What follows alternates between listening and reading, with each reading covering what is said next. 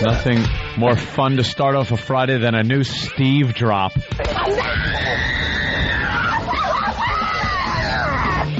Exactly. Good morning. You're about to check out the Opie and Anthony show. From coast to coast. The One virus spreading across America. You'll do what we tell you to do, you dirty, low-down slut. Yeah, like it is not a sin to get rid of a dirty stain. Wasting your time with a black. A Negro. The Negro. Yeah. All right, let's get the phone number out of the way. 1-866-313-FREE. That's 1-866-313-FREE. Yesterday, we started the show talking about global warming. Yeah. Enough about global warming until the next time it's 60 or 70 in December, okay? It's over. It's over. Time to, just put the global warming discussion on the back burner for a while. Too cold. Because I ain't listening to anybody about global warming today.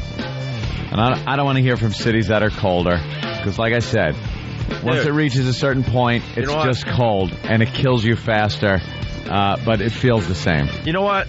Just one morning, though, I want to say that we're broadcasting from the coldest city in America. We never quite get there. That'd be rough. We never quite get there. Well, because, Opie, it would be an Arctic front moving down, and we would be at the south end of that Arctic front. So anything north of us would be even colder. Like Maine. There's no degrees in Maine. Ever. Certain cities in Maine today, there's no degrees. How do you know? Boston, our buddies in Boston. I listened to the radio on the way in. I listened to news radio. What's that? 10-10 wins in New York. News? All news, all the time. Give us 22 minutes, we'll give you the world. And they still have the teletype sound effect in the background. Yeah. It's like just a digital, like in the old days, it's an old news station. It's been featured in a lot of movies and stuff. Goodfellas, that scene where he's in the shower and finds out that the robbery went over at the airport, the Lufthansa heist, and he's listening to Wins. And and then you hear tick, tick, tick, tick, tick. And I guess in the old days there was a real teletype machine, that they tear off the news from. But now they just use like this digital thing. Yeah, it's all just on a computer. And our old boss, no noise really. Our old boss from NEW used to run the place. And one day they decided, let's just get rid of the teletype thing. And people freaked out. They basically want to modernize, their news station. But they lost their mind and were like, we need the teletype. I don't know when they're talking about the news. So they had to bring back the teletype. Yeah, they brought back the teletype. Mm-hmm. But I heard it on the news that it's, I think, 5 in Boston, 5 degrees. Yeah, that's what I was about to say. Here in New York City, it's 9. Yeah, 9. And I'm thinking as we're coming into work today, we got a chance at being the coldest city in America. No As far as the way. ones we broadcast to. What if the Arctic wind starts in Westchester? So it could pretty much start. And that... Well, it wouldn't. That they have that in Canada on the Canadian 1010. It's almost the same. Yeah, but they're still using teletype up there, so it makes sense. Yeah, that's Rich. true. In America, we don't use the teletype. The Canadians are behind us. It's too cold for them to actually try to move forward in their society. Why invent new things? It's too cold today. It's too cold today. I'm just going to go curling with my friends. That cold weather has thrown them, 35 years behind us. I mean, it adds up after a while. When you sit at home because it's minus 80 degrees in your city, you take a day or two off here and there, and it adds up over time. They're 35 years behind America. Opie, their police force, think about it, still wears those funny cowboy-type hats, and they ride horses. Right. And wear red suits. We stopped killing Indians years ago. They're still shooting Indians on the plains. They're still killing Indians and shooting buffalo. Right, because it's cold. Our army on horses. Yeah. We're being attacked by the Renaissance Festival. They pull cannons behind them on horseback. Stupid Canada. Even the Canadians agree. Dumb. God, one married me. I know. That's true. Exactly. Stupid Canadians. That doesn't drive the point home. New York is 9 degrees. Yeah, 9. Feels like -8. It just feels like whatever. Enough with the wind chill. Just give me the temperature. They give the exact What is the temperature? That's all I need to know, and I'll figure it out in my own little world. Yeah, if they say it's 9 degrees and we're having like gusts of wind up to 35 miles an hour outside, I don't need to know what the exact wind chill is going to be. Yeah. You just know it's really, really bad when you go outside, like unbreathable. Mm-hmm. That's the thing I can't stand. You can't breathe. It just freezes everything. If your teeth get cold, just your teeth. And when you breathe, it feels like you have asthma. It's cold. Very cold. And then everything hurts when you go inside. Your inner ear hurts if those weren't covered up. Yeah, your teeth hurt. Your nose is just like a faucet, just snot pouring out of everyone's face. Yeah. Colder than New York. And by the way, we do broadcast in Maine. Yeah. As far as this show is concerned, Maine is part of Canada. You don't get to play in our little which city's the coldest. Because you're going to win every time. So, for now on, you are part of Canada. You're not considering them part of the United States. No. There's 49 states in our grand That's right. union. As far as the Opie and Anthony show goes, we have decided Maine is now part of Canada. All right? Yeah, look. Wait, go back there. Maine, -2. And that's no wind chill. No, that's their temperature The real today. temperature. See, Maine doesn't count anymore. You're part of Canada. They owe 2 degrees. Yes. They're 2 degrees in debt. Yeah. Jesus. Effing show-offs. Last night, walking down the street, as cold as it was, these 2 guys were handcuffed with their faces on the sidewalk. Oh, man. They're going, there can't be any worse. When you have handcuffs on you, you know your day is ruined. Yeah. And their face and bodies were on the cold sidewalk with 3 cops kneeling on them each. And just their lives were over at least. What did they do? I think they got in a fight or in a bar and started trouble. And it was 6 cop cars. But their whole, and all we kept thinking of, how cold are they? Yeah, that must be really cold. Forget about what they did. You know how miserable that's got to be? The handcuffs, are extra tight. And they're cold, too. Cold on top of that. And if you go to jail, you can't be really a punk and start off by going, I'm cold. Yeah. Let me just warm up before you give me my rape. Right. All right, go back there. So I guess we got to give it to Boston and Buffalo today so far. Colder than New York City. What about Chicago? Yeah, come on. Chicago's got to be up there. Well, Buffalo is 4 degrees right now, and Boston's 4 degrees right now. All depends on, I think, where that low came in from Canada. Oh, that'll hurt you. Yeah. And we're trying to get, what? Chicago's 22? Yeah, see, it moved off to the east. That's why. They were getting cold. And now we got it. And then it's got to move. Get out of the way. We're colder than Chicago today? Yeah. That's pretty interesting. We're the windy city. Not really. It's really not interesting. It's stupid weather. I get it. We should move on. Of course. Just got to comment on it because it's just a thing that has to be dealt with, and you're angered by it. I'm just angered by the cold. I try to tell Anthony, though, we're only getting 1 day here in New York. 1 day too I remember many. my days in Buffalo. It was day after day after day after day. Just would not end. Don't make me bring up prison rape again, because I will. If you're doing a stint in prison, let's say you got 6 months to do. Right. And you only get raped in the shower once. Right. Isn't that one time too many? So I don't care if it's 1 cold day out of the year. I can't deal with it well. Because now you had that rape and 5 months and 29 days of not taking a shower. Just be filthy. No way. Are we giving it to Syracuse out of nowhere? Syracuse. We do broadcast there. I've heard rumor. Wow. And what is the temperature in Syracuse? 0. They are out of degrees. They plumb run out. 95X. 0 degrees. 0.0. And remember, Maine, sorry. You're part of Canada now. That -2 doesn't count. Doesn't count. As far as the Opie and Anthony show goes. Hmm. All right, let's go to somebody from Long Beach. What's your name, sir? Hey, Eitan, what's up? Eitan. What's up, guys? Hey, I just wanted to let you guys know I was watching Fox 5 on the way out to work this morning. And, of course, they were telling people to be scared out of their minds about the cold. Walking to work, you might get hypothermia. Yeah, they like to scare you when it gets either really cold or really hot on the news.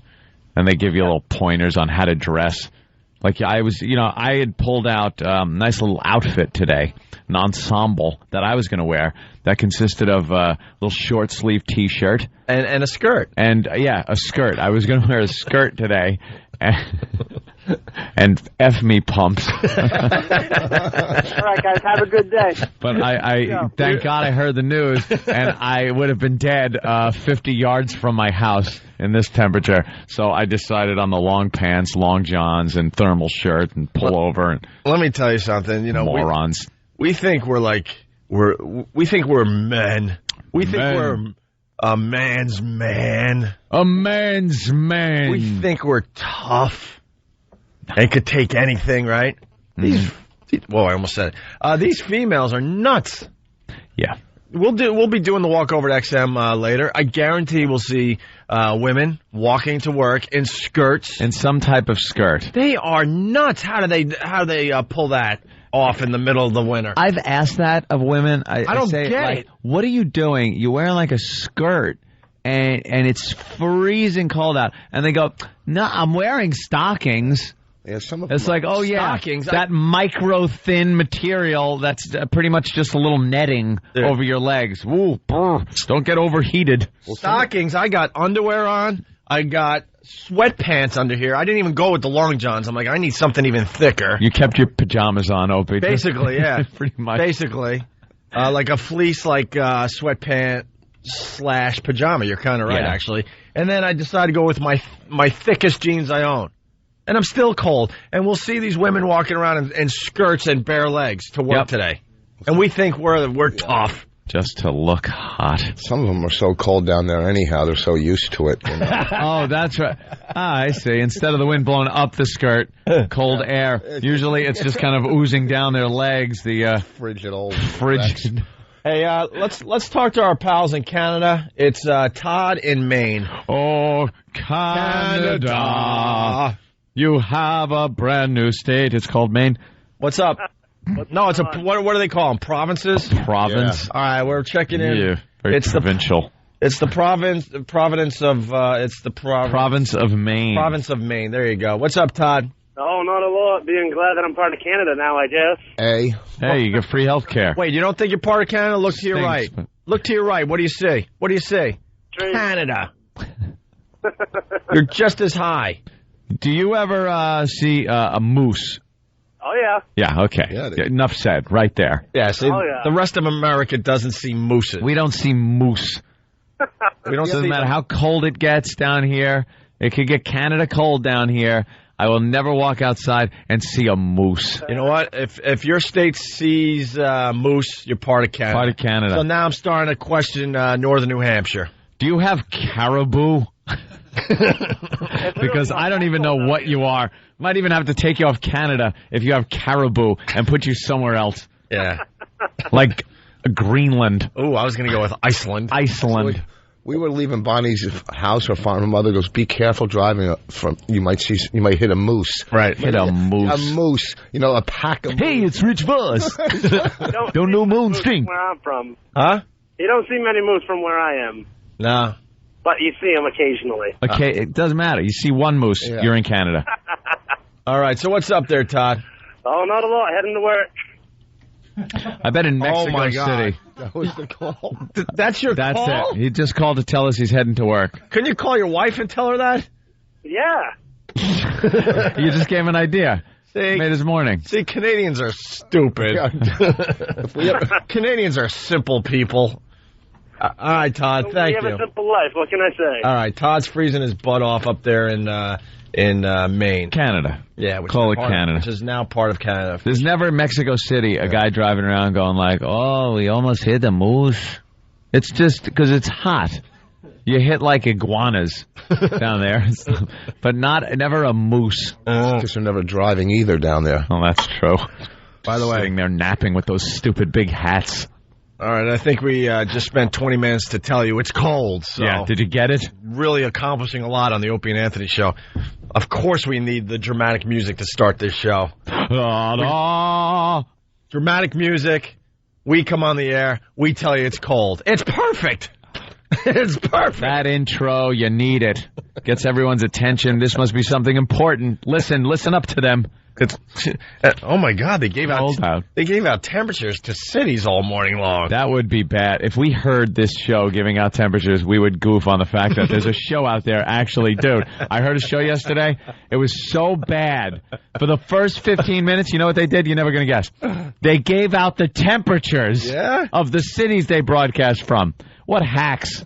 What show is that called? The Opie and Anthony Show. Some cutting edge radio. Yeah. And the sad thing is, there are people going skiing today. They want it. It's not even as cold. They're going to go up to a higher point where it's colder. Where it's colder and there's some snow to make them wet. I love my skiing, and it was days like this that you had to shut her down and just hang out the lodge and just get hammered. You'll still go skiing? I have in single digit temperatures, and then with the wind chill, and then now going down the hill really fast, it was beyond stupid. It's ridiculous. It was just beyond stupid. That is a great atmosphere, though, for drinking. Those ski lodges. You just hang out there and take your drink. Take your ski boots off and just put your toes up near the fire. You got like an 80-foot wide fireplace and just cranking. They just throw houses in there to burn. And it's like the whole place is toasty warm. I never leave. I went skiing when I was doing in Aspen at the festival, so I skied before. But Boss puts the ass in Aspen. So I go skiing. I'm on the top. I didn't know they took us to where the ski team practices. Right. So the guy I go with goes on that. We go on that one on the major slope. So I get halfway down. Triple black diamond. Yeah, I go halfway down, and I look the rest, and I panic, right? And I'm already having an anxiety attack. I can't breathe.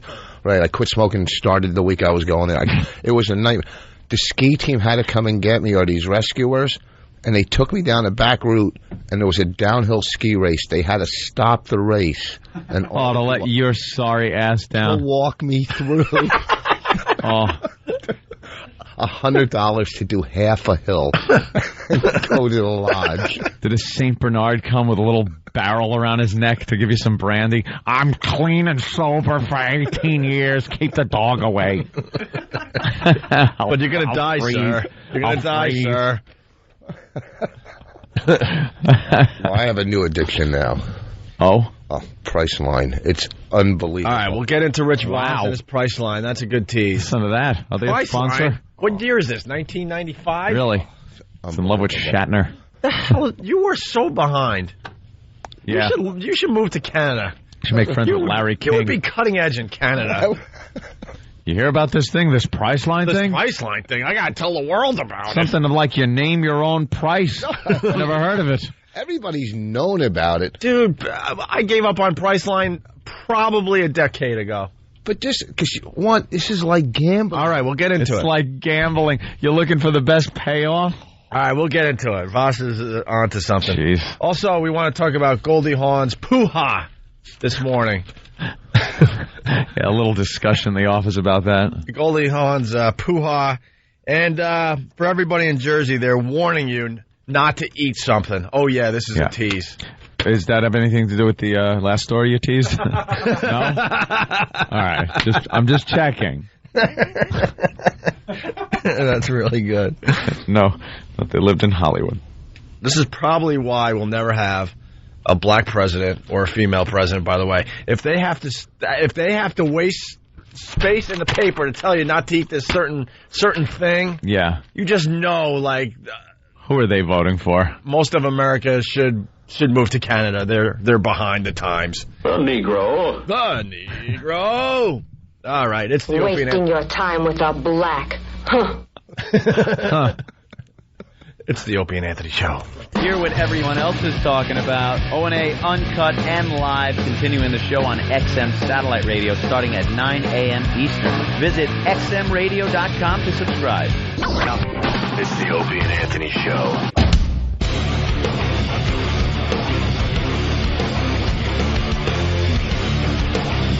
We're back with the Opie and Anthony Show. Before we move on, we got to say hi to Courtney Hey, Up there in Buffalo. What's up, Courtney? Hi, Courtney. nothing much. Nothing much. Sitting here, getting ready for school. Okay, where you go to school? Iroquois. Oh, really? Wow. You know what that is? No. Sorry, Indian reservation? Yeah. Iroquois. So why are you calling? Actually, I do know where it is. So why are you calling, Courtney? I listen to you guys every morning. You guys are just the funniest people. Oh. Thanks. But see, when you call the show, we want you to help us be like even more funny, instead of calling just to tell us we're funny.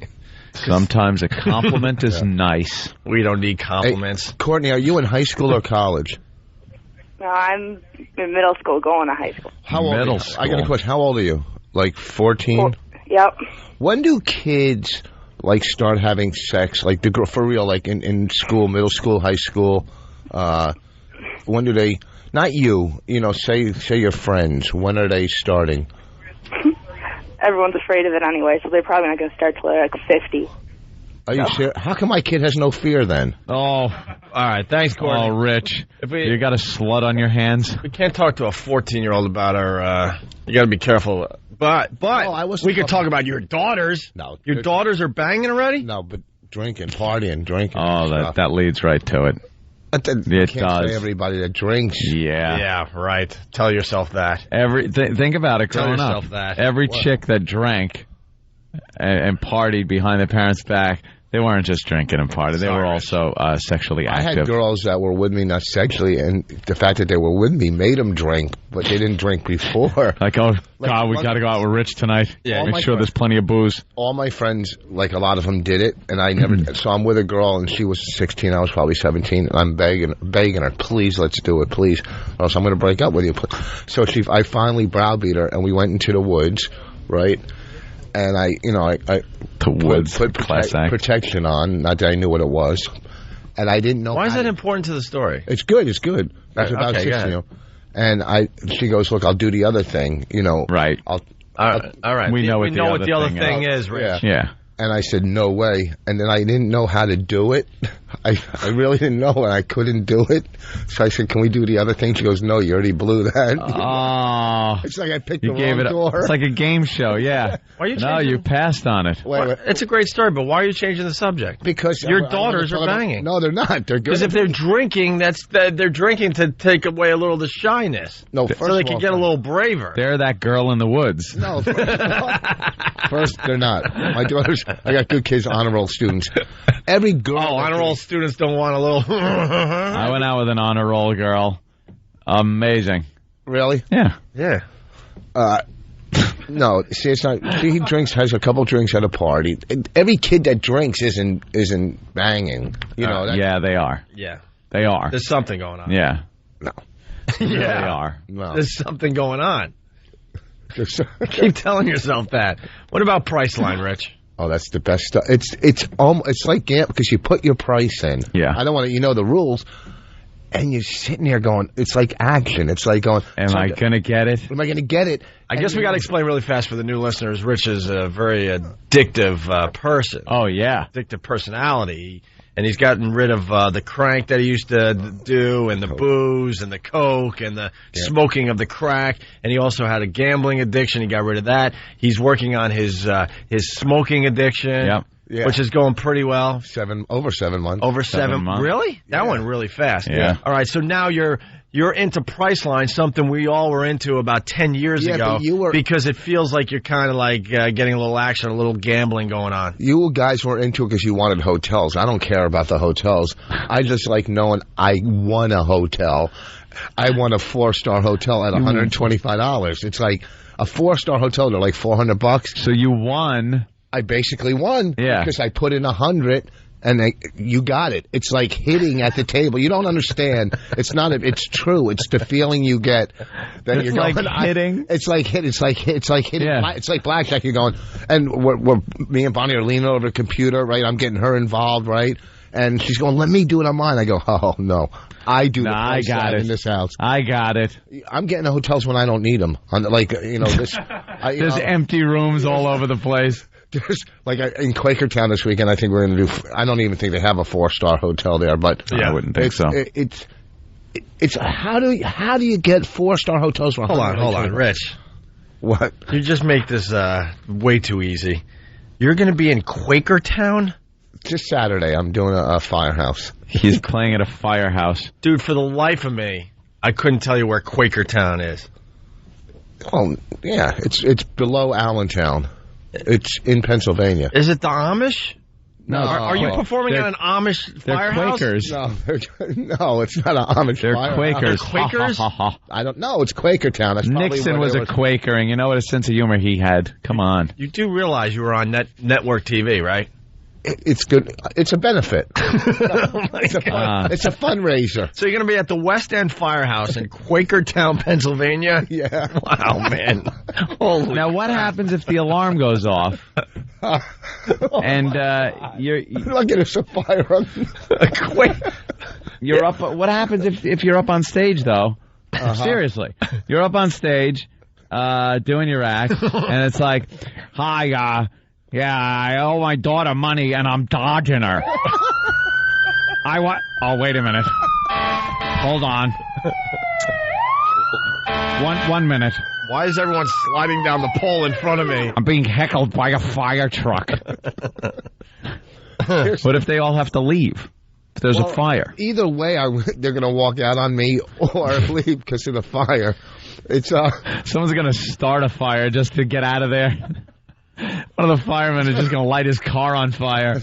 Wow. A lot of volunteer firemen start. Yeah. You've heard that, right? Oh, sure. A lot. Okay, yeah. I've heard 3 or 4 in 20 years. Dude, you can't even get a gig in Allentown. You have to go to Quakertown? I have more respect for you if at least you said you were going to Allentown. I turned Allentown down. You are south, slightly east of Allentown. Yeah. By what, a half hour or so? I guess it's All like right. 20 minutes. I don't know. So this price line, you're loving it because you're getting cheap hotel well, rooms? because you sit there and wait, and it's like you put it in, and it goes, it's going through, it's checking everything, and then it goes, try again, and you're like, I lost. I lost. So now I up my ante. It's almost like doubling down. You're up in your ante. You're going, all right, can I afford this? Will I still win if I hit it on this? Right. And then I'll put in like maybe $10 more, and then I'll go maybe another section in New York. See, I could do this for over an hour. Yeah. Because it's in like 8 sections. You do one section at one price. No. Then you do another section at another price. So basically all night you're playing. $75 hotel room, $75 hotel room, $75 and stop.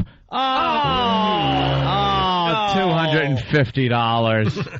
So it's Too great. much. I'm going to laugh my ass off. Your S's. Well, I do have multiple personalities, so technically S's would work. That he goes back to gambling because of Priceline. Yeah, Priceline will drive him back to gambling. We'll start with like What online happened, Rich? poker. Oh, it started with Priceline. And I just got online poker because it's like Priceline, only with cards. And then I'm figuring online poker, why do it online when you can do it in the casino? Yeah. And of course, now I'm in the casino. So why not play? I got to do the craps. Shoot craps. God, there's nothing better. Throwing them than bones, you like that? there's nothing more exciting than when a crap table is hot. You can get like Farrakhan and the head of the clan high-fiving each other. When that table, there is so much love when camaraderie. When you're winning money, people like don't care. You're like, that's what brings people together. Come on, Adolf, hit a 7. That is funny because it is absolutely true. When a table's hot, when a crap table's hot, anything. You're sitting at a blackjack table and the deal is doing nothing but busting. Everyone's high-fiving. Yeah. But when that table's cold, everyone's an ass. Yeah. I curse and I hit, like I'm not a good loser. And one time You're a great loser, Rich. Who's a Ask loser? anybody. Well, people can do it without getting vocal or verbal. I smashed the table. One time I threw my hands up. I go, damn, threw my hands up. And right behind me was a waitress full of tray of drinks. Oh, boy. And that went flying. You're the guy they have to reprimand every so often because I see these guys at the tables and they're cursing and the deal is like, excuse me, that language isn't permitted. Yeah? Took my money and, what the you took my money, but I can't say a few words about the situation. They care about cursing. You know, you're sitting there gambling, drinking. You know, it's like Satan's basement anyhow. You know, here in hell. Yeah, we like to keep a little morality and civility here. Stop with the cursing. Well, I figure since I quit smoking, I really would like to go shoot dice. You know, not maybe one time just to have. So would we. You know. Oh, I thought you meant the comic. Hey, Leadbelly, the firefighters are going to walk out on Voss for a cat stuck in a tree. How funny would that be? By the way, yeah, Quakertown's a half hour outside of Philly, so we got a lot of people that will support you that are listening on WISP right now, Rich. Oh, yeah. Make some oatmeal box jokes. They'll go over well there. Hey, by the way, so you just discovered Priceline? Well, yeah, Rich just handed me a list of other things he has just discovered. Oh, okay. He just discovered PlayStation, Nintendo 64, the portable CD player, DVDs in general. Wow, you're up to DVDs. Napster, the Yahoo search engine, eBay, cell phones. Oh wait, I got to tell you about eBay. He just watched that new movie Independence Day. He's listening to this new artist Alanis Morissette. He just found out about the OJ verdict. Clinton has just been reelected. The Olympics, you're looking forward to that. It's going to be in Atlanta. Tupac was shot in Vegas. Yes, we'll talk about that today, Rich, of course. And he's really digging this new TV show, Friends. Wow. I think it's going to be big. That's also a list of things that came out right around the time everyone was checking out Priceline, by the way, Rich. I got kicked off of eBay. Kicked off? The biggest offer. For buying or selling? For saying I was going to buy, and I didn't. You know, when you make a commitment. Oh yeah, you got to buy it. When you say you're going to buy, it's a commitment, and if you back out, blah blah blah. And these little babies snitch on you. They write a bad report. You know, babies. It's somebody that was trying to sell something. They thought it was sold. Yes, and maybe 5 other people were going to buy it. Yeah, you're not getting sympathy from us. We did I know it's rare, but every once in a while we do something very nice for people. The Opie and Anthony show. We were selling cocaine on eBay. No, we did a charity auction. We did a charity auction for the victims of Katrina. Before we realized they were all crooks just stealing federal money. Right. And we collect things throughout the year. We didn't do it this year. We were going to do another charity auction, but we said, you know what? No one is really in need this year. Who's in need? Yeah, I'm no one. Firehouse. So everyone's fine. So we'll keep all this FOSS benefit. So we'll keep all this great stuff that's autographed by celebrities to ourselves this year. We're the charity this year. But we did do it. And people would bid ridiculously high in a bunch of these items, and we were really, really excited because we did want to give a nice big chunk of money. Let them touch it. To some money. To New Orleans, and a bunch of people didn't pay up. That's not the case. The case is I did want to buy it. It was 2 golf clubs twice. But something was wrong with my PayPal, and I didn't know how to fix it, so I just moved on, okay? There was a reason I couldn't do it. Maybe I think I spent too much over my limit. You didn't go do that new thing, a money order? Whatever. Go to the bank? Did you wire Western Union? So I got kicked off. There's this thing, Western Union, you could actually wire money. I don't know how they get the bills through the wire. Rich is lucky. He comes in here and he feels like he's taking a look into the future. Yeah. This is the future, Rich. This is some of the things you can look forward to in 10 years from now. Flat screen TV. Oh, he's been looking at my monitor wondering, why is the back so short? This is the future. You're one of the lucky people out there that get a glimpse into the future. I keep Congratulations. It simple. Look how keep it simple. Look how small cell phones are going to be one day, Rich, for you. In 10 years, Rich, you'll have something like this. When everyone's talking with a chip in their head, you'll be walking around with the cell phone, and people will be looking like, what the hell is he holding? And this is called a BlackBerry. You can actually get your email on it. Don't mistake it for the fruit and try to eat it. But it just has a similar name. Don't get too excited. You still have 10 years to go before you get this baby. And that's an old one. If I had my typewriter here, I would definitely... Typewriter, yeah. He's like Mickey Spillane writing his act. Typewriter. Boss, you never disappoint. Oh, that's I got to talk about Priceline. What? New thing. Priceline? I don't understand. What is we have a new client coming on board. It's what? Hotels.com. Hotels.com. Oh, I've been there. I've been there too. All right. Let's say hi to Chris in Quakertown. What's up, Chris? Oh. Hey, not much. Quakertown, Rich Voss should not come here. This place sucks. It's lower than low. I'm not moving there. I'm doing an hour gig. He's doing a gig and a barn raising. Have fun with that because you're going to be surrounded by rednecks. Why are you living in Quakertown then? Because I moved in with my girlfriend. I'm an idiot. Oh, God. Where were you living before, my friend? That must be some good poo-ha. I'm originally from South Jersey. I moved up here when I was like 18 to a town that's even more hicky. It's called Upper Black Eddy. That's even more out in the middle of nowhere. Oh, and then you moved because your girlfriend. What kind of job can you get in Quakertown? I work in hotels, so I got to... No. We don't care what you do. You're following her, so why did she have to move to Quakertown? Oh, she lived here her whole life. Oh. What does she do? She works at a factory. In a factory. And what did you do before you moved to Quakertown? I worked in hotels. In hotels. So why don't you guys move to the metropolis of Allentown? Yeah. It's right there. Oh, yeah, that's not really an improvement either. No. That's a lot of trouble in Allentown, isn't there? And then whenever you say where you're from, you got to have some ass make the stupid Billy Joel song joke. Living here in Allentown. I never heard that one. Thanks, Billy. Is your girlfriend a hottie? Was she worth moving for? Yeah. Worth moving to Quakertown for? Wow. All right. Supermodel. Are you going to go see Rich Voss at...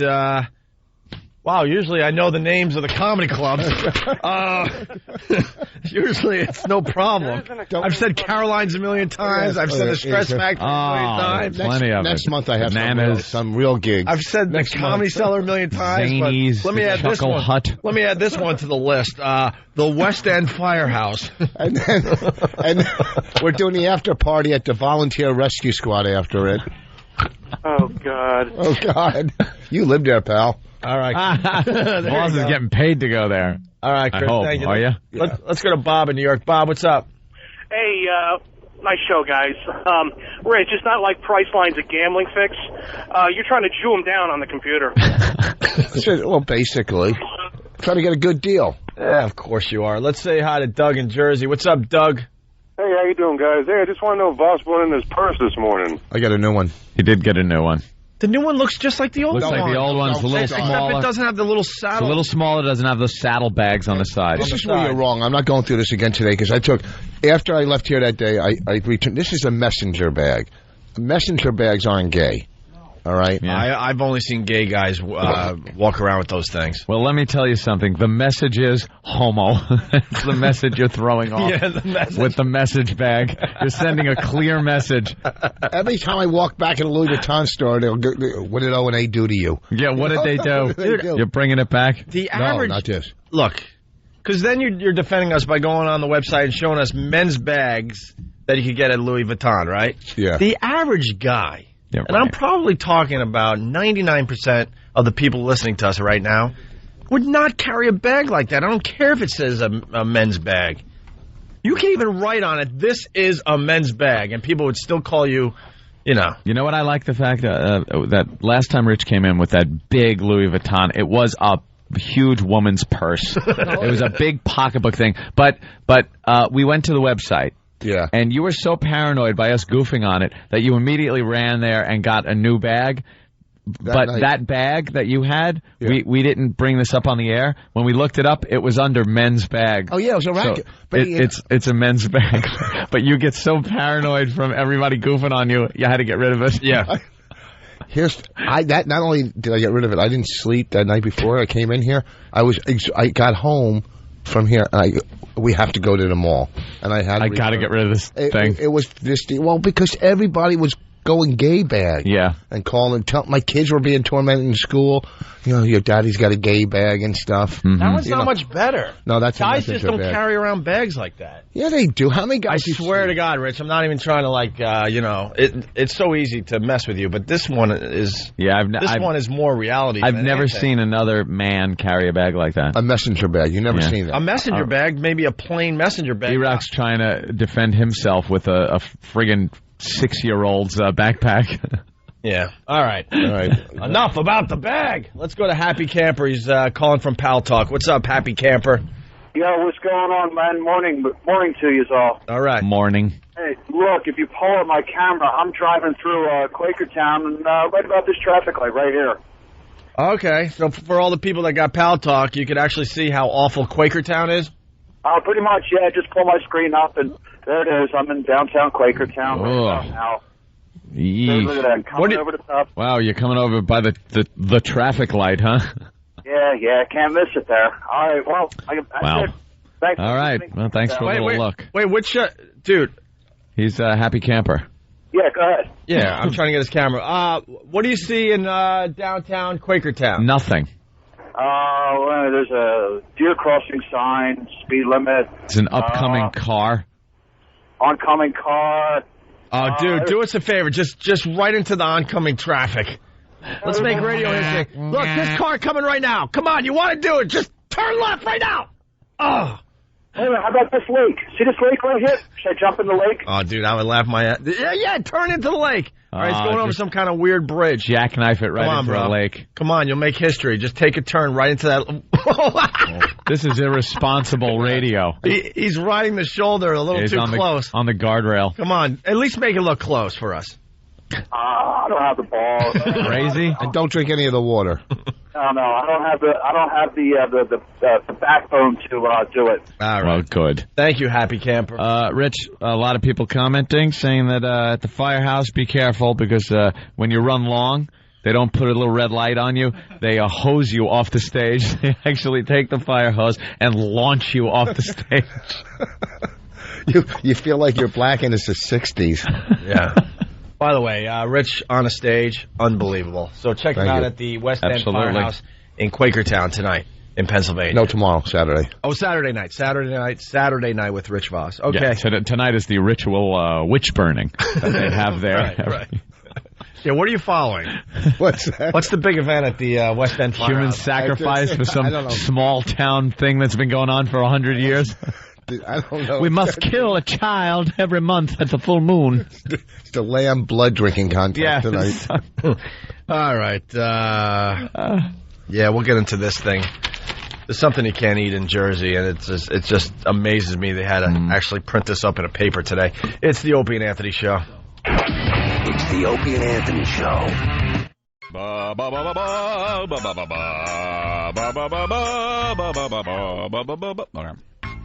The Opie and Anthony Show is always looking to stretch the limits of human endurance. So from deep within the womb of O&A Labs comes, So Your Pussy's Got Talent. The Opie and Anthony Show is going to stretch, stuff, and maybe even staple a lucky vagina. How far can one pussy go? Eric, run! Run, you pussy! Find out soon on the Opie and Anthony Show. Opie and Anthony, XM 202.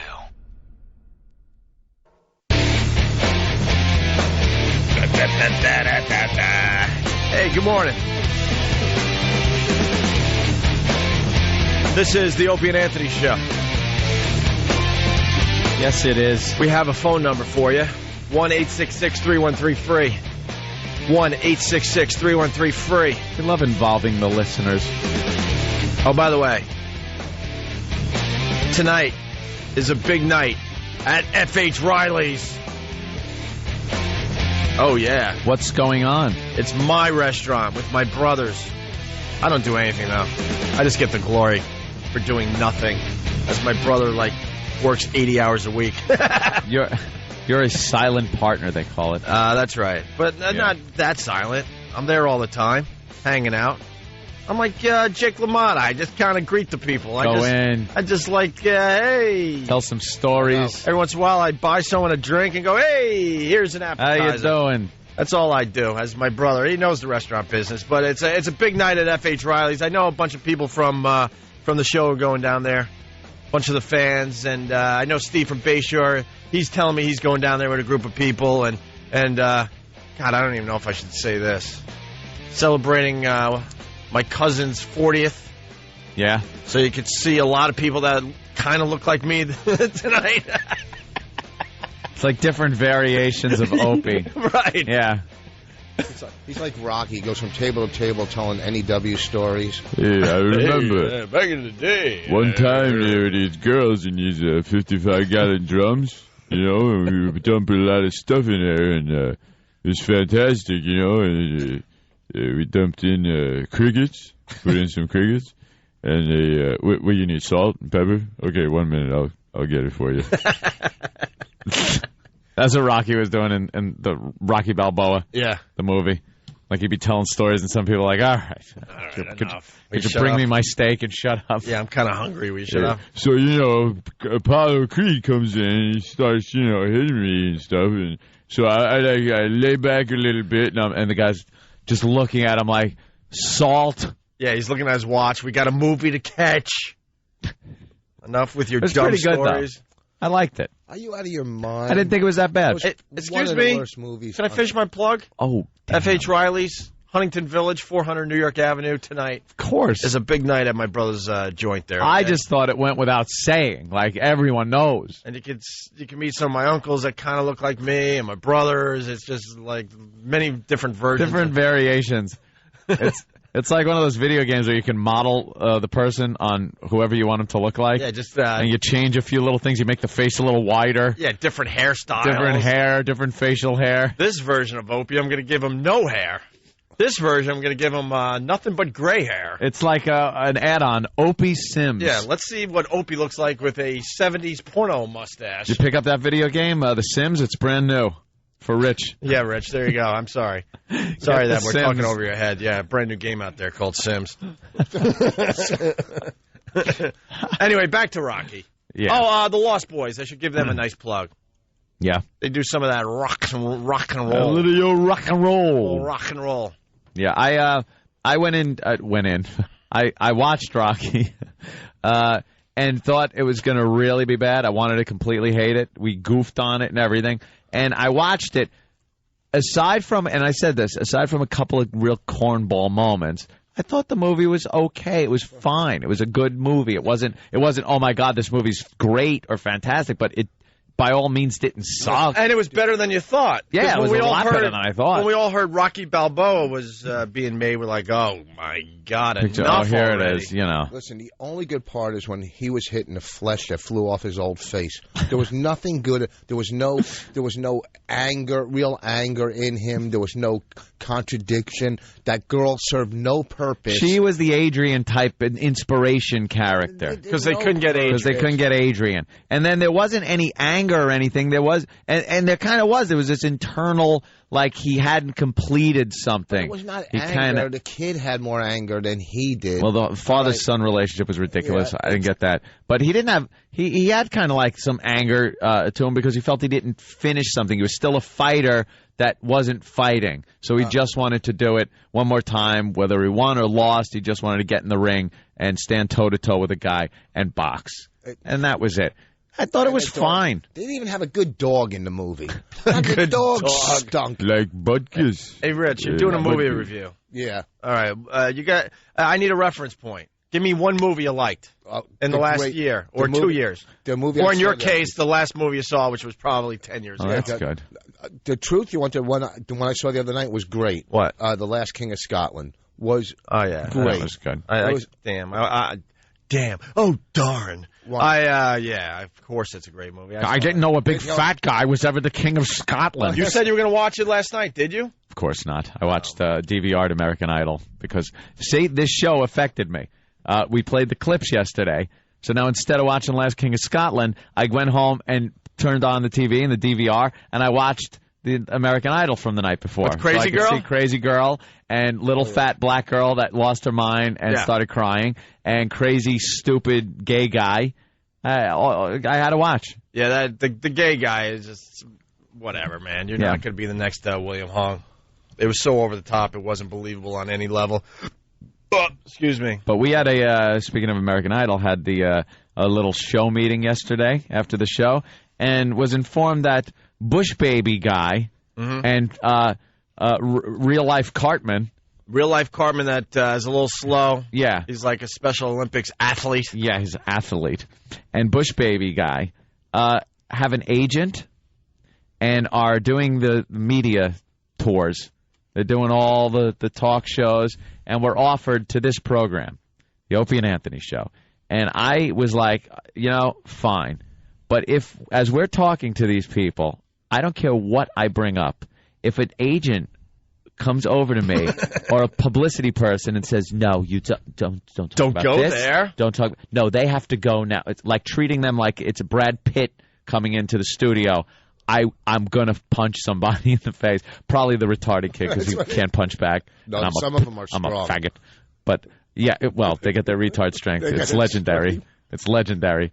But real life Cartman, I want to hear him. I want him to come in and sing. I want him to sing. I don't want a publicity guy going, "No, he's not singing. They're doing like a thing where..." No. Sing, fat boy. That's right. That's right. That's what I want to do. I kind of want to play Crazy Girl again now.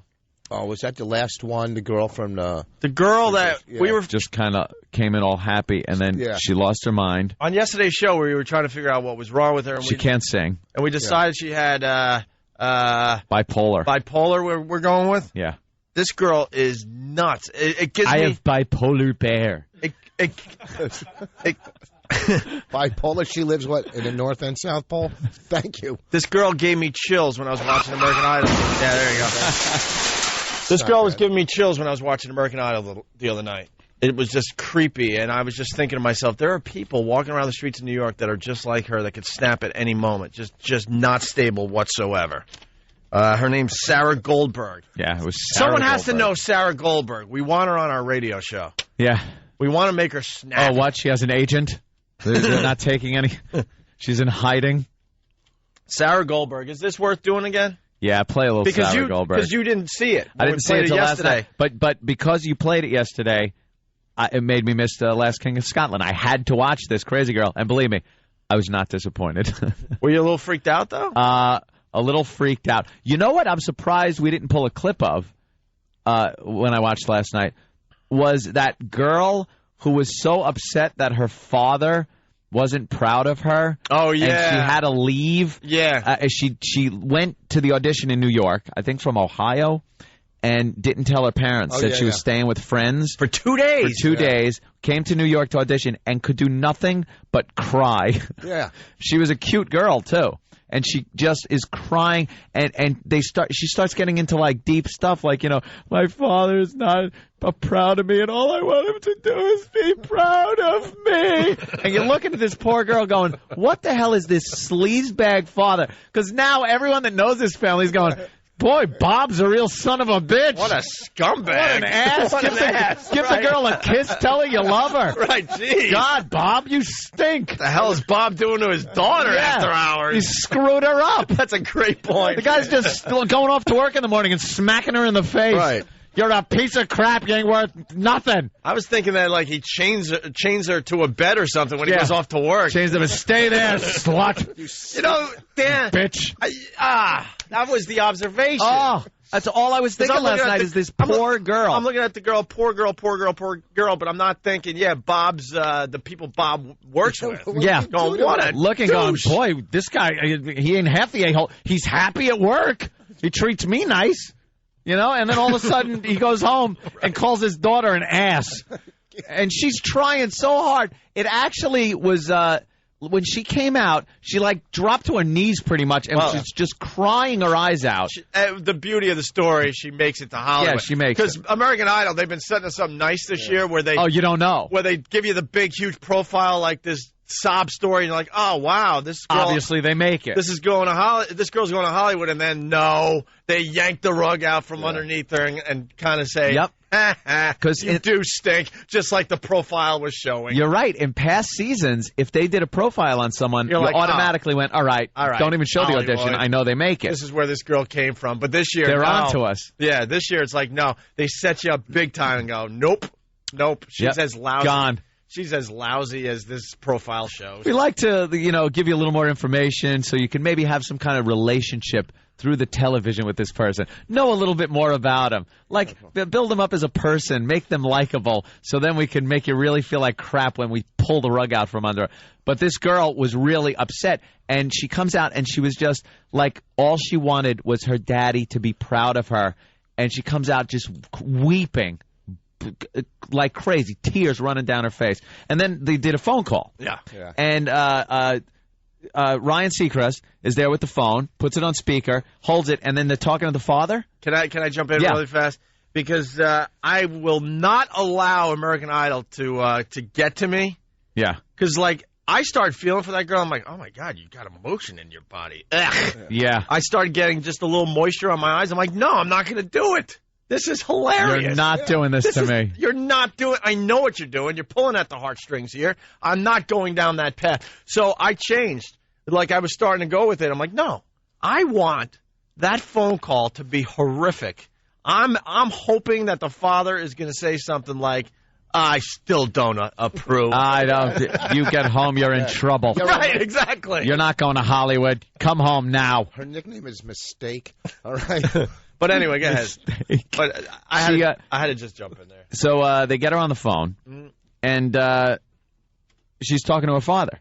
They put the call through to the father, and she goes like, Daddy, please don't be mad at me. I went to New York to audition for American Idol. I made it up going to Hollywood. Oh, Daddy. And Ryan Seacrest's even chiming in going, are you proud of her? This guy, he's like, yeah.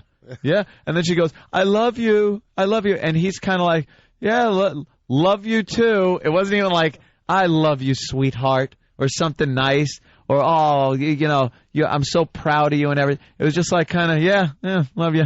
I bet you American Idol, they didn't have the balls to do like a cold call. Yeah. They set it up beforehand. Had to.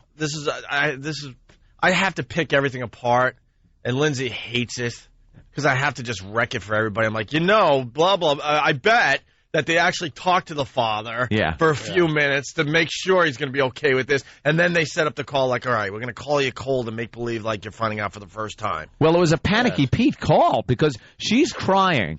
She's on the phone. She goes, Daddy, I have something to tell you. Don't get mad. All I was thinking, if I was the father, forget about it. Yeah. All I would be thinking is, you'll do what we tell you to do, you dirty, low-down sluts. Negro. Wasting your time with a black. That's the crying phone call. I was waiting for her to say, like, I slept with your partner to get to New York. Or something. And the father's like, well, what's the matter? A lot of people are pointing out that the dad could care less, just like he could care less. You could tell from the phone call. Yeah. This guy could care less, and this poor girl, just all she wants in life is daddy's approval, and this scumbag can't give it to her. I turned to Lindsay, I go, man, there's a stripper pole in her future. When it goes, unless she wins the whole thing. Yeah. Because you know what American Idol's all about. Name one person that went to Hollywood last year. Yep. That didn't make the actual show. You can't do it. Right now, she's famous. Absolutely. That stupid Ian guy. The weird gay. Gloria. Yeah. You're always on the run now. Oh, how much do you just want to punch him? Yeah, he's famous right now, of course. But in another week, no one's going to give a crap. And if this girl doesn't make it all the way to the finals, no one's going to remember her name. And then, hence, stripper pole in her future. She ain't coming back from Hollywood. There's a nice place on Sunset. That's what it's a nice club. Yeah, that's what Dad was thinking. Call me when you're in the finals, all right? Don't waste my time. The father would be like, oh, you made it to Hollywood? Yeah. That's good. Good. Big deal. I've made it a lot of places. Look where I'm at now in life. $5. Still a nobody. You know $5 gets you? Doesn't even get you $3. Yeah. Go ahead, crap on it. And the kid's crying. It's a raise. It's somebody telling me I was good. I had to go to school for 2 days. You're in college. Who cares? Gloria, you're always on the run now, running after somebody. You're gonna get him somehow. I think you got to slow down before you start to blow it. I think you're headed for a breakdown, so be careful not to show it. You really don't remember. Was it something that he said or the voices in your head? He pulled the lyrics, though, out of a Louis Vuitton bag that he had brought in. Sorry, Rich. Well, do you think the Idol... Do you think these people are really that crazy, or they're stepping it up? Or there's all sorts. Smorgasbord. Yeah, thank you, Anthony. Some are absolutely out of their minds. Some are retarded, delusional. Some think they actually think they're good at singing, and they stink. There are some really pretty girls that have just been told their whole life, "Oh, you are so good. You should be on American Idol." Right. Just because it's some guy that wants to, It runs the gamut. Yep. And some retarded people, and some people that know that if they do something over the top and it goes over, that regardless if they make it onto Hollywood or not, they're going to have some fame and get on the news and have their 15 minutes. Yeah. Fathead Rosie's speaking out. Did you see this? On this one, that American Idol only uses to exploit retarded people. Yeah. You know, enough with the causes already. It's not exploiting. They show up. You put them on TV. They were actually very nice to the retarded kids, the two, the Bush Baby and Living Cartman. They were nice, but they were there so we could kind of... Yeah, that's the only reason they aired it. So we could kind of point and laugh, because we all have that in us, but most people like to... they're embarrassed that they have it in them. I don't want to feel this way. I'm laughing at them, and it's making me uncomfortable that I'm goofing on the retarded. I laugh at every one of them. I laugh at the one. It's a comedy. I don't feel bad for them. Yeah. Who cares? You could tell when someone's good, like the first note that comes out of their mouth, you're like, okay, they're good, move on. Move on to the retards. Move on to the freak show. Sundance Head. Sundance Head. Sundance is going to be a good one. And then that other chick from the same show we're commenting on. What was it, Wednesday night? I guess. Is that what it was? She's very attractive, kind of tall. The Friends? Yeah, well, the Friends, the friend that second, she came in second, she was pretty girl. Yeah. And then there was another one toward the end of the show that was pretty hot. I missed the last half hour. Great voice, really good. Yeah. So she'll be a contender there. And then the blockhead, the big fat guy with the beard. Yeah. Sundance Head. But that's the second part of the show where it takes on like the talent thing. There's two parts to that show: the talent competition later on, but we're in the early phases, the retard hour. But what about the fat girl that played guitar in the street that was completely out of her mind, saying you don't like rock and roll or something? I don't know. You didn't. I don't remember, to be honest. Someone else is saying Dad didn't even know it was her on the phone. That's right. Yeah. He's like, who is this? Who is this? She's crying, saying Daddy, and he actually was like, who is this? Who is this? And she goes, it's whatever her name was. She had to actually tell her, like, it's Sarah. What are you doing? How'd you get my number? Yeah, I want to play Sarah Gold. For 2 days I've been in New York. You were gone? Right. He didn't even know. Weren't you at breakfast this morning? I don't remember. He's too busy banging his secretary or something. That is so. You know something? There's something just going on based there. on that. I kind of you draw these conclusions like he doesn't want to be with his family. Right. It's not that the father doesn't approve. The father could care less. What's the guy's name? John List? I want to play Sarah Goldberg, but now I don't know. We might have to move on to other things. Yeah. We got lots to do today. Yeah, it's all right. We played it yesterday. It's interesting, though. Do you watch I Love New York? That's the show, man. No one's watching it, though. I think it's getting big ratings. No one's watching it. I don't know anybody. Well, it's not as big as Opie. I can't get enough of reality shows. Is that the one about Greece? No, what's I Love New York? No, Grease is the one where they're casting that's Broadway show. That's a disaster. That's a bomb. Yeah, that's getting nothing. That's a bomb. No one cares. I Love New York, though. You didn't see the clip. You watch it, Keith? With the guy, I'm broke, man. Every week, religiously, we sit on the couch, and my wife looks at me and goes, "Why do we do this to ourselves?" you can't stop. It's great. Yeah, but what is it? What's the theme? It's the girl from Flava Flav show. Oh, the spin-off from Flavor of Love. Yeah. All right, whatever. Yeah. Just you guys don't know about it, so it's not really worth getting into right now. Hey, but what is worth doing is the CSI line of the day. Oh, no. Haven't done it in a while. We got some Caruso. Got some Caruso for everybody. Nice. A brilliant actor. You familiar with this, Rich? Yes. Yeah. No, yeah. It's just... I'd recently seen a movie called Session 9. It was on TV the other night, just popping around. And it was a David Caruso movie. He was in it. And he was acting. And it was good. He was doing a great job of, like, he wasn't taking me out of the movie. He was a real person with emotions. Mm-hmm. And I was like, what happened? Now all I think of when I think of him are these awful CSI clips where he can't act. Yeah. He's over-the-top guy. Really fast, though, we got Teresa. Teresa from Indiana, what's up? Hey, how you guys doing? What's going on today? Why are you calling the Opie and Anthony show? Oh, my God. This is the second day I've listened to you guys. My husband gets me up every morning at 5. Yeah? Yeah. You guys had me laughing so bad yesterday, I damn near pissed on myself. Okay. Oh, wow. Let me just say. Hold on. Oh, no. Hold on. Yeah, you can't really say that word. Right. Wait, so you've been listening. Back. Here it comes. So you've been listening for 2 days. Yeah. And you were laughing really hard. I'll clean up your language. Oh, really hard yesterday. No. What was it that really got you going? The chick that... He's batting 1,000. I just have to say it again. The man never misses. The streak is unbeatable. I love that stupid gag. I got to update it. I'm the Cal Ripken of that gag. Oh, yeah, you are. I was going to say the Lou Gehrig, but Lou Gehrig. That record is done now. What was I going to say about that? God, that's funny. Jesus.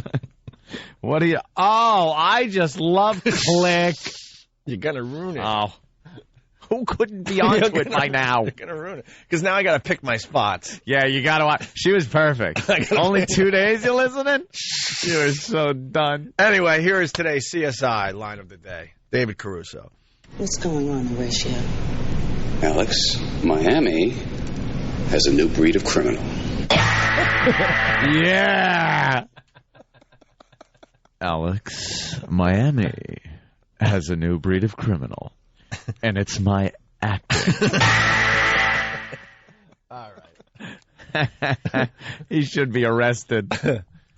But The Last King of Scotland, if he doesn't win an Oscar, we've been saying that for a while. But you know what I think? See, Forrest Whitaker's never going to play a leading man again. I mean, he's got that dead eye, you know. So he's always had it.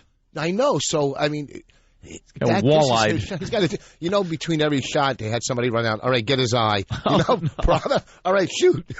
All right, we got it. Wait, does he only have one eye? Is that a fake eye, you think? No, because if you it's have a droopy eye. No, it's like he's wall-eyed, or the word that starts with P. You ever hear that one? That one. Poo-ha eye? No, it's the P word for a thing you do in the restroom that starts that, and it's got the S's in it and stuff like that. That word, and it ends with an ED. Really? Yeah. I thought it was just a dead eye. It's just not the ED. Sorry. It's called. I don't know how it got that way, but it's called the P word, eyed. Okay. Yeah. So, but rhymes with hiss. Yeah, I got it. Well, geez, thank you. I don't care if it gets dumped out of Al. Al, you make that decision, Al. As a matter of fact, it's called piss-eyed. That's what it's called, all right? I'm tired of it. Jesus. I don't think there's... I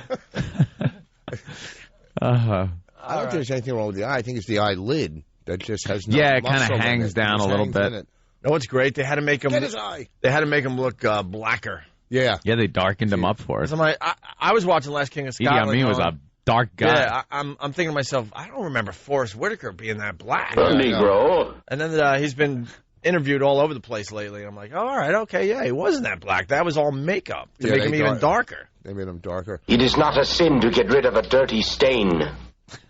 And Idi Amin was just a... Teresa. Yeah. Hi, what's going on? What happened to you? I don't know. I got disconnected. These damn phones. Yeah, I tell you, it must be the operation guy over there. It's something... The operation guy? What is that? The guy that works the phone. Oh, that works the phone. No, believe me, don't get down on her. It's just sometimes we have technical difficulties. All these phones are computerized. Yeah. It's not like the old days where you actually had a phone and buttons and stuff. Teresa, I apologize to you, especially, the new listeners, because we're trying to get new listeners every day, so that's no way to treat you. So when we hear that, you've been listening a couple of days and you like the show, we kind of, because it's a big word of mouth thing, And we're on in 25 cities, and we're trying to see what people like out there. Yep. About the show. That way we can do a little more of it. So after 2 days, what do you like about the show, Teresa? Well, you got... Jesus Christ. See? It's just, he gets up, and you just know it's going over the fence. Oh. Welcome to the show, dummy. 2 in a row. It's the Opie and Anthony Show. It's the Opie and Anthony Show. Let's get right back into this. It's the Opie and Anthony Show. People are asking for the John and Jeff moment. We can do that a little later. The moment? Yeah, Yeah, we do a John and Jeff moment of the day. Also, a great 911 call to 911 call to get to. Oh, I thought you... No kidding, I'm sorry. Wow, I don't think there are many great ones of those unless, honey, I made it out. Yeah, good point. Oh, yeah, and what can't you eat in Jersey? Oh. All right. Yeah, that's a big story. I heard that on the way in, too. And people get frustrated. It just shows you that we have so much to do with this radio show. My God, let's just go till noon. Listen to the other radio shows. You'll see they really don't have much going on. And by saying listen to the other radio shows, we really don't mean that. No, we do. Turn the dial right now. Leave? And leave. We don't need you. No, we do. We do? Yeah, I think it would be best. All right. We started the story, so I think we should continue. We got Crying Sarah. Yeah, we did. We can't just leave that I think it's loose quick. end. By the way, Rich Voss is here, whatever. Rich filling in for the James Norton. Where's Jimmy?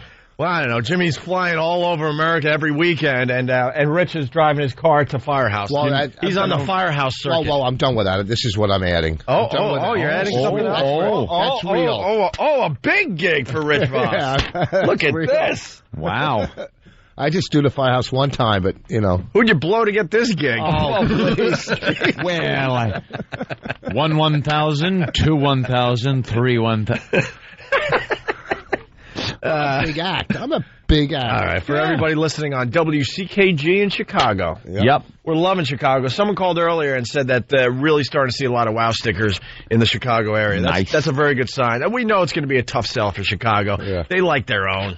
Mm-hmm. They're still listening to Jonathan Brandmeier. What is wrong with you people? Johnny B. Good old Johnny B. Johnny B. They like their homegrown talent. I respect that to a point, but you got to at least give us a shot. Oh, you'll grow. Listen, they're supposed to be the hip city. But listen, you guys, I give it. Oh, shut up, Rich. All right. Please shut up. Oh, my God. I was leading back to me, Rich. All we ask is if you like the show, you tell someone about it. That's how we spread the virus. The O&A virus, okay? Yes, Rich Voss at the Chicago Improv. That's very cool. Yeah. February 22nd, 23rd, and 24th. Beats the Firehouse. Wow. They got you in the middle of winter because no one else wants to travel to Chicago. Let's be honest here.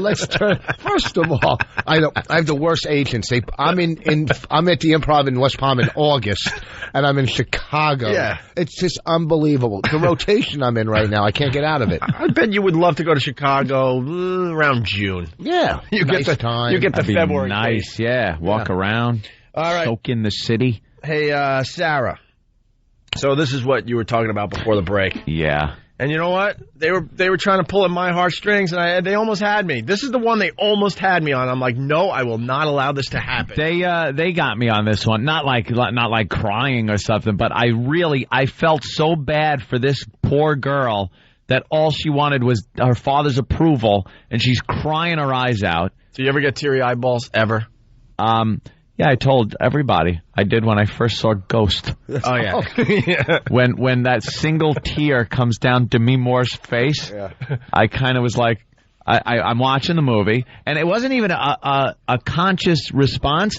Like I'm watching it, and the music is playing. Oh, my darling, I hunger for, and the single big tear comes out of her big eyes, and this was when she was really cute and everything, and boom, the tear came down her cheek, and I found myself, and I'm watching the movie, and out of nowhere I went like, and I'm like, what just came out of me?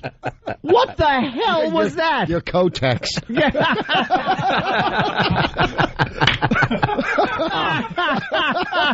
Al, if you dumped out of that, then you're messing up our show. Well, I had a tear. Don't dump out of that. I had a tear from Simon Birch Oh, the one with the little kid dancer kid? No, the little fidget? He was kind of like retarded, like compact. He wasn't retarded. I thought he was talking about the dancer kid. No, Simon Burge, and he drowned at the end. Just because he's a little compact thing doesn't mean he's retarded. I made a mistake. Thing. Keep your afflictions You're upset because he's calling him retarded. You just called him a little compact thing. What the hell is...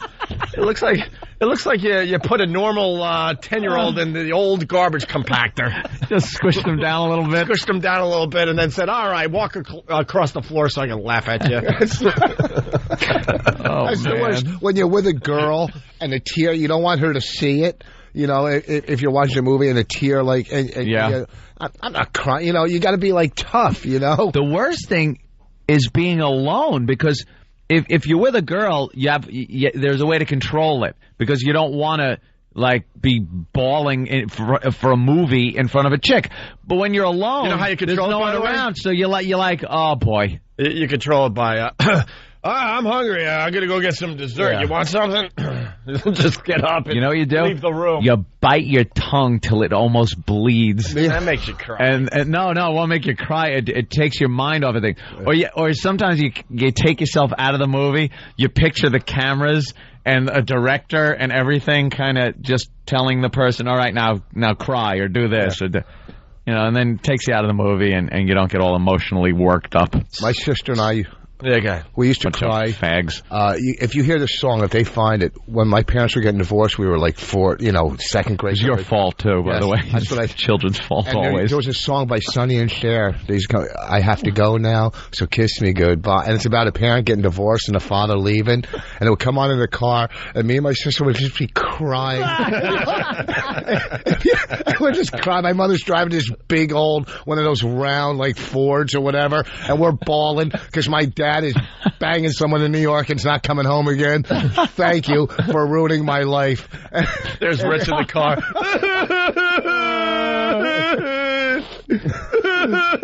Songs about us.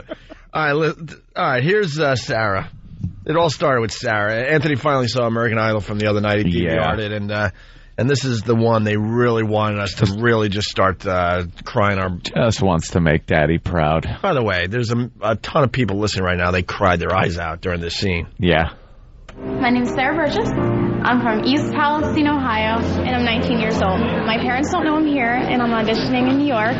They don't want me to audition, especially my father, and I don't think they understand. She was holding it together. How much this means to me and how much this is my life. I think you see when she cracked. This is like everything to me. Me and my dad hit heads all the time because we're so different, but I love him, but he doesn't. We're on different levels with things that are important to us. He never believes in me and everything, and I really want my dad to tell me how proud he is of me and that he knows I can do it.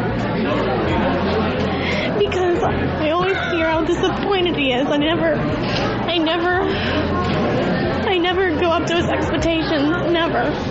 God, this father is a scumbag. He really what a scumbag. And like I said before, everybody watching that knows this girl and knows the family, I would go over. Hi, Sarah's father. Bam! Just punch him in the face and go, could you kiss her, pat her on the head? Give her a little support, you douche.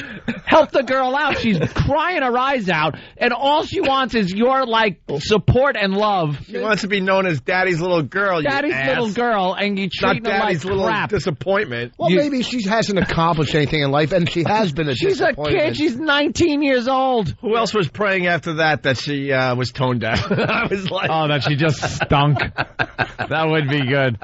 My father tells me I can't sing, but I know. He's right. Well,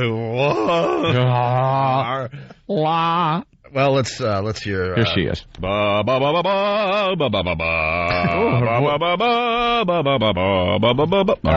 That was awful. And here's Sarah singing after that emotional introduction. Yeah. I saw the sign. It opened up my eyes. I saw the sign. Ladies and gentlemen, your next American Idol. Without understanding, I saw the sign. And you opened up my eyes and saw the sign. No one's gonna drag you up to get into the light where you belong. You don't have to play the song. It was in my head at full volume as I was getting dressed this morning. Oh, really? Thank you very much. Yeah. I woke up with it just firmly entrenched in my head. I've been singing that one, and Gloria, you're always on the run now. Shut up. Yeah, I saw the sign. That will be stuck in your head all weekend long. That's how we spread the virus. Yeah. Because you'll be cursing us going, effing Opie. Some people just bawl over some dumb movies. Got to be kidding me. What? Lord of the Rings? You saw that one? That one. Harry and the Hendersons? Oh, my God. What the hell? Look, Mike. Hey, Mike. Yeah. You cried over Harry and the Hendersons? I couldn't help it, man. I couldn't help it. What part? That movie just tickled me pink inside. I couldn't help it. Well, you should be crying when you say tickle me pink. What part? I don't know, man. I don't know. You don't remember what part? Right at the very end when Harry's forced to go back. Oh, to go back into the wild, and they had already made Evil John friends. Lithgow just sheds a tear. That gave me a tear in my eye. Yeah. All right. Thanks, guys. You rock. All right. Carry on, faggot. Did you cry in a casino when they batted Pesci? J. Bill on Pal Talk is commenting. He goes, I cried too, but I was like 5. All right, listen. Here's Sarah talking to the judges. You missed a parrot making a putt, Anthony. Yeah, the you putting talked about parrot this yesterday. But now he's taking a little ball and he's supposed to climb a ladder with the ball. Yeah. And he's not doing it, and I think his handler wants to squish him. Wouldn't it be impressive that the parrot just climbed a ladder? Why does he have to have a ball in his mouth or his beak? Because it's more impressive, because then he uses it and plays basketball. Look, he plays basketball, too. That's great. Wow, he just dunked a very tiny, tiny basketball. Thank God he's playing basketball. If he wasn't, he'd be out on the streets robbing people. Yeah, that's impressive. But let's see you do that against LeBron James, you parrot, or a crow. Right? There's no one defending a crow again. That's the line. I went with LeBron James. The line was against the crow. Yeah, in your face, parrot. In your face. Yeah, punk mo. Yeah. All right. I'm sick of the parrot. Enough about the parrot. Yeah. Well, that's very good, Rich. You can come back anytime. Crow. All right, Crying Sarah introduces herself to the judges and then sings. Your parents don't know that you're auditioning here. No. They think you're at a friend's house in Ohio. Yeah. Do they not want you to be a singer? No. Oh, see? Yeah. What do they want? It's my dad. What does he want you to do? It's again she brings up the dad. It's my dad. He's an a-hole. Again, she just brings up the dad thing, and they all go, oh. And I'll tell you, cuteness goes a long way, man. Because if this was some slob and she's crying over a father, Simon would have just been sitting there going, okay, stop singing. Enough. That's your father. Do you have a doorbell over there? Hello? Yeah. Sarah's dad? Are you Sarah's dad? Are you Sarah's dad? Because you really are a scumbag. I just want to punch you. You know, but see... Hello? Who is it? Yeah. Is that Sarah's dad? Yeah. I know you're in there, Sarah's dad. Please go away. I'm not talking to anybody. They're just leave. They're just lining up to punch Sarah's dad in the face. I'm waiting for a FedEx package, and I can't open the door because people want to beat me. You know, if this is my daughter, just leave. You know, there's another way to look at this, too. I bet you... Well, I don't bet you. That's so stupid. But it really is. Imagine Sarah's dad just maybe didn't let her stay out past curfew, and this is her way of getting him back. She went way over the top drama? It was just some dumb thing. 19-year-old girl drama? Right. My father doesn't... And he just dotes on her all the time, but one day... One stupid thing. He did something. He didn't buy her a Louis Vuitton bag at the mall. No, let me tell you something. You don't come out crying like this girl did for one thing. She only wants her father's love, and she ain't getting it. Well, you know what? If sometimes you say things to your kids, and people, like the other night, they trashed me because I told my daughter, and I thought it was positive. I go to my own daughter, I go, "You got a black girl's ass." Right? You told your daughter that? Yeah, because it's round, like it's not like a white girl's ass. And I was just telling her, I go, "You got a black girl's ass." Dude, no wonder she's drinking and doing. That was my younger one. That was my younger one. And all my friends are going, "Dad, you can't say that to your kid. That's positive reinforcement." She should have said, "Well, that's handy because a black guy's using it." Dude, that means she's got a big ass. No, round, not like a white. Oh, it's got like a nice shelf? Yeah. You were telling your daughter she had a nice ass. I wasn't going, "You have a nice ass." How do you not avert your eyes from that? I was complimenting my kid. Complimenting on her ass. That is not something a dad does. Yeah. You're trying to build up your kid's self-esteem. You talk about our cans, too? Those are nice. You got a nice set on you. Thanks, Dad. Hope you don't have hair. I know. Oh, my God. Oh, Rich. Good old Rich. Back to Sarah. Let's go. Yeah. Crying Sarah. Yeah. What does he want you to do instead? Definitely not this. Like, he's not supportive. He says, if you go, I'm not helping you with school, and I went. I could not just not go. God in your heart, right? Yeah. Prove them parents wrong right now. Cover me with kisses, baby. Cover me with love. Roll me in designer sheets. I'll never get enough. Emotions, they will come, I fall. Emotions come, I don't know why. Song to our father. Hey, how about a call? Call me anytime. Call me, I love you. Can call me any day or night. Call me. Wow, I had no idea she had a really good voice. I was too busy looking at how hot she was. Yeah, she's got like a lot of range. You take the visual away, and you actually could focus on what a girl's saying. She was nervous, and she had just got done crying her eyes out, and then she can, just kind of belt the song out. Nice. She went from crying completely breaking down to that could never happen in a board meeting.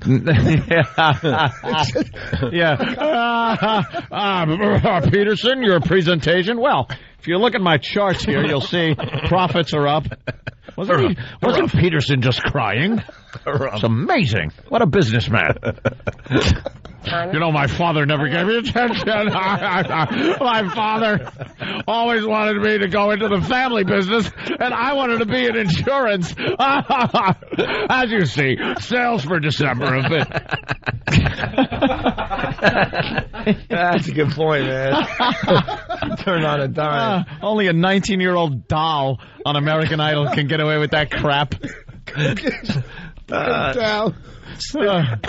If the girl has this much talent, the father has no clue. Yeah. We need his address. Sarah's father, we're waiting for you out here. With pitchforks and torches. I'm not coming out. I love my daughter. What's her name? Sandra? Sarah. Sarah, that's what I said. Jesus Christ. This bitch is getting me in so much trouble. I can't leave the house. You got all kinds of people out in front of the lawn now. They're coming in like the Mother Mary image just came. You got Hare Krishnas yelling at them, Klan members. People with pitchforks and torches. Come out of there, you. Said that already. Yeah, I'll listen on the replay. Okay. And then I'll hear myself repeat what you said and feel embarrassed and turn all red. I do the same thing. We don't listen to the show. Woodstock 5. Yeah. All right. Here we go. The judges rate Sarah. Simon? I like you, Sarah. I like the fact that you're pretty. You've just done this. You're not the best singer we've heard. You're not the best singer in this competition. But I think you are a trier. And I don't think you have a bad voice. And I like you. I do. I actually like you, too. I think that you got a different sounding voice. I like it's kind of a little covered. Ooh, but I kind of like it. It's a different kind of tone, and I like it be different. I like that. Yeah, I do too, and I just want to be home at night watching and have your father go. I can't believe it, and see you moving ahead. Yeah. I'm very proud of you. I think that you are one brave girl. Okay, yes or no? I think it's across the board, one big, huge. It's a big yes. Welcome to Hollywood. Be proud of yourself. That's the way to do Be it. proud of yourself. Way to go. Dog. That's what I say. Who was that girl, Carol? Who was the other judge? Carol, who was it? Songwriter. The Joan Collins lookalike was... Oh, my God. that's what it Yeah, was. just Carol like Joan Sager. Collins. She used to write with Burt Bacharach. Burt Oh. Bacharach. Her and Burt Bacharach had a few hits together. Back in the day. Back in the day. I think they were married, too. Were they? Yeah, and they were writing a lot of hits together, and then she went off and wrote a bunch of hits for Phil Collins when Phil Collins went through his faggy stage. Oh, yeah? Yeah. Groovy Kind of Love or something like that, right? Ugh. She must have won $200,000. Huh? Perhaps a bit more than that. I have to do Jimmy's line because he's not here. Yeah. Jimmy's in Sacramento this weekend. Sack. Punchline, right? Yeah. All right, Sarah. This is the phone call that finally, 45 minutes later, we get to. Yeah. How do you think your dad's going to react to you telling him you lied, but you made it? Are you nervous or are you excited? Both. Okay. Let's see if we can. What's your dad's name? Bob? Okay. Bob? Bob. Let's see if we get him. Okay, Dad, I have something to tell you. I'm sorry? I have something to tell you. No, I'm sorry you called. Please don't be mad at me, Dad. This is Sarah. Wait, who is this? That is just... And I guarantee...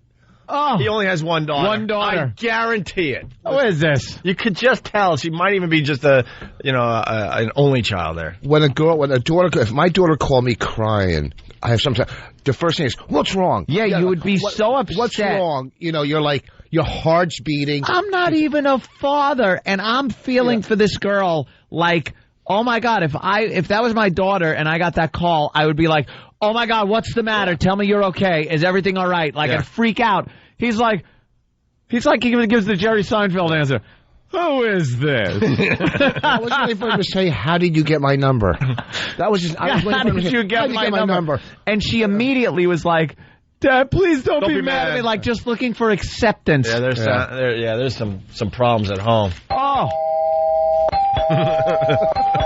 Let us in, Bob. We know you're in there, Bob. You're home, Bob. I could see you through the mail slot. Candygram. We heard about you on American Idol, Bob. You can't hide kiss from your us. daughter, Bob. Telegram. Look, I swear, she was cute on the show and all, but she's a bitch on wheels at home. Could someone take my side on this? Ask her mother. Tell them she's a bitch. She didn't clean her room. I wanted an abortion, but she wanted the kid. Oh, God. Yeah. Takes over my life. I used to have poker night in a Corvette. Got a 19-year-old daughter. I'm only 34. My whole life ruined. I didn't want to marry. How are you supposed to love an inconvenience? Son of a gun. We both had a vote in this, but the hell happened? My vote was ignored. Oh, that poor girl. I wanted Something a to tell boy. you. Please don't be mad at me, Dad. Who is this? This is Sarah. Please don't be mad at me, Dad. Who is this? This guy needs a beating. He needs a beating. A sound thrashing. Stop laughing. The most uncaring father. This guy is horrid. You are a horrible father. Something to tell you. Please don't be mad at me, Dad. Who is this? This is Sarah, Dad. There, babe. Dad, I didn't go to school today or yesterday. Wait. And I didn't spend the night at Rachel's. But I went to New York. And I tried out for American Idol, and I'm going to Hollywood. Please don't be mad at me, Dad. That's terrific. What's that? That's great. Well, you should be very proud of Sarah. She's a beautiful girl, and she's really, really How would excited you about know? it. Who are you kidding? That's all, you know.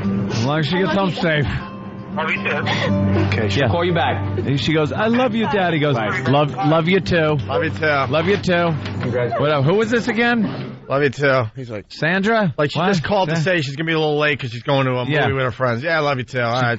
Whatever. Just was on American Idol, made it through the first thing, and yeah, I love you too. Just get home safe. Beat out about 20,000 people that day. Whenever. I love you too. Whatever. You don't have to get home safe soon. We've already rented out your room, so don't worry about it. Right. Oof. What's wrong, babe? I thought her father was Sammy Davis. Yeah. Come on, babe. Hey, babe. All right, listen. We're going to break because coming up, we got to talk about what you can't eat in Jersey. Oh, man, you guys keep bringing... Ever get to that? Yeah, but these guys keep bringing great material. That, don't blame me. Lockdown! We got to... What? We need the lockdown. Lock the doors. We're going to try to focus on getting to the ooh, I almost gave away the punchline right there. Yes. We'll get to that story. Also, a 911 call. This is really funny. We might have to do this first. I'm telling you right now. All right, semi-lockdown. 2 people allowed in the yard, but get us 4 guards. And possibly a John and Jeff moment today. Okay? That can wait. All still to come on the Opie and Anthony Show. Hear what everyone else is talking about. O&A Uncut and Live, continuing the show on XM Satellite Radio starting at 9 a.m. Eastern. Visit xmradio.com to subscribe. It's the Opie and Anthony Show. This is the Opie and Anthony Show. It is. I can't do it to the people, man. What? They've been very nice to us this week. There's no reason to punish them. With? I gotta do the Jersey thing. Oh! Without getting sidetracked. Yeah. They've been very, very nice this week, so I don't want to make them suffer too much. I heard the story. I cheated. I heard it on the way in. Did you? On the news station, yeah. Were you completely amazed? Like, what? Yeah, that in America they have to tell you not to do this? It's 2007. Own slaves? Yes. In certain parts of Jersey. I would understand if this story was in Canada. Right. Or Maine. That's called a callback, people. Thank you. But Jersey? Jersey. There are parts of Jersey. But this doesn't seem like one of the parts. No. That would do this. Now to a warning about eating squirrels. You heard it right. What? Really? What? Who are they talking to out there? The hell is out there? Who the F is the news talking to? They had a little thing in Beirut yesterday. More soldiers dying in Iraq. Yeah. But they gotta take away precious airtime to tell you not to eat squirrels. Don't eat squirrels. Who's eating squirrels in Jersey? And especially with opossums, you don't mix them together because you'll really get sick. Tastes like garbage. Squirrel, like who's just homeless people in New York that live in they eat track rabbits, rats. Right? Track rabbits, is that what they call them? Underground, the people, the mole people. Track. There's not one person you've ever met that ate a squirrel. All right, here we go. No, I don't know anybody. Now to a warning about eating squirrels. You heard it right.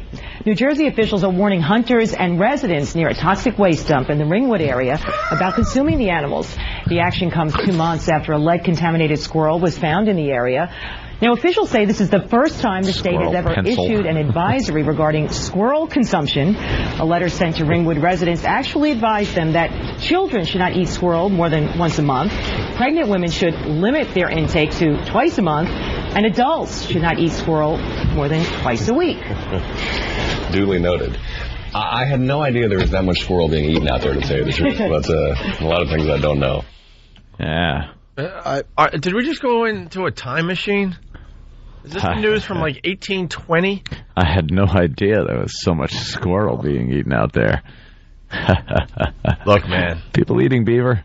Because that's a delicacy. What a smarmy reporter that was. I eat only the finest steak every night. Yeah. But you, common folk, had no idea this is squirrel. Pregnant women. If you're pregnant, you shouldn't be eating squirrel just based on economics. The kid's going to cost you money to raise. If you got to eat squirrel because you can't go to the supermarket and pick yourself up some chopped meat, there's a problem. Who's eating squirrel? What class of people that we see on cops are eating squirrel? Is it the trailer trash white people that get into domestics?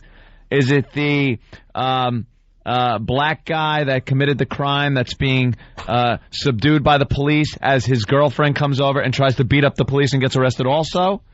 Is it the Hispanic couple that are having a knife fight? Who are eating squirrel? I want to steal this. Jews. The Jews are not eating squirrel. No, it's not a coach. I see a rabbi running after a squirrel trying to bless him. Maybe the Chinese. I would guess the Chinese. No, but who? Chinese? Or the Koreans, because they ran out of dogs. No. I want to steal this line so bad, but I just can't do it to Steve in Queens. Steve, what's up? Hey, guys. Hey. Yeah, you know, if you're at a point in your life where you're eating squirrels, you got bigger problems than lead. Yeah. Yeah, there you go. Sure, I don't think you care about the lead in the squirrel. Right. Squirrel tastes awful. That's the heaviest damn squirrel I ever carried around either. Look, you know the bit. Coming soon to the Opie and Anthony show.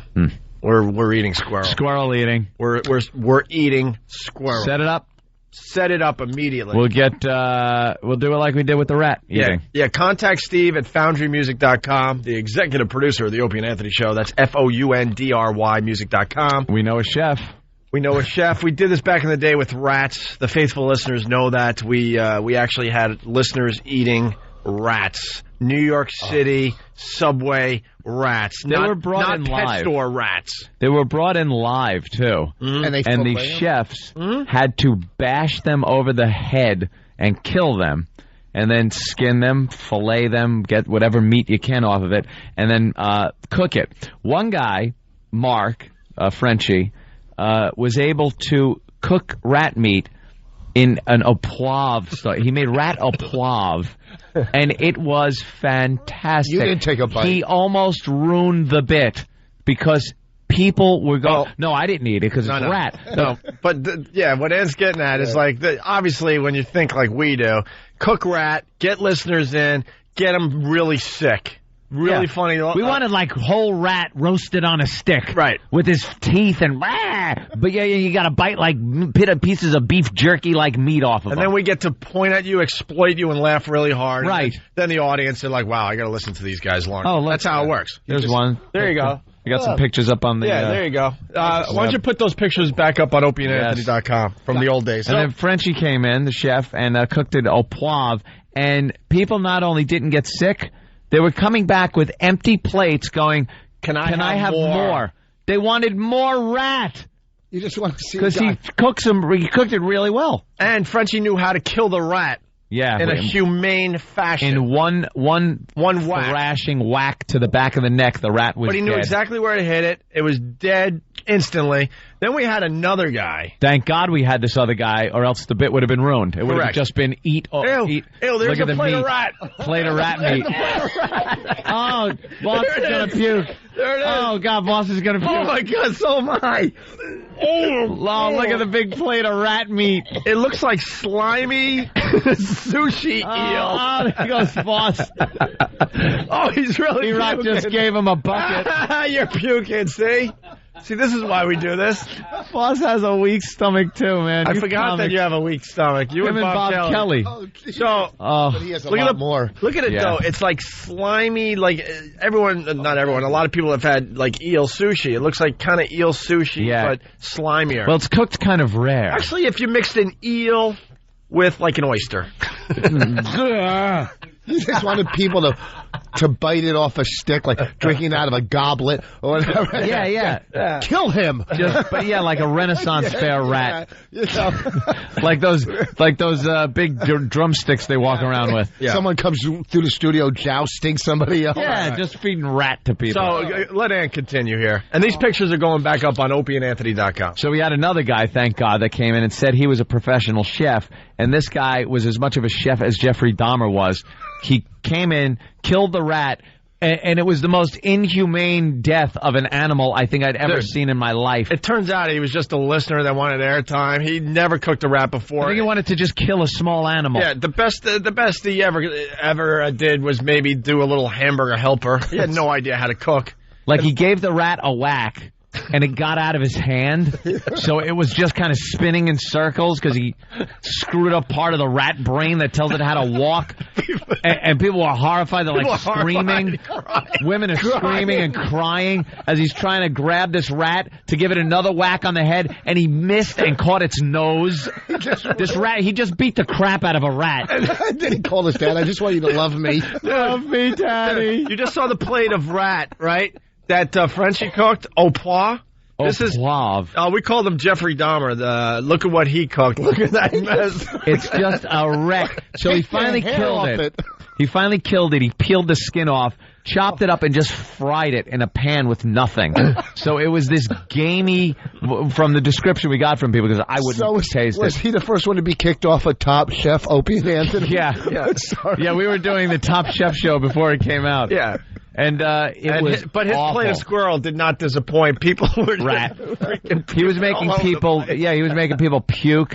And it was amazing. Look at the two plates of rat. One is a great presentation. There's some tomatoes on it, a lemon, just in case you want to put a little lemon, poivre sauce, a little piece of bread there. Yeah, some that looks bread. Like a French restaurant. It looks like a Chinese takeout. Yeah. The one on the left. The one on the left looks like a plate of vomit. It looks like raw oysters. It's a plate of vomit. Raw oysters. And people ate that and puked. And then people ate Frenchies and asked for more. Went they back wanted for seconds. Look, it's tender, it's moist, I gotta tell you, medium rare. That day, the stars aligned nicely for the Opie and Anthony show. That was one of our perfect bits. But remember, we got in trouble this one. because we had people cooking in the studio, and it set off the smoke alarms. Oh, yeah. And they go right to the fire station. Yeah. So the firemen showed up, and we had to explain how, no, we're just cooking rats. Yeah. And they were really pissed off that they had to show up. What was that? Oh, hey, E-Rock, you're going through some nothing to do pictures. with rats. Wow. What the hell's going on there? Did that happen here? Well, I guess that was the halftime show in between. Holy mother of pearl. Oh, my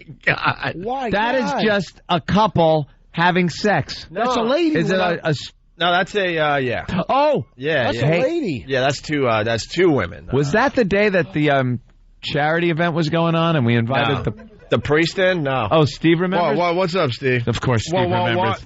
Those were the two young ladies that were brought in for post-show festivities after the rat cooking. Yeah, just one of the chefs wanted to abscond with one of the items, and we had to escort him out. He wanted to leave with that item that has the strap on it? Yes, that one. Oh, okay. And the buckles? Yeah, he was, and the marital aid? Yeah, he was nuts. So, obviously, let me see something. Where did all the people go that have eaten squirrels? Look at all of Steve, we want to cook up squirrels. What? The people are going to email you. We got to get squirrels. I know what the lawyers are going to say, so make sure they're not toxic. No toxic squirrels. Well, we just don't have to get them, but don't get them from that lead place in New Jersey. And we're going to cook up squirrels because it's very popular. More popular than you realize. People are calling like crazy. I know I say that a lot, but they are. And they've had squirrel all their lives. Mm-hmm. We found some breeders, too. You found some squirrel breeders? Wait, breeders? Yeah, there are exotic animal breeders. I don't know if they'll... Are they made for eating? Well, they're germ-free. It's called having a backyard. Yeah, I know. Yeah, well, squirrel breeder, they do it themselves everywhere. Yeah. Yeah, if there was one species that is the furthest thing from endangered, it's that goddamn squirrel. Remember the candy growing up, squirrel nuts, that used to rip your fillings out of your mouth? No. You never had that candy? I swear to God, no. For real? Squirrel nuts? It had nuts in, caramel, and you would eat it. It would just rip out everything out of your mouth. No, we ate something that was probably against, because of your religion. We call them jujubes. And it was very hard because they would pull the fillings out also. Yeah, I got a little surprise for Rich Voss, who's playing Chicago Improv. Let's give that a plug. February 22nd, 23rd, and 24th. Go to your website for dates or what? Yeah, you go to richvoss.com. 4 dates? Okay. Yeah. All right. We got the song that you used to cry. Oh, really? When you heard. When my parents were getting divorced? Is the song? Yeah, give us the setup. So you'd be in this awful car. Your mom would be driving you and your sister around. It was like an old big car. It would be me, my brother, and my sister. My brother was younger. He didn't know what was going on. And my sister was older. How old were you? I was probably 20? like 6. 20. I'm losing mommy. I can't believe they're getting divorced. I was like 6 and she was like 8 or something, like 4th grade or whatever. And your parents were going through a divorce, or you? Yeah, he just I remember he just wouldn't come home, you know. Yeah, they try to keep it secret from the kids for a while, and then you realize, why isn't Dad home for like 2 weeks? All right, this business trip has lasted 3 months. All right, I'm on to you now. Business trip. He refills the candy in vending machines. Right. That's what my father did. It's like, what, are they sending him out to Ohio, the Ohio branch of the vending machine? He's got to put M&Ms in a friggin' slot. And real quick, though, but then when your parents were divorced, he would come over every 3 weeks and get everything in one visit. He'd yell at, he'd come in, he'd hit me. He'd lecture me, yell, sit me down, have a discussion, take us out to eat, give us money, and leave. You know, every time. It was like everything in one. But it was so shit, huh? Never got that part. Always nice after they got divorced. Even before they got divorced, never mean to me or anything. Just psychological damage between him and my mother yelling at each other all the time. But it was when he would come over to pick up the kids, he just wouldn't stop his lifestyle that he was doing during the rest of the week. He would take us to the bar that he hung out at. He'd sit us down, get us Shirley Temples at a table, and go to the bar and hang out with his buddies, watch TV, drink his beer. Yeah. And then we'd all get into a car with a drunk, and he would weave us home. Well, with no seatbelts and the steel I-beam that was the dashboard of a Rambler that we could have just smashed into at any moment. Well, he didn't use. My mother used to use us. Like my father would come every couple of weeks to see us, and I'd sit in the window waiting for him to arrive. You know, here's Daddy's here. Oh, you'd wait in the window. I'd wait in the window, and then my father come walking. Daddy's here, and then my mother would have detectives hiding and jump out and handcuff him and arrest him. Oh, that's healthy for the kids. Right. We're in the window. Hey, all happy Daddy's here, and now he's being taken away in handcuffs. So, who is more screwed up? Your mom? I remember she went to these lengths to set my father up. Yeah. He lived in New York, and we were in Jersey. That is great. She goes, you're going to go see your dad. We'll take you into New York. So we would take the bus, go all the way from Jersey by bus to New York with my mother. We get to the Port Authority. He'd meet us there, and the cops would arrest him. It was a whole day excursion so she could set up my dad with us. And he must have did some horrific things to your mom. Wow. You're thinking, who's the worst? Yeah. Him for not paying child support or her for using us? With that. Well, now you can visit him in a jail cell. With that, now we got to take a break before we play the song that used to make you cry. We got to get right to it. Yeah. Are you calling lockdown? Lockdown! It's an Opie and Anthony lockdown. It's an Opie and Anthony lockdown. We're taking no calls or visitors. Lockdown. All right, we're secured? Yeah, we're secured. We'll talk about the song that used to make Rich Voss cry. Lockdown. Stupid lockdown. No distractions. We are locked down. At least we're finally acknowledging we have ADD. Is the mountain secure? And we never get to anything. All right, lockdown, 911 call on the way, and the song that used to make Rich Voss cry. And I think we're going to try to sneak in a John and Jeff moment. We're going to do a speed round. If we can, I would next hope so. On the Opie and Anthony Show. It's the Opie and Anthony Show. All right, speed round. It's the Opie and Anthony Show. The O&A virus spreading across America. Coming soon to the show. Squirrel eating. Mm-hmm. Maybe we'll do just roadkill day in general. There's other things we could cook up on that day, but definitely squirrel eating coming to the show. I like how we were in lockdown, yet somebody has a special pass that they're able to actually get into the lockdown. Well, when we go into when we go into lockdown, what's lockdown? Lockdown means nobody comes in. We can't get distracted by calls, subjects on Pal Talk, because we want to make sure we pick up on the subject that we were doing before. I like that new idea. That's why it's lockdown. When? We did it before the break, remember? No, you just suggested it, so next time we'll do it. That's a brilliant way to make sure we get to what we want to get to. Jeez, I'm screwing the bit up. I just realized it. We're supposed to never remember we went into lockdown. That's right. Damn it! I stink.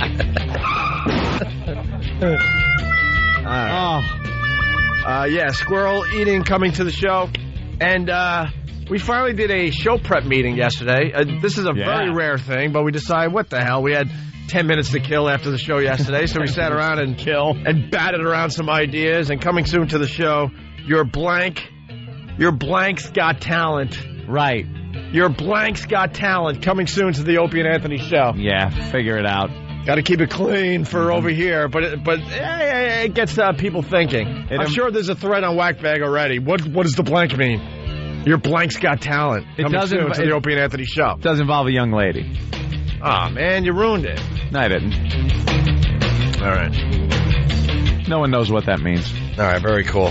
I stepped out. Yeah. Take care of what I had to take care of. Sure. I come back, and these two are just telling horrific stories of, divorced, divorce stories, basically. It was divorce war stories again. I mean, things just pop up. When you talk about this, things you completely suppressed just pop out of nowhere. So I remembered where when my parents were divorced, I'd asked my mother, like, oh, well, you weren't happy, obviously, at the end, but why'd you stay married so long? And she goes, well, it was for the sake of you guys and stuff. We didn't want to. Like, thanks, don't do us any favors. So instead of, maybe 5 years of hearing the yelling and screaming, we had to go through like 10 or 12 of the yelling and screaming. And then she winds up, after they're divorced, she winds up hooking up with this guy. His name was Dennis. Dennis. Sounds like a douche. And my mother just went like wild, I think Dennis was 20 or something like that. Yeah. Dennis was like 20. He was wearing your clothes. Yeah, exactly. And no, I was like early teen, I guess, maybe somewhere around there. Maybe not even. Maybe I was like 12 or something. And I used to build models, so I was building the Visible V8. This thing was cool. It was a V8 engine that was made of clear plastic, and you put the pistons in and stuff, and the spark plugs lit up when it went around, and the starter motor was the motor that made the whole engine spin. You could see the works, how an internal combustion engine works. The valves moved. But I screwed something up, and one of the pistons was binding in the cylinder because I didn't put it in the right cylinder. And Dennis comes passing by, and all he ever did was criticize anything I did. Because he wanted you out of the picture. He just wanted to bang. Of course. He's 20. He doesn't want to be a father to 3 kids. He just want to bang your mom. There were 3 kids. My brother's like old enough where he's banging and smoking pot and just, that my sister needs some kind of guidance that he's not going to give. I'm like this nervous wreck just trying to build a model, and he comes walking by and sees that I did something wrong, and he goes, all you do is screw things up. It wasn't even like, hey, do you need help over there? Let me see. Oh, yeah, this piston has to go in this cylinder because the crankshafting is binding on there. He just looks and gives like a pff, and he goes, all you do is screw things up. And how old were you? I was like 12. He's basically saying, don't ever second guess why your dad left. Yeah, Look at this model. That was right pretty here. much the reinforcing of that. Yes. He was trying to get you to run away. Yeah, run away, maybe get hit by a truck, never come back, so he could have sex with my mother in peace. My mother would take us, put us in the car, and instead to take us to my grandmother on my father's side. We're all sitting there, 3 of us, my sister, me, and my brother, right? Just 3 little messes in horrible clothes, right? She'd always bring us with ripped clothes to show everybody we didn't have money, right? And I think she ripped some before we'd even leave the house. She takes us to my grandmother's front door at her apartment, rings the bell, and goes, I can't handle them. I don't want them. You take them. Right? Right? And you're sitting there, you're going, this is abandonment. It's complete abandonment. I mean, you're like a little 7-year-old kid. Look, Daddy already left. Okay, so you don't think he wants you. Then your mother completely verbally says in front of you, I don't want him. I can't. So she can go out and drink and get laid or whatever. Anybody now. So at least you know why you were like snorting crank back in the day. Well, yeah, anybody would call him now, would go, call them on, the grandparent go, hey, can you watch the kids for tonight? Yeah. I'm going to drop them. Hey, you're going to go to grandma's house. Dump them off. Not open their car doors, you're going around a turn. It's still moving, yeah. All right, get out. All right. It was horrible what they would put you through. Complete abandonment.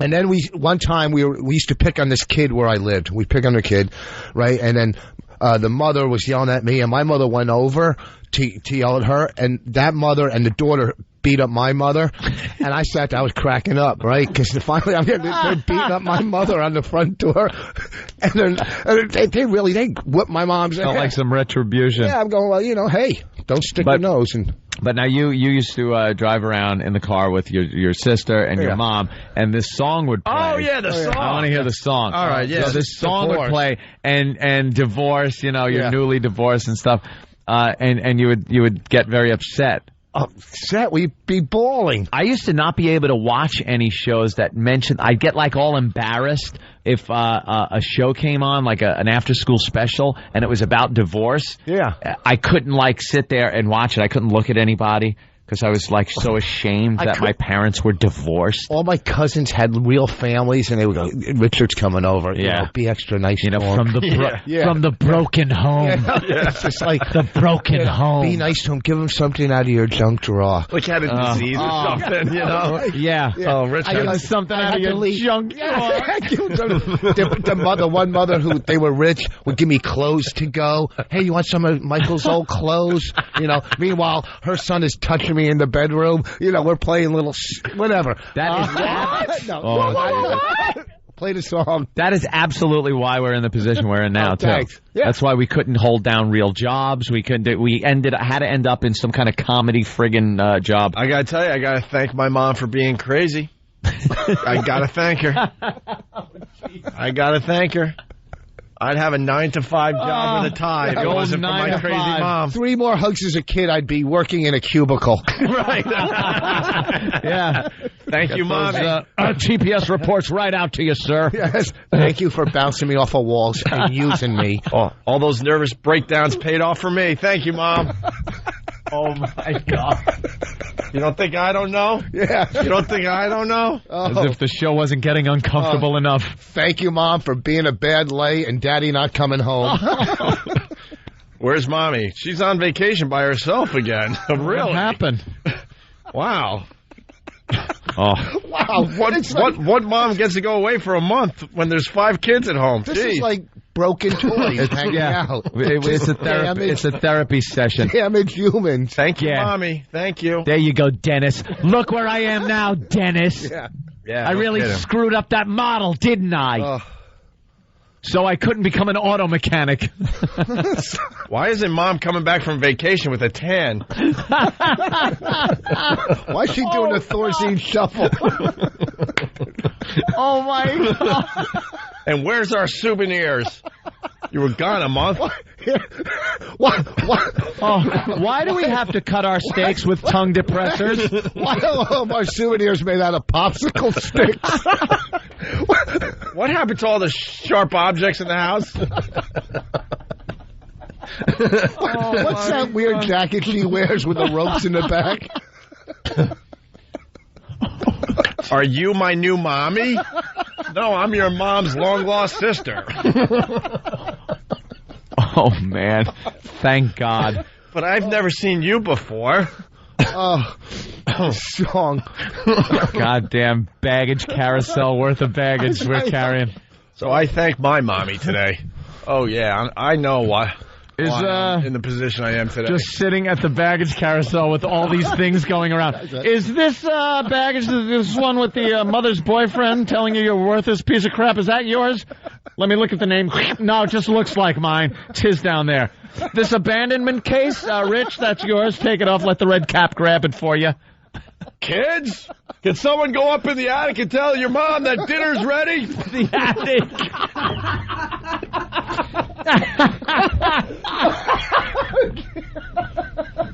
Oh, Jesus. Oh, is that horrible, man? But, Daddy, why are you cooking? Will Mom ever catch that fly?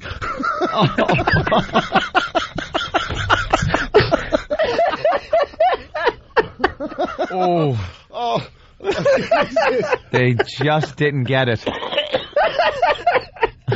Thanks. I laugh because I want to cry. Thanks. My mommy was broken.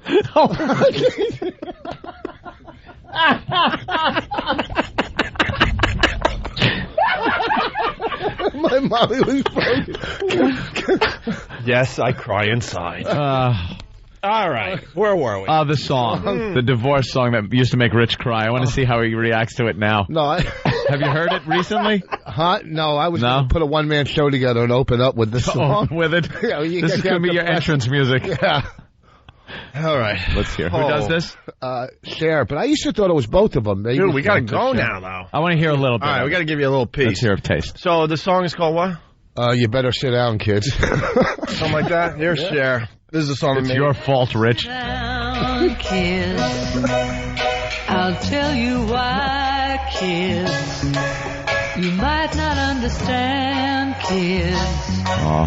But give it a try, Your kids. daddy went skiing, kids. How should I put this? No. I've got something to say. By the way, your mom's a sick ass. That she would keep this song playing on the radio while you're in the back seat. And your father is gay. No, we're not mad, kids. We just hate It's you. hard to say why. Your mother and I, kids. I wish he'd F off and die. More realistic. Say your prayers before you go to bed. Make sure you get yourself to school on time. Now it's rocking. I know you'll do the things your mother asks. You're gonna need your It is mother to Sonny and stay Cher. in line. This is Sonny giving advice, right? I don't know. Keep in mind your mother's gonna need your help a whole lot more than Cher. We really... That song stinks, by the way. I'd be crying just because it was on. Okay. Well, back then, you're hearing it. Keep in mind, your mother needs help. I won't be there anymore. It's like, but just one part of the lyrics, it stops and slowly goes, well, I have to go now, so kiss me goodbye. So it's like, you see him at the door going, bye. I was your dad, goodbye. All right, listen. Yeah, we got to say goodbye to a big chunk of our audience. Sorry. It's the deal they made. I would love to do another hour for these people. Would be fun. We will continue over at XM Satellite Radio, though. Yeah, we'll be over there. And we got Rich Voss joining us, and he's going to be at the West End Firehouse tomorrow night in Quakertown, Pennsylvania. Yes, you heard right. The West End Firehouse. And it's not a cute name for a comedy club. It's a firehouse. And, don't forget, Rich Voss, for all you people listening on WCKG. Chicago Improv, February 22nd, 23rd, and 24th. So I got 2 seconds, real quick countdown. Comedy Central countdown. Vote for me, 2 days left. Comedy Central countdown. All right. Why, you're hoping to get in 17th place? I'm in the Thank you. That was your mom talking. See? No, oops. I didn't say it, Al. No, that wasn't even an I. That wasn't even You didn't close. make it to the I. Yeah, the other day they dumped out because I went shh. All right. Rich, honestly, great. You were great today, man. Thanks. You really give us an energy that's definitely different than the other guys that come in. So thank you, Jimmy, Sacramento, January 26th and 28th at the Punchline Comedy Club. all weekend basically. Go to the Punchline website and make reservations. Hey guys, have a great weekend.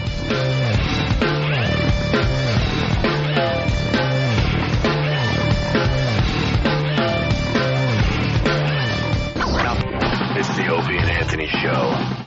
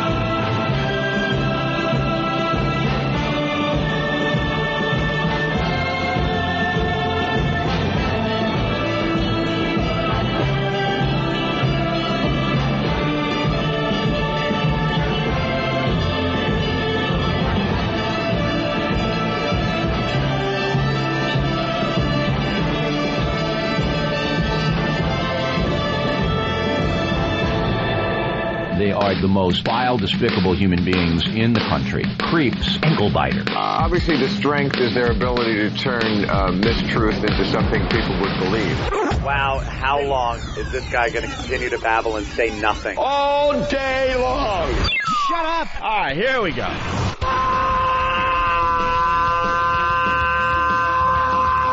Welcome to the Opie and Anthony Show. It's worse than I imagined. That's terrible. I'm sorry. We are a bunch of dopes. I think we're lewd. And we're probably pushing 20 arrests because of this radio show. Out of touch cornballs. 3 retards. We have the effect of Tylenol PM.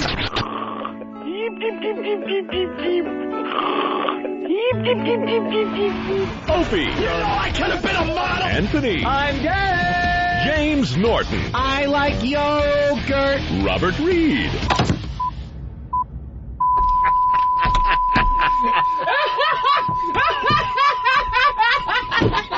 But enough of this palaver. Let's get the show on the road. Here we are at XM. Thanks for continuing with us, whoever you are out there. Damn it, this thing just updated, and Brian from St. Louis, he's a faithful listener to the show. He had a great instant feedback. We need a better system. A new program. I usually tell the guys to print them up so we have them in front of us. What does this do? Maybe this way? Yeah. All right, hold on a minute. It's worth reading. Because everyone's talking about that last segment we did over at Free FM. Brian from St. Louis. Sons of bitches. I'm sitting in my cubicle here at Boeing, laughing my ass off, and then he writes, "Why did my mom hug me so much?" That's why you're sitting there, fucker. The cubicle, yep. His cubicle. You just summed up like creativity in one statement, basically. You gotta make your own when you're in those situations, you know. I'll get the attention. It might be negative as a kid. Yeah. I might be the humorous one in the classroom, but you know, it's comics and serial killers. What that type of upbringing creates. You could go either way. My mother, in school, this is in 6th grade. All the kids are in the lunchroom in 6th grade, and all of a sudden you hear, it goes silent. And my mother came to the lunchroom because I was a bit. As we're all exiting out as a kids, I was out there with my mother and the principal, and she was smacking me in the head in front of the whole school. I'm gonna I'm gonna kill this bitch. Yeah, really. You have a right to. No, she's dying. By the way, a lot of people. Who's dying? Well, my mother. She's on her. Well, you know, Alzheimer's. Just won't get out of bed. She's completely shot. You know. So she doesn't remember. Nothing. So you could hit her and she couldn't even tell. You could just go. Ugh. Yeah, really, you could really get her back now. No, she lives only 15 minutes or 20 minutes, and I go. We know the story, right? You didn't pay for the home that she's in or something. No, the Meals on Wheels. I did that. That's right, the Meals on Wheels. Yeah. By the way, don't let that deathbed crap fool you. She was an awful lady. Some of the things she did to you. Why should you all of a sudden feel better? Absolutely. I remember. I've told this story. I haven't told it in a while, but my mom's mom. Don't acknowledge that she was ever a grandmother. We call her my mom's mom. Her name was Aunt B, believe it or not, and that was before I got the dumb Opie nickname. But we would call her Aunt B because the last name was B, obviously, because we didn't want to acknowledge she was a grandma. She was just an awful, awful lady. Aunt bitch. Probably where my mom's problems come from. And she came to the house a few times, and right around, I don't know, I think I was about 10. I really don't know, to be honest. I was still very young. She was gone, out of my life forever. It turns out she sued my parents for money they borrowed because, God forbid, they had 6 kids and they needed a little help at the time. 7 kids, they needed a little help, so they borrowed money from her because I guess she had some money. Oh, boy. And they didn't pay her back fast enough, so my mom's mom actually sued her own daughter. Just awful fucking bullshit crap, right? That's nice. And Jesus. Oh yeah, this is a legendary story. I haven't told in a while. Lawsuits. Because you remind me because of the deathbed crap. So fast forward, I'm now I think 23. Haven't seen her in 10 to 15 years, somewhere in that period. I don't know. And my mom calls and says, "Yeah, Aunt B's she's dying. She had a stroke. She's in the hospital. She's not gonna really make it." And for some reason, my mom. Well, I guess for some reason, no, I want to say it that way. For some reason, my mom needed to see her. I'm like, whatever. And so I went and supported my mom. Like, yeah, I'll go. So we walk into this this hospital room, and there's this now just old decrepit lady laying in this bed, and she was just a twat to us and everybody around her. She was just not a nice person. Now, the whatsoever. last time you had seen her, was she like younger and vibrant? Scary. And, scary. Like scary. Yeah. And then all of a sudden, those old people. Not that she was. She probably, when I say old, she was probably.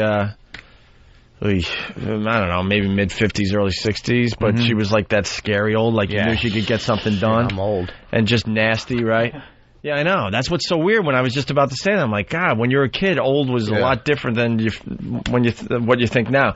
So anyway, we go in there, and my mom is like pretty much saying goodbye to her mom, which is an emotional scene, I guess.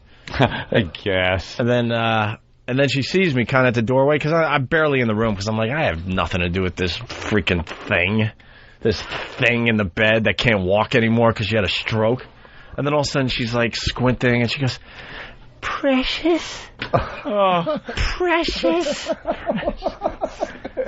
Precious, is that you? I swear to God, like an old fucking movie. Precious. I guess. She showed a moment somewhere when I was like a newborn and told my mom that I'm precious, and that was my nickname when I first started my life on this earth. Fuck, was she wrong? And she's like, oh, Precious, you've grown. I'm like, duh. And instead of like maybe giving her a little something on her deathbed, I go, Mom, I'll be waiting in the car. Do what you have to do. That's exactly what I said. Didn't even hang out for the big final farewell. Oh, no, she ended up lasting a little longer than that, I guess. But how come everybody says, "Oh, you got to let go of it, let go"? And then my crazy mom's sister, because she's not an aunt either. Like some broad I've seen once or twice. It's my mom's blood sister. Was in the hallway down the hall, like peeking around corners, all paranoid that we now connected with this old broad to try to get money or something. And my mom never cared about money in that way.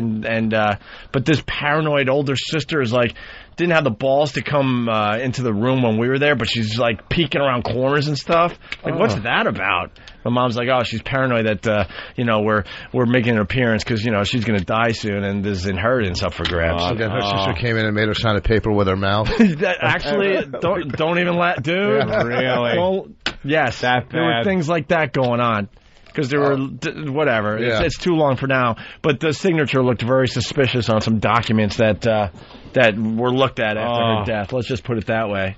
Whatever. They're all my aunts and uncles had so much money, and my grandparents left them a multi-family house between my aunt, uncle, and my mother.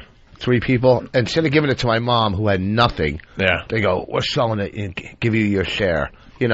And fucking right to another apartment. Instead of letting her get on her feet. I fucked, my family was, fuck them.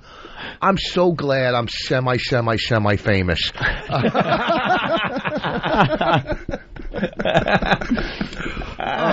Guys.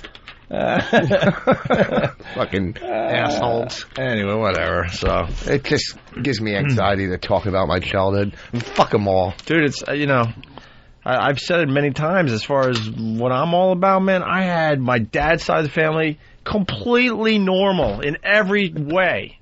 Every way. Fun-loving, good personalities, like to joke, raised really good families, no real problems. And then my mom's side is beyond fucked up. Yeah. Dude, I like my mom's sister, I haven't seen in, who the fuck knows, 30 years? Wow. 25 years? And she's out there somewhere. Yeah, my dad had one sister and her kids. I hung out with them. 2 were brainiacs.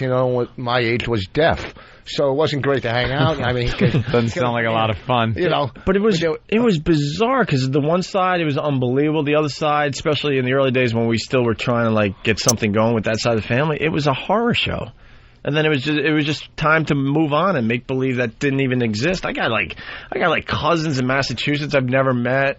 I mean, it is fucked up. I had good times with my families, like the people that were related to my father and my mother were great, It was just the relationship between mother and father was really bad. Right. But everybody around, all the peripheral players, because every Christmas we would go to my father's family, and they were totally different than my mother's family.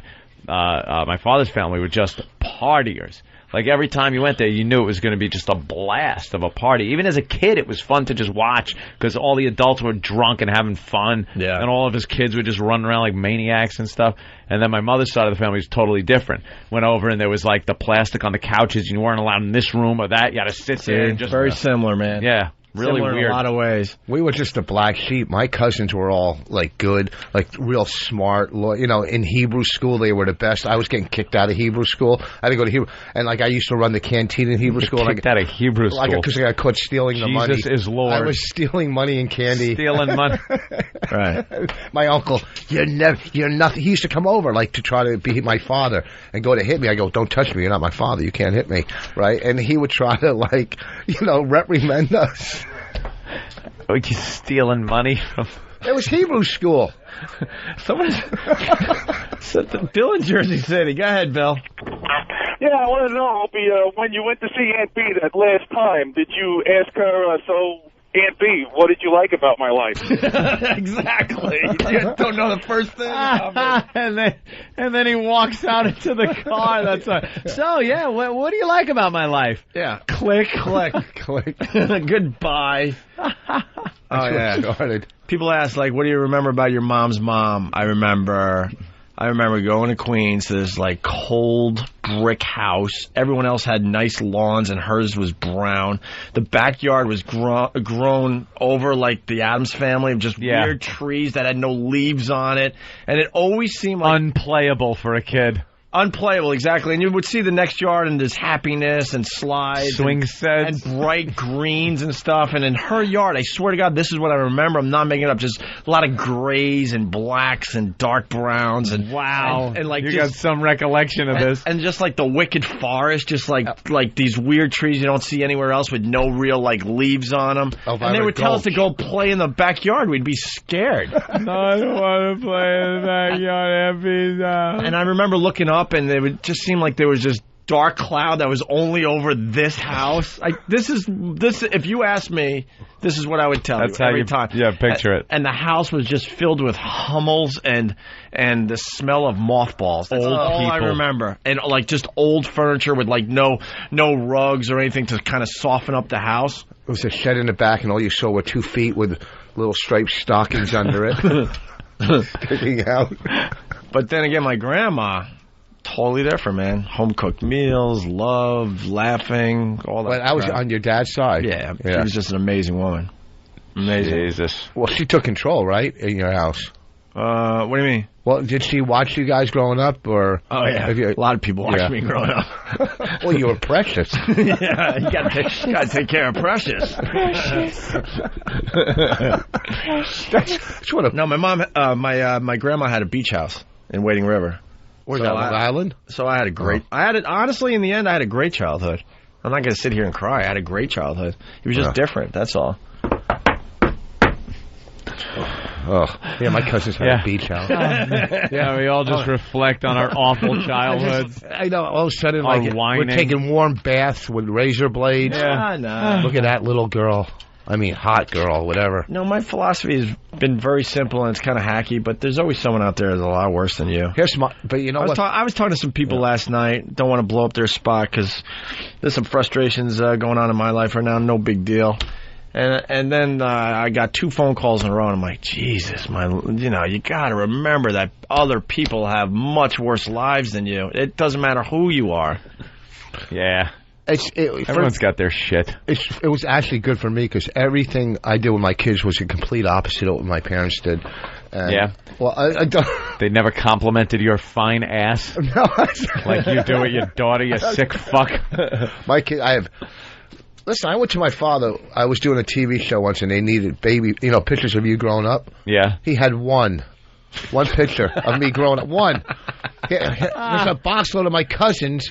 One picture. I got thousands of pictures of my kids. You know what I mean? Yeah. Movies, videos, everything. They're on your hard drive, ready to be destroyed just in case the cops come in, you pervert. The first lock of hair that was cut off, their first tooth that was pulled. From where? First lock of hair. And when did you realize you had a nice ass? No, I didn't. It wasn't being. You got ass pictures. Ass pictures over the years. Over the years. Oh, this is. It's just normally you see their face. This is my daughter's ass. This is when I really knew she had something good. She's 7 in a. Here's the most recent picture of my daughter's ass. Here's the paddle we use. You're awful. I'm a good father. You shouldn't notice your daughter's ass, though. I didn't even notice creepy. it. Let's see. Well, should we do this today? DJ in Texas. It's a couple. What's up, DJ? Yeah. My mom was a fucking intravenous crank head, and when I was like 11, my sister was like 13 or 14, and my mom's boyfriend paid my sister and one of her friends to like pay them each $1 to show them their tits. And this shit got out around town, and when my mom found out, she got fucking pissed at my sister and slapped the shit out of her for like doing shit that could steal her boyfriend or potentially get him in trouble or something. But she wasn't mad at the dude at all. She was mad because she only got $1. No, she was mad because she was mad at my sister, but not her boyfriend. So she was kind of a bitch as far as moms go. Yeah, all right. Let's move on. Where's your sister dancing now? Yeah. Oh, he hung up that time. 911, 911. Sorry. 911. 911 dispatcher dismisses fire call. This is what we couldn't get to over there and wanted to. Dismisses fire call? How was the dump report today? A few people are asking for it today for some reason. I'd like to see that. It's a good gauge on what we accomplished at our meeting. Oh, they dumped out a piss eye. I knew they would. I even damn near said. Pissed on myself. Caller, piss eye, Anthony. Who did you blow to get this gig? Opie. Yeah, what? I knew they were going to dump out of that. Are you kidding? Should have said fucked. Who? 911 dispatcher dismisses fire call. This is classic. Jeez. This is classic. Story has a happy ending, by the way. Oh, good. Fire department, can I help you? Yes, sir. I think there's like a lot of smoke. 1:45 in the morning. A man sees heavy smoke, but no flames coming from Bert's Barbecue. He thinks it's on fire and calls 911. But the dispatcher suggests the smoke is probably coming from something else. It's white smoke, isn't it? Yeah, it is. Yeah, that's probably it's from their smoker. They like I said, they cook their brisket at night. I see. Based on that conversation, the dispatcher elected not to send any resources at that time. At that time, Bert's was on fire. Taxi driver Joe Perez could see it right in front of his face. I noticed that smoke was coming all around, not from here, all the way around from the building. So now we got the cabbie, a second witness to this fire. Thanks. So we also called 911 and got the same dispatcher and same response. Oh, no. Okay. Does it smell like the wood, or does it smell like something else is on fire? No, it smells like wood. There's a lot of it. And I was at the chimney job across the street, and I could smell it. And there's like all this, bit of a haze of smoke around here. Well, could they be smoking their briskets? No, that's not brisket. You could tell that something was burning, It's not brisket. It's not sausage. That is burning. After Joel hung up, the dispatcher finally sent firefighters out here to Bert's Barbecue, but some 45 minutes after the first call. And that's huge, considering it would have taken firefighters about 45 seconds to get here. Their fire station is right down the street. Well, what in the fire station? Yeah, why didn't they do it? Because they were listening to Rich Voss. He was performing there. Yeah, fuck. They didn't want to be rude. Yeah. There's a place burning down, but I love this bit. I saw smoke. I just assumed it was because Rich Voss was bombing. This is great. I'm on fire. They hose you down. We're in a firehouse. I was ready to really give it to the 911 dispatcher, but if the firehouse is that close, you got to think they're smelling smoke or something at this point. I like that guy. Is it the briskets? I got to tell you, they are delicious. I'm reporting a fucking fire. Do your job and send the fire department. By the way, I don't care if it's a fire factory. Fucking send something there. And if briskets is part of your vocabulary, a brisket, you probably eat squirrel. Yeah. It certainly appears that an error in judgment had occurred. And you just can't help to be like, look, we may not be the brightest people about stuff, but that might be on fire. Burt's is now a total loss, and workers like Jason Goss are out of a job. I think it's safe to assume that there was something going on when the first call came in, and certainly having a 45-minute delay between the two calls would have made a difference. I'm sure that would have helped a little bit. And maybe you would have had a job today. Yes, ma'am. Or maybe now you'll go back to school. There's a lot of laughing in that story. Someone lost their business. Yeah. Heard a lot of chuckling. It's insured, and I'm sure they had plenty of cooked brisket. Yeah. By the way, coming to the show soon, we're going to be eating squirrel. And I was privy to a fine conversation as I was walking into the XM Satellite Radio studio. Oh, by Steve giving Craig a talking to. A talking to? Because Craig was all excited. He was listening to the first half of the show, and he was basically telling Steve that he could get him a squirrel for the squirrel eating thing we want to do soon. Oh, yes. So was it a bad talking to? It was an interesting talking to. Oh. Craig, you could get us a squirrel, right? No, that was Pat Duffy. Oh, wasn't you? Pat Duffy brought it up. No. Holy shit. Isn't that great? I confuse them all the time, too. Wow, dude. They're not like real people to me. No, you guys do have sort of the same look. You're right. It was Pat Duffy. I'm sorry, our new intern. I just assumed it would be you because, you're kind of... Well, if you want, I could go out and kill a squirrel. But why do we always assume it's you? Because I assumed it was him, too, the other day when I had my run-in. He's done some crazy things for us. One of these guys.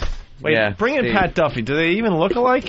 He's not here. He's running not an errand. even here. He's running an errand. What did he say to you? He said he could get a squirrel. Right. And I asked him where he could get it, and he made reference to shooting it in the head with a BB gun or something like that and throwing it in the back of a truck. Yeah. And I was... I guess he does pest control. Yeah, pest control. But he kills them with BB guns. That's what he calls pest control. You know what's worse than that? And how awkward it is for him to still be sitting here while he has nothing to do with the conversation. He didn't know when to get up. And when did you realize we just weren't interested and in we you weren't going to talk to you?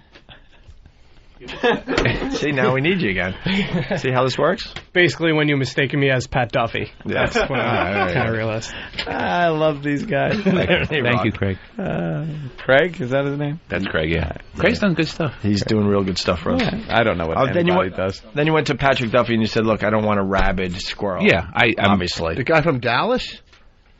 Not Patrick Duffy. You know, he hasn't fallen that far since the Dallas days. Oh, my God. Jeez. Patrick Duffy. That's funny. Imagine if he really walked through.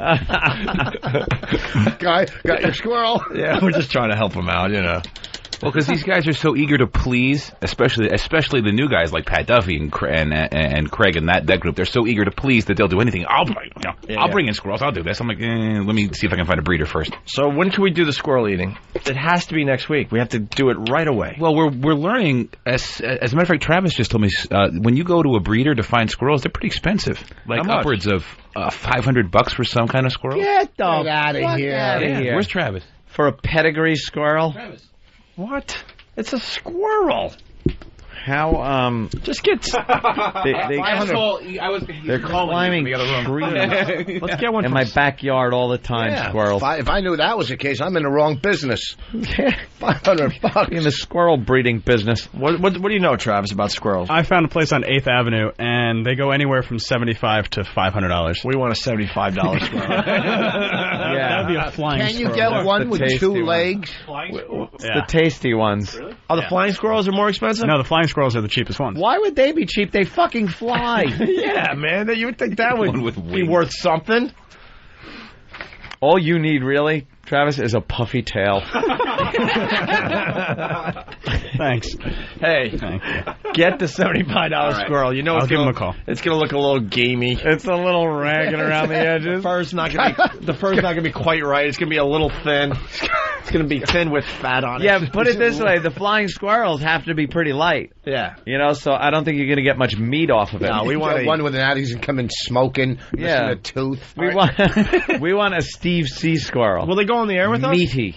I don't know. I haven't. I just found He just found that. All right, call them and see if they want a nice plug on the show today. If we kill their squirrels and eat them. And we're getting recipes. Cajun squirrel. We can make. Sounds good. We can make mesquite squirrel. Chicken. That's smoked, I would. I want to make chicken surprise squirrel. Surprise! It's not chicken. Right. It's a fucking squirrel. Or 2 squirrels deboned and cut into chunks. That right there is something that you do when you're going to grow up and do the same thing to hookers. Yeah. Debone and cut into chunks. Put in 55-gallon drum. Leave under bridge. Yes. Save souvenir at the house. Yeah. Keep jewelry and ear. In the worst case scenario, my mother's been trapping squirrels in our backyard out on Long Island for about 6 months now. And what, keeping them? No, she what's kind of dopey, catch and release? What'd she do? Yeah, that's what, Keith, during, she grows stuff in the backyard. She has a garden, so the squirrels eat it. And then, I don't know why she thinks that if she catches them and then relocates them to, the state park or something a few miles away, that another squirrel just doesn't come and Why would she think she can grow anything in 10-degree weather? That's what I want to know. Well, she has been doing this for 6 months. Right? It's like, we want to kind of do this before summer. If she's still got the trap and they're still out there, I mean, I'll try and trap a couple. We got to make sure we don't get a toxic or a rabid squirrel. Well, I think, now rabies is a problem anywhere. The lead thing is only a problem in that Jersey town because there's a toxic waste dump. But imagine if we gave a listener rabies, it would still come in second. We can fucking give a listener rabies and still not be the most despicable show on radio. We've had a fucking show kill people. Don't worry. A person. We will end our careers being the most despicable radio show ever. I got a doozy. How about? Oh, do you? Oh, I got a doozy. You got the fucking escape hatch. I'm just waiting for the day. Blow the hatch button. I'm just waiting for the day Anthony and I look at each other and go, "Yeah, it's time. It's time." You're cool. Blow the hatch. Blow the hatch. Right? We're going out in style. Complete blaze of glory. Oh yeah. Infamy. Oh yeah. Got to kill people though. That's what it's amounted to. I got a doozy. All right, I'm with you. Barbecue squirrel as well is one of the other recipes we could choose from. Bomb belt, the mall. Opie and Anthony. Jeez. But I promise you, sir. Yes. Because I know you get a little paranoid about what goes on in my head. I know it. Over the years. I see it. I promise you that I will not do it without your permission. Oh, thanks. And then when you say it won't yes, be a surprise. It won't be a surprise. Like, what the fuck? What did he just do? Oh my God! And I go, but I saw the look. I thought I saw the look that it was time. Will it affect my ability to get a career afterwards in radio, or will I just be done in radio? Just make sure you're saving. All right, I'm done. All right. All right, Anthony said yes. All right, I'm going to podcasts. And make sure you get a visa. All right. You're gonna have to leave the country. No, we got to make sure we cook up a squirrel that's going to be relatively safe. Because the bit obviously is that you're eating squirrel. That's just. Ugh. Do you have the same chef as before, or do you use? Well, I know Frenchie's been looking for something to bring him back into the good graces of the show and get him back in the spotlight. So he's good. I said we bring back Frenchie to cook some squirrel. We should have good squirrel, bad squirrel. Right. You know, because he would cook it where people would actually enjoy it. Right. And then he'd probably do it like, I'll make a cacciatore, like a chicken cacciatore, but with squirrel. And it'll be great. And people will be asking for more. And then we got to have a guy that just fucking is awful. Just shoves a fucking stick up the squirrel's ass. Doesn't know the and puts him over a fire with the fur still on. And doesn't know the difference between squirrel guts and the meat. Yeah, I want the squirrel. Yeah. doesn't know. I want the squirrel to look like those bodies that were hanging out the window on the road of death to Baghdad after the big bombing. Wow. That's what I want. Just hanging out there, just charred, cooked alive. All right. Well, the guys are hard at work in the lab. They're trying out different squirrel recipes. Over at the Institute? They're doing it as we speak. I would have three guys in and do the Top Chef with squirrels here and get rid of 2 of them. All right. Top Chef. Shut it down. Yeah, we could do Top Chef. That's not bad. Top Chef with squirrel. Not bad. Get 3 chefs in, and Frenchie's going to want to win if he wants to come back. That's not bad. By the way, when we get back, we can't wait. We actually did a show prep meeting yesterday, and it lasted, about 10, 15 minutes, and we got a great idea. We'll tell you about it next, okay? Yeah. Because I got to take a leak. And they're running the promo already, so we'll listen to the promo. Great. In 5 years, I never once heard you say show prep.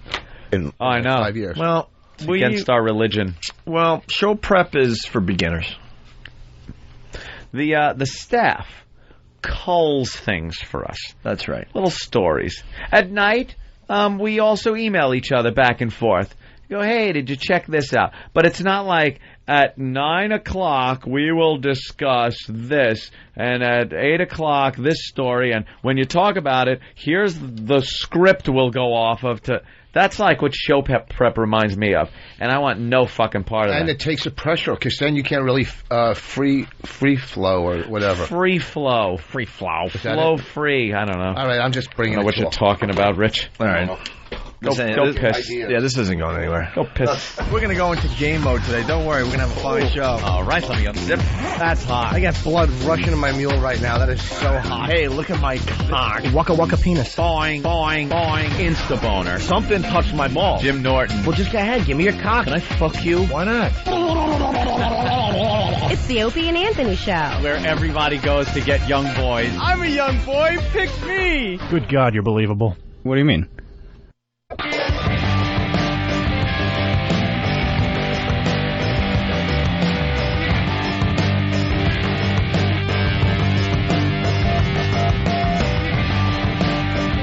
We're back with the Opie and Anthony Show. We got Laszlo in studio. Yo.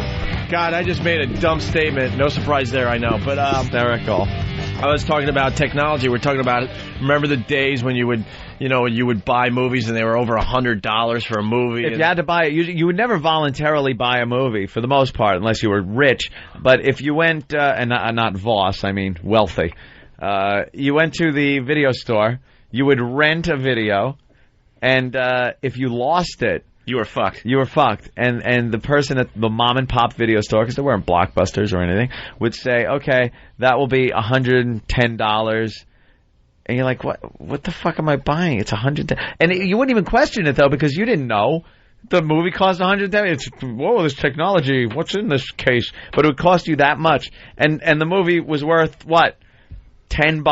Who knows? Yeah, it was. This all started because I noticed my Blockbuster is out of business, and it's all going the way of like kind of Netflix. They are done. On demand. Blockbuster is done. Eventually, once they get the compression down, it'll just be online. You'll be able to at your computer download any movie right to your TV you want. There it is. It's on They're still choosing the movies they want that you should watch. I hate that. I want every movie available through history. Right. I want to be able to punch it up on my TV. On demand is great and all, but you're still at their mercy of what they put up there.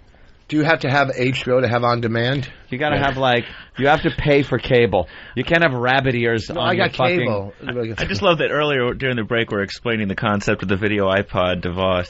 Voss was asking questions like, can the iPod show video? Well, can I download it? Dude, how do you not know that? Because, listen, here's the thing. And I'm a dummy when it comes to tech shit. I have an iPod. It took me a year to take it out of my closet because I was nervous on how to work. Did you hide it in there? You were so nervous? I'm nervous. Listen, that's you. This is your life. His iPod is as big as a transistor radio. He's got the first generation. I got a big iPod. Fucking idiot. You just pointed at Laszlo and went, "This is your life." Like Laszlo's the only one in on this secret of the iPod. Laszlo, are you going to tell the public about the iPod someday and its workings? And this magical thing called the MP3. Okay, so here's the thing. About downloading the movies, like you said. Can you also put songs on that same iPod, or you can do all of it? Yes, you can. Just let him talk. No, because I don't enjoy it, kid. And you can get it. Well, like you asked before, you said how many movies can you put? Yeah. When you, to be honest, when you download, because movies are so big, if you download a movie to an iPod, you can only put about 2 or 3 songs on it. So you have to watch that movie and then get rid of it. Now you can put on maybe 5 movies, though, right? Then you got to throw the iPod no, I mean, away if it's like a full length, like sort of Lord of the Rings, like your iPod's full, so then you you say you can put a couple movies. I'm not watching. Depends what. Lord of the Rings was a really long movie, Rich. Do the math. That's what he's getting at. You get a couple, shorter movies, you probably could get 2 on it. But for a trip, you not could much do more than that, that, and watch though. it, and then dump it. What's frustrating is the stupid battery life on those things never last a whole movie. Yeah, and then so it's Really? like you don't know if the Come watch a orcs movie. won or what Right. the fuck. I wouldn't watch a movie on an iPod. First of all, it's a little In your silly. car, though. In your car. What are you talking about? You're fucking driving. Holy Jesus. You just get better and better.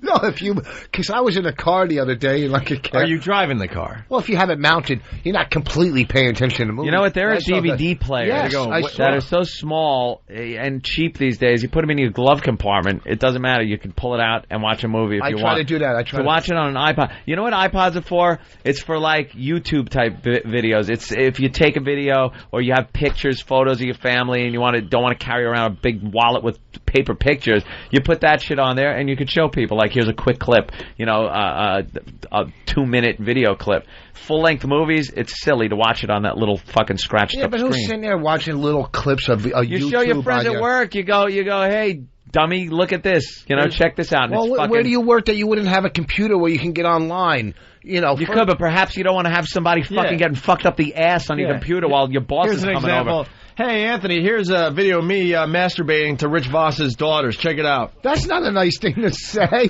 You're the ones photographing What's their asses. wrong with you? Hey, I thought it was free reign. You're talking about your daughter's ass. Really? No, I didn't say how hot it was once. No smoothies today? Oh, there's problems. No, the smoothie machine is broken. Motherfucker. No smoothies. So, in other words, have him arrested. I know you got the connections. You do Make his day miserable. All right. Okay, I'll need a cantaloupe and honeydew. Like a little plastic thing of melon. Kenny does it for me. I'll have a little mixture like Anthony's having. Okay. Nothing else in it, though. No blueberry, just cantaloupe and honeydew. But you know what? I don't get to Honeydew. There was no smoothies, and he did an audible and brought you. No, this was my first choice. Oh, it was? Okay. And then I switched at the last minute, so he knew I wanted something. He has a backup plan. I had a backup Smart guy. plan. And the people that are watching these movies on iPods, they're called teenagers. We are officially out of the fucking demo. Out of the demo. For but real? I got it. So I'm the old guy that likes the Someone's shit. saying you can so get- I got all of it. Someone's saying you can get 10 movies on an iPod. Really? What is it, 60 gigs? Maybe. I got mine's a 60 gig iPod. You get what? An hour of video is usually how many gigs? 10 gigs per hour? Well, you something like you that. can only, but boss, the thing, really in good shape. How many songs can you get on your iPod? I got 250 right now. Yeah, because right now, like the biggest iPod, you can only get like 500 songs. On the new ones? Yeah. Yeah, you're lying to me. Trying to get one. You Let's lied to just me. fuck him up by giving him false information on everything. If you really want your computer to run quickly, type in format C : from a Yeah. That's real nice, It's isn't awesome. it? Yeah. Firstly, I'm not going to trust you with that. Well, of course not. 'cause in all- we basically, In all You just seriousness, told me that you're the problem with iTunes and the movie selection is that you've only got one main distributor that has agreed to put movies on iTunes. It's Disney. Paramount says that they're going to start kicking in some like old movies from the 80s or whatever. But most of the movie studios are afraid and they hate the freedom that the iPod gives people. But it's like, give me a break. You're spending $15 for a movie the size of a postage stamp. Yeah. You're spending more than you usually spend on a ticket in most places to go in to see the movie in the first place. To watch it on a little screen like that. Yeah, and if you buy a movie on iTunes, you can share it with 3 different iPods in the house. Let's say you've got one, your wife's got one, whatever. Yeah. And the movie studios are upset. They say that's too much freedom, which is asinine. Because if you buy a DVD, I mean, you hand that thing around to your friends, family. Yeah. No one you know has to get it. Not the Rich Voss DVD. That doesn't get handed around. Oh.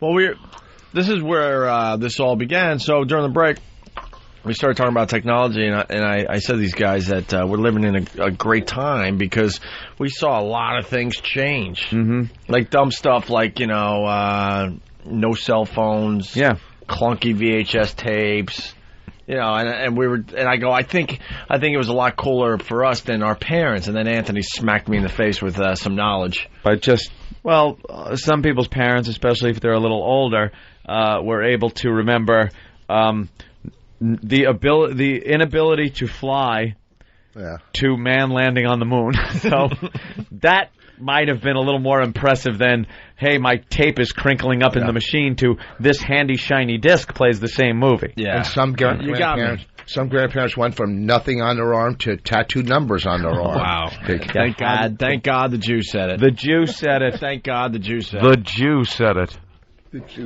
The Christians are staying out of that one. My grandma. Yeah. No electricity. No cars. Seeing men land on the moon. I heard those stories. Amish? No, it's true, though, because my grandma died. She was 92. So men on the moon from, for nothing, man on the moon. No electricity when she was a kid. That's fucked up. Yeah. No freaking cars when she was a kid to man on the moon. Do you know anything about, your grandparents' lives? I just knew, or, the ones that are dead, that they were the parents of my parents. But, as you start getting older, you think, I know nothing of what this person was about as a kid growing up, what they were into, what they wanted to be, what they wanted to do. Never sat down and got into a conversation, because who gives a shit when you're a kid? And then they drop dead, and you're like, I am I know of one generation of my family, period. That's it. That's it. Hey, really fast. My dad he was into, making films and stuff when he was a kid, and so he has, some home movies, like anyone else out there, but of a Christmas scene. My dad was probably 20, and there's a video of him, videotaping his grandfather. Oh. Wow. And then I did the math and went, holy fuck. This guy was born in whatever, the 1800s. Yeah. Ooh, that's going he has knowledge of Abraham Lincoln. Wow. You know what I mean? Yeah, that's maybe not up shit. Maybe not thought born, he was a meddler. Maybe not born before Abraham Lincoln was assassinated, but fresh enough where he probably learned about this relatively new president that was assassinated. John Opie Booth. Is that his name? Changed it to Wilkes a bit later. I've just seen this guy, and I'm I don't know anything about him. And there he is on film, opening up gifts with my dad's young family at the time. I know where my grandparents in the garage hid their sterling silver that I stole and sold for drug money that I took to the pawn store. Oh, that's beautiful. And my grandfather was a gambler. He was they appreciated that. Just a complete bad, lose everything gambler. Is that where you caught it? I don't know, but I knew that about but who's going to ask questions about, you don't even want to go near them. Silver? What would you do, fucking 1950s with the candlesticks? Man, see, I want these pawns, see? I want to get me a piece so I can knock over a bank. There was a time. Going in with candlesticks. Yeah, there was a time when people actually used to eat with nice instruments, silver and nice plates that got handed down, and now it's you just throw the shit in the trash. Plastic. Go to Pottery Barn and fucking break the shit in two. Yeah. Mm-hmm. Bend, use your fucking butter knife for a screwdriver and throw it away. No, I kept some of the old stuff in my apartment. Did you? My house, I got Well, you're an antique collector. I like that kind of shit. You're a collector. Antiques. It's much better than that fucking bullshit you get now in stores. I guess. Furniture. Even old houses, old Victorians and old, they're just that's great. what I like, a floor that fucking rolls like an ocean, and you put a marble on the floor and it just rolls to a corner somewhere. I'm not talking about old house. You're not shooting a lot of stairway and it's creaking. You're not shooting pool on your floor, asshole. Okay, a nice parquet floor is not. I like new construction. You're a McMansion kind of man. That's what I am. Drop it in, my friend. I want the smell of new paint and new sheetrock. We got the new production here, and then we'll get into Laszlo and we'll get into some real tech stuff. But we got a great thing we're going to be doing very soon. I think it's 2 weeks away now. Unfortunately, we're going to do it next week, but it ain't happening, right? Yeah, we got to change the date. Okay, something we came up with yesterday. But first, here's the new sensitive money snatch promo. We still need women to do the money snatch. We thought the promo was a little harsh. It was harsh. It made it sound like only a loser woman would come down and do this, and we couldn't have that, so we have a new one. The Opie and Anthony Show is all about finding creative ways to give people who need money a little extra money. So we came up with the Money Snatch. The Money Snatch is a festive little contest in which young women are invited to the studio, placed in a room chock full of money, and whatever they manage to hold on to, they get to keep. So head on over to opieandanthony.com or foundrymusic.com if you want more information, and try your luck at the Money Snatch. There is, however, one small catch. 1, you have to be totally naked. 2, you ain't carrying that money home in your hand. 3, if it falls out of your cooch before you make it out of the room, you're shit out of luck. 4, no crying. We hate that shit.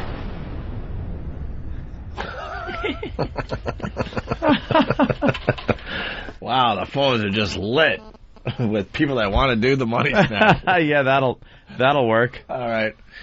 And, well, they redid our lockdown for the other side of the show. Let's see if this sounds a little better. It's an Opie and Anthony lockdown. It's an Opie and Anthony lockdown. It's an Opie and Anthony lockdown. It's an Opie and Anthony lockdown. It's an Opie and Anthony lockdown.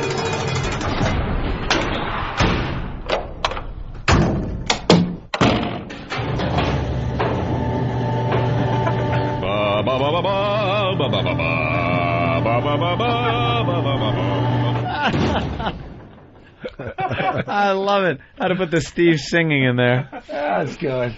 We'll use that over the other joint. And finally, our new contest that's coming very soon to the Opie and Anthony show.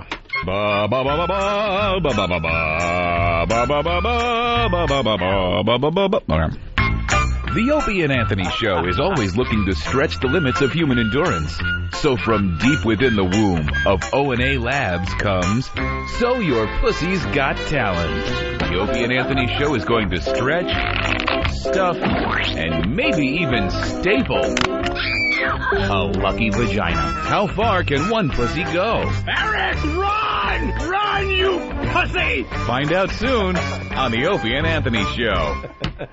That sounds fun.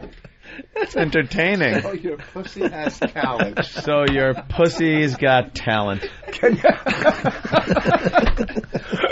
Dude, we actually decided to do some show prep yesterday. That's going to be a great contest. That's what we came up with. It's going to be terrific. You got to get a mom to bring her like 21 or 22-year-old daughter in that's proud of her daughter. No, we already got the slut. Yep, she's right there. See, you would think that it's a competition between ladies and their vaginas. It isn't. We supply a vagina. Yeah. That's the vagina that is supplied. Yeah, and then the guys have to come up with a way to use that vagina in an entertaining fashion, creative way. Oh, creative. Man. So listen, here's the deal too. I think an example was Danny. It was brought up that he had always wanted to do Rorschach tests with an inky vagina. You take ink, slap it on the vagina, squat it on a fucking piece of paper, and then say it looks like a man eating a shrimp cocktail. What you got to do is get a magic act to pull a rabbit out of there. That too. Okay. There you go. A rabbit up there. A rabbit out of there. I think that's a winner. That's a winner. Anything goes. We're looking for maybe a homemade volcano. Yeah, where maybe she could hold her ass up, and you could put Mentos, baking Diet Coke. soda, and vinegar in there. Little food coloring. I'd go for Mentos and Diet Coke. We did the Mentos. We did the foaming pussy. We put Mentos in had the girl's problems. pussy and some soda. We had to take that one back to the lab. And had her do a headstand. And I don't think we'd ever be allowed to do that again. Wow. Boy, imagine the paper having to report how that woman died. Oh, how about fist fucking her with a Rosie O'Donnell hand puppet? That would be nice. Could do too. that. So basically, the guys behind the scenes, the guys you know and love, they're like in competition. They're coming up with ways to use her ideas pussy. to use her pussy. Oh. Yeah, but I'm thinking maybe we should get a pest involved, or a team of pests, or I like the magician idea. Maybe someone that thinks they could pull a unique trick with this woman's pussy, or make a funnel out of newspaper and pour milk into it, and all of a sudden, the milk is gone. I liked that trick. Oh, I got one. I could try to get my wife to eat this girl's pussy. Yeah, we were saying that, like some guy that just wants to lose but doesn't care. Just go. I bet I can put my cock in there and pump it back and forth until I come. Does she have to do anything they tell her to do? I mean, we hear she's a goer. Really? So they'll do, she'll do whatever they request. Oh, Roman candle. I think we're like 2 weeks out. Yes. Doesn't her big pussy's got talent? I'm coming in just to watch. Boss, doesn't her big second toe annoy you? Oh my God! Cut that off and put that in her pussy. Yeah, that would win. She is kind of sexy, though. Did you look at it, Laszlo? No, she got one of those. Yeah, look at her ape her toes. toe. Where the Yeah. second one's a lot longer. The second one's Oh, weird. that bugs the shit out of me. Doesn't that dude. bug you? It looks way too much like an orangutan. Here's the deal. If a couple pests come up with a good idea, they could join. So your Pussy's Got Talent. Yeah. Wow. Get a hold of Steve with your idea. And Or anyone out from there, we'd love an opening song for this game show. Yeah. Yeah, we need songs, we need production, we need magicians. So your pussy's got talent. Yeah. Shove it in your pussy. Something just that would fit the mood of the competition. Has she been in studio yet? No. What does she get out of this? Some plugs. She's a pussy slut. full of stuff. Slutty plugs. Yep. All right. I want to see Patrice walk in with a suitcase like Dr. Mengele. With these glass dildos. Yeah, I know. It's like a scene from The Marathon Man with her pussy. We didn't talk about Goldie Hawn yet. That's how we started the show. Oh, with the the post wasn't very kind to her. Get the picture so we can pass it around, and then maybe we'll talk about that before we get out of here. Laszlo's in studio. Laszlo's doing a show tomorrow night. That's on right. 202. After the Razzle dazzle. well, actually, it's after the razzle dazzle. Razzle dazzle. I get bumped to the 9 o'clock slot, so it's 9 o'clock Eastern tomorrow night. What's going on? What's going on with the Razzle Dazzle hour this weekend? Uh-oh. Oh, no. Now, I don't want to hear any complaining. Oh, now Keith decided his strategy. Hold the phone, Pally. Oh, okay. Keith's strategy is I'm going to come in with both guns blazing, and that way I can't catch any shit. Well, listen, I went downstairs and they didn't have it. Yeah. And then I went down the block to the other place, they didn't have it. Enough of that Club Soda Kenny OCD shit in 6 degrees, all right? Where does Kenny get the fruit? He gets it downstairs, but they didn't have it. They only had mixed fruit. So I went the extra mile and I ran down the block to 7th Avenue, and no, they only had mixed fruit, too. Let me see that. It's Gotta see what's in it. primarily... Let me see what's in it, because there are some things that I will not even have touching other... Ooh, a couple blueberries. Those go. I hate blueberries. They're blueberries. I pronounce them like humans do. You like that Blueberries. thing? That's a kiwi. I like a kiwi. I like a strawberry. Oh, Take the my strawberry kiwi. looks a little old, though. Little rancid. Don't eat It's that. a little dark. Look at that. If the strawberry's bad, the whole thing Looks like a fucking kidney. That strawberry's from Uganda. Here. No. Take my kiwi. I'm not going to take your kiwi. You've already cracked the seal. I don't, Here we go. Oh, great. That looks like a fucking abortion. That's strawberry. Look at this strawberry. What the fuck is that? You can't eat that fruit, Ant. You'll get sick. I don't like the pineapple. Let's see what's left. I don't like that. I don't like this. I don't like this. I don't like this. Let's see what's left. And now that's what you were looking for. Yeah, 5 pieces of melon. And a kiwi. And a kiwi. No, I can't eat this now either. What about the blueberries? No, those will go, but I'll... Okay, come here. I gotta get rid of... There's only 3. They really went all out. I know. Good thing I'm not a blueberry fan. They gave me 3. This cantaloupe tastes like it has lead in it. Great. Oh, and then some kind of pus just came out of the blueberry. I just did that. It was a white, bluish pus. Oh, Jesus. And now I gotta eat this? He's throwing the whole thing out after this bite. I probably will. Now I'm disgusted. 2, 1. But he's hungry. Yeah. Just overlook the fact that some filthy Indian put that together 3 fucking days ago. You mean a goddamn... Oh, Jesus Christ. Fuck that. I've had it. Holy crap. You know, now you're going to get me fucking fired. Why? Because you know he's going to bitch and complain when he hears what He's went on a plane somewhere. Oh, he's going to know. Kenny will Fuck know. him. It was hostile. Kenny will know. I am fucking disgusted. I took a bite of the cantaloupe, and it tasted like a pineapple with rancid strawberry on it. Oh, mixed fruit. Indeed. Go ahead. Well, You eat it, Voss. well, there's melon Eat juice it. all over the window now. Look, see? Isn't it awful? Now clean it up! Be a killer like your father. Who's that nice yogurt for? Oh, that's for me. No, I bet. Specially made. It's all right. I'm stuffed. I had a bagel at fucking 3 in the morning. So what put it over the top was when he said the Indian guy prepared it 3 days ago. That's what got me, Laszlo. By the way, Laszlo got... Yeah. That's why there's fucking shit on that window. Why does strawberries taste I'm like sorry curry? if I hit you, Keith, with any fruit. All right. How the guys? Keith's used to getting hit by fruits, but then he arrested them. Any ideas coming in? He for worked in the village for a while. From the guys about your Pussy's Got Talent? Yeah, everybody. Danny really is impressive with how much he hates women's vaginas. Why? What has he got going so far? Can a woman's vagina go out Where's and Danny? get me melon? That would win. Where's Your Danny? pussy's got talent. Danny. Yes, sir. I think Danny pretty much indirectly came up with this idea. Yeah. Going around yesterday. Because he's fascinated with women's vaginas, but who isn't as a guy? But he really wants to punch them.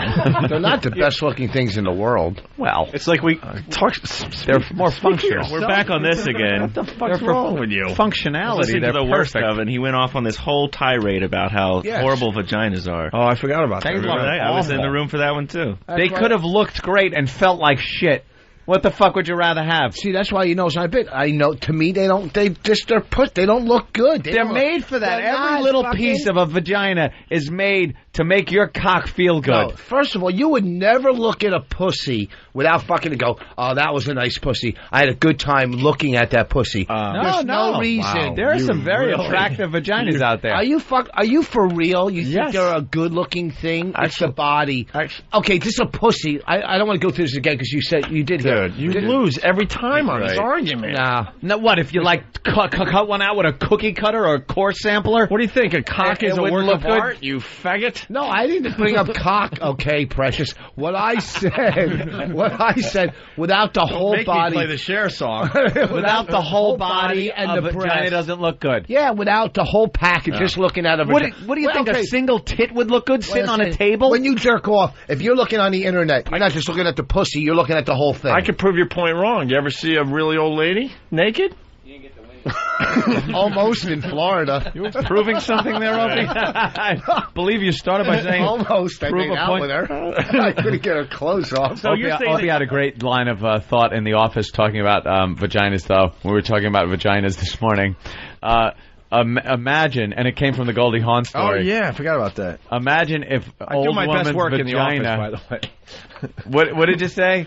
Huh? Imagine if I just said, well, there you have a picture of Goldie Hawn Yeah. playing tennis down there in Florida. She's now 63, and the headline, because the post is just hilarious. It says, "It's Oldie Hawn." Oldie Hawn, they called her, instead of Goldie Hawn, and she looks horrible. she looks horrific. And I just said, imagine if God had a sense of humor and old pussy, like old lady pussy, was the best pussy you would ever had. It would feel like just velvet and just what? What the fuck are you talking about? Exactly. She's saying if. Exactly. Could you imagine if? If and see, that's where Bitter irony. and that's where the joke is, because none of us would ever know, because we're just turned With off by somebody the half our entire age. package. Anyway. Who's gonna, That pussy's so old and dry, is blowing past a saloon before a gunfight.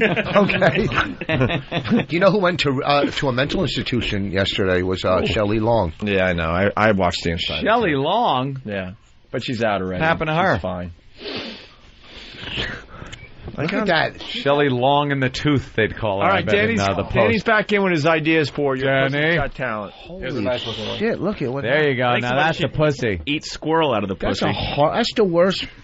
Look how. Is that really his cock? No, that's No, his that's pussy. a woman.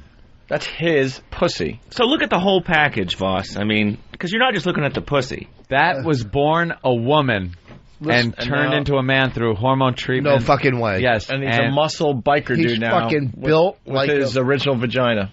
Are you for real? Yeah, we talked Yeah. to him. His name's Buck. Buck Angel. Buck Angel. Yeah, But he was a woman once. Yeah. a hot woman, A pretty woman. Like a slight little model. She was a model, Like an English-looking and now a skinny bald, model. A And you bald, think we had like, tough as motorcycle kids. dude. Yeah, what the Yeah. fuck drives What you to happened that?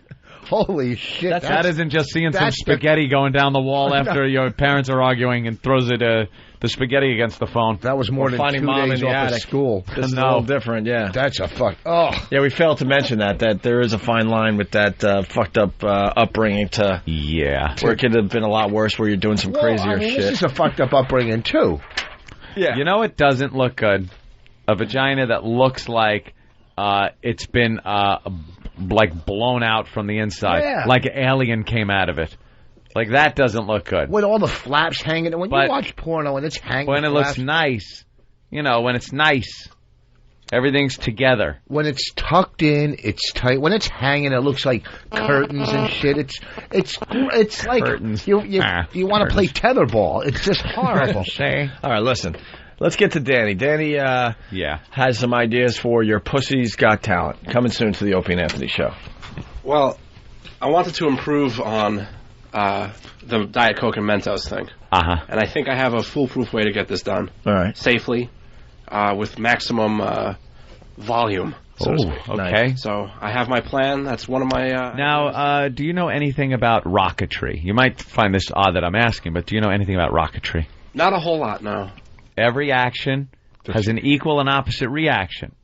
Okay. Now, a rocket works by having a chamber, and some type of volatile material is put into the chamber, and since there is only one route of escape, it comes out, thus propelling the craft in the opposite direction. Now, you do understand if you have any type of pressure built up, it's not just going to come out the vagina end of it, it's going to also go forward up into her womb. Understood. I don't think that we'll be working with an amount of pressure that could do any kind of bodily damage. Yeah? Yeah, I'm pretty confident. It would be nice to plug up with an IUD type device. That'd be nice. Then you could pack it with dynamite. Any flames shooting into a pussy. There's no such thing as minimal. Huh? No flames? This brings back memories of us shooting a bottle rocket out of a girl's pussy. We shot a bottle rocket out of her pussy. I think we finally got that video up on YouTube. It's terrific. We were more concerned with burning her, so we set up like heat shields and stuff. Yeah. But she aimed that thing and boom. All right, what else? Across the room. What else do you got for the contest, Danny? Well, something else I just thought was kind of funny was basically a huge Rube Goldberg machine. And basically on the very end, just like a big rubber finger. So the big payoff would just be the finger going in and not even coming out. My God, would that be beautiful? Like the old mousetrap games. Like you start by just throwing a marble into a funnel, and there's a boot kicking a toaster, and a string pulls, and the bowling ball goes down and knocks into a stick, and the stick pushes over dominoes. And then in the end, the payoff, a finger just goes forward and goes bloop into her pussy. Fucking brilliant, Danny. Yeah. Thank you. How the hell are you going to Super genius. I have no idea. It's going to fail miserably. Just but it's sketching plans like the coyote. Yeah, these guys got some competition behind the scenes. Danny, wow, that would be good. And the best execution. Any others? What a payoff that would be if it worked. You're a creative guy.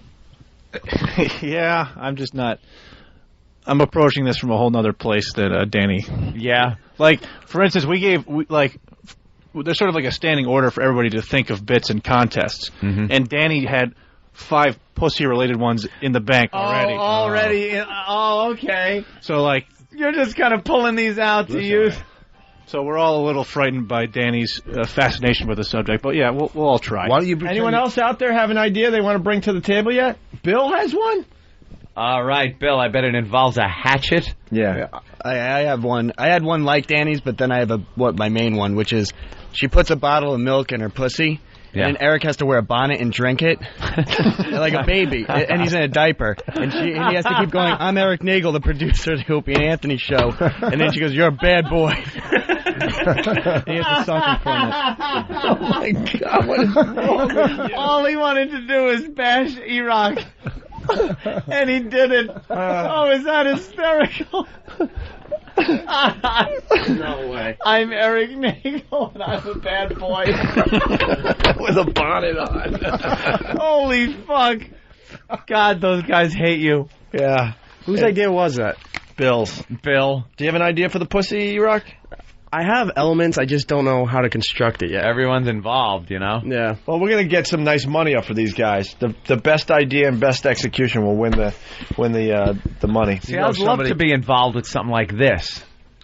Why does the staff get the fun? Dude, you can go for one. Can I think, is that something? Yeah. That'd be fun. You know, somebody comes in with a turban, somebody's clit's getting cut off. Yeah. Circumcision, African style. Steve, you have one yet? Spade shovel. Steve, you working on an idea for your Pussy's Got Talent? Yeah. I put on boxing gloves and knock the bitch out. I just had a brief one. I'm not sure if it's going to work, but maybe making the drink the Irish car bomb. Oh, right. Okay.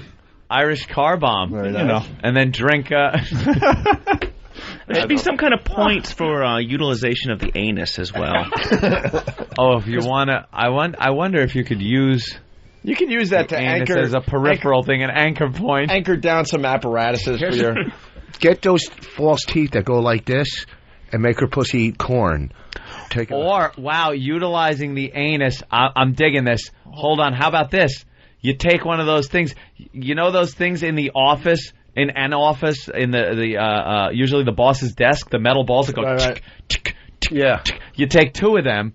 Tie them to strings. One's to a butt plug. One's to a little vagina. You shove one up her ass, one up her pussy. She spreads her legs, and you go click, click, click, and turn her into one of those human fucking office stress-relieving visual things. Nice.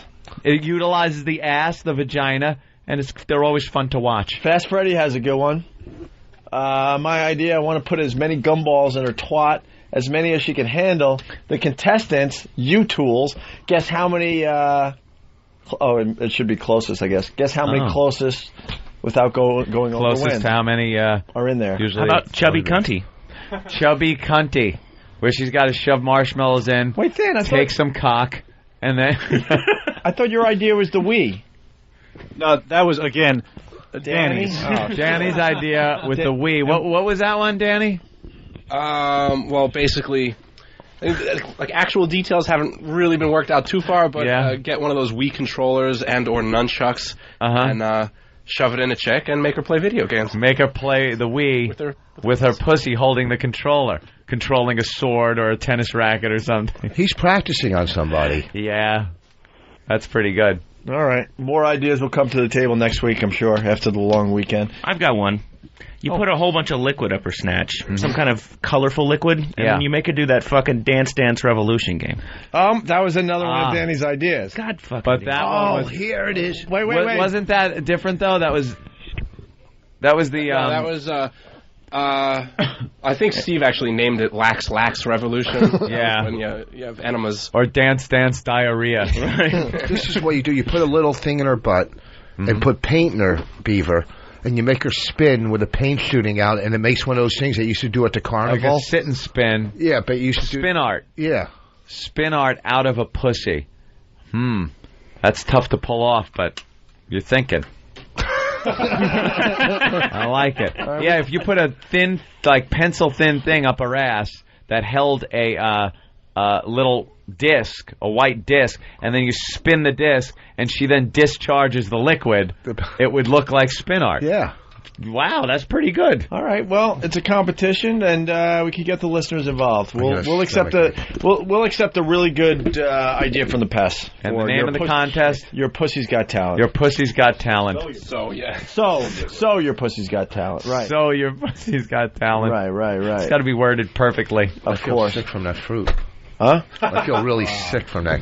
Already? Fermenting in your stomach? You just had a bite. It won't hurt you. It's like where you don't have food in you and you feel the sickness inside of you. Yeah, it's fermentation. That's what it's doing.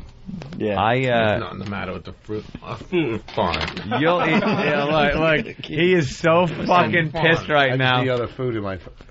It's fine. It's fine. All right. We got to get to some tech stuff.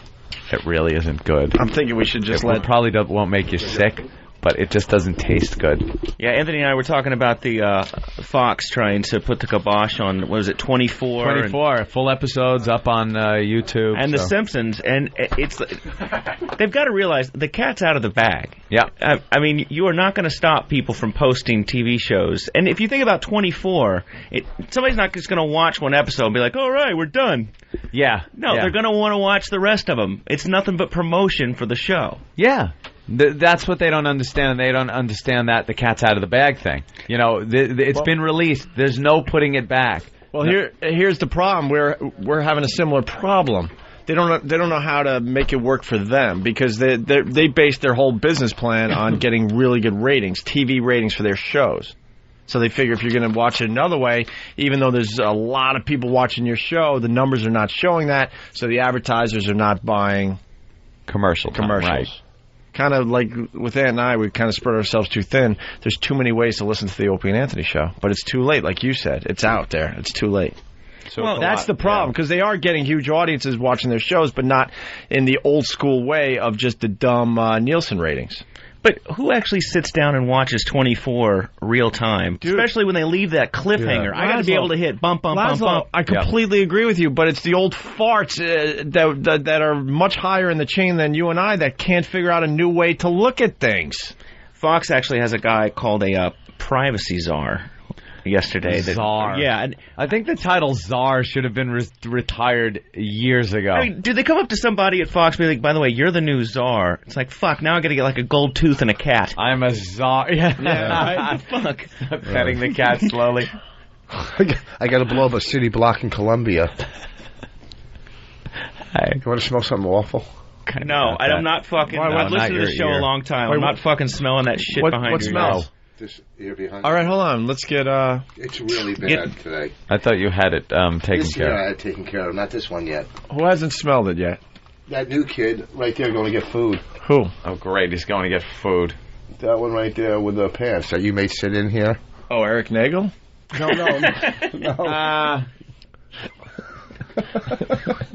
Well, right there, the jackass that was supposed to get my turkey burger an hour ago. All right, bring him in. Jackass. Bring him in. Who is it? What's his name?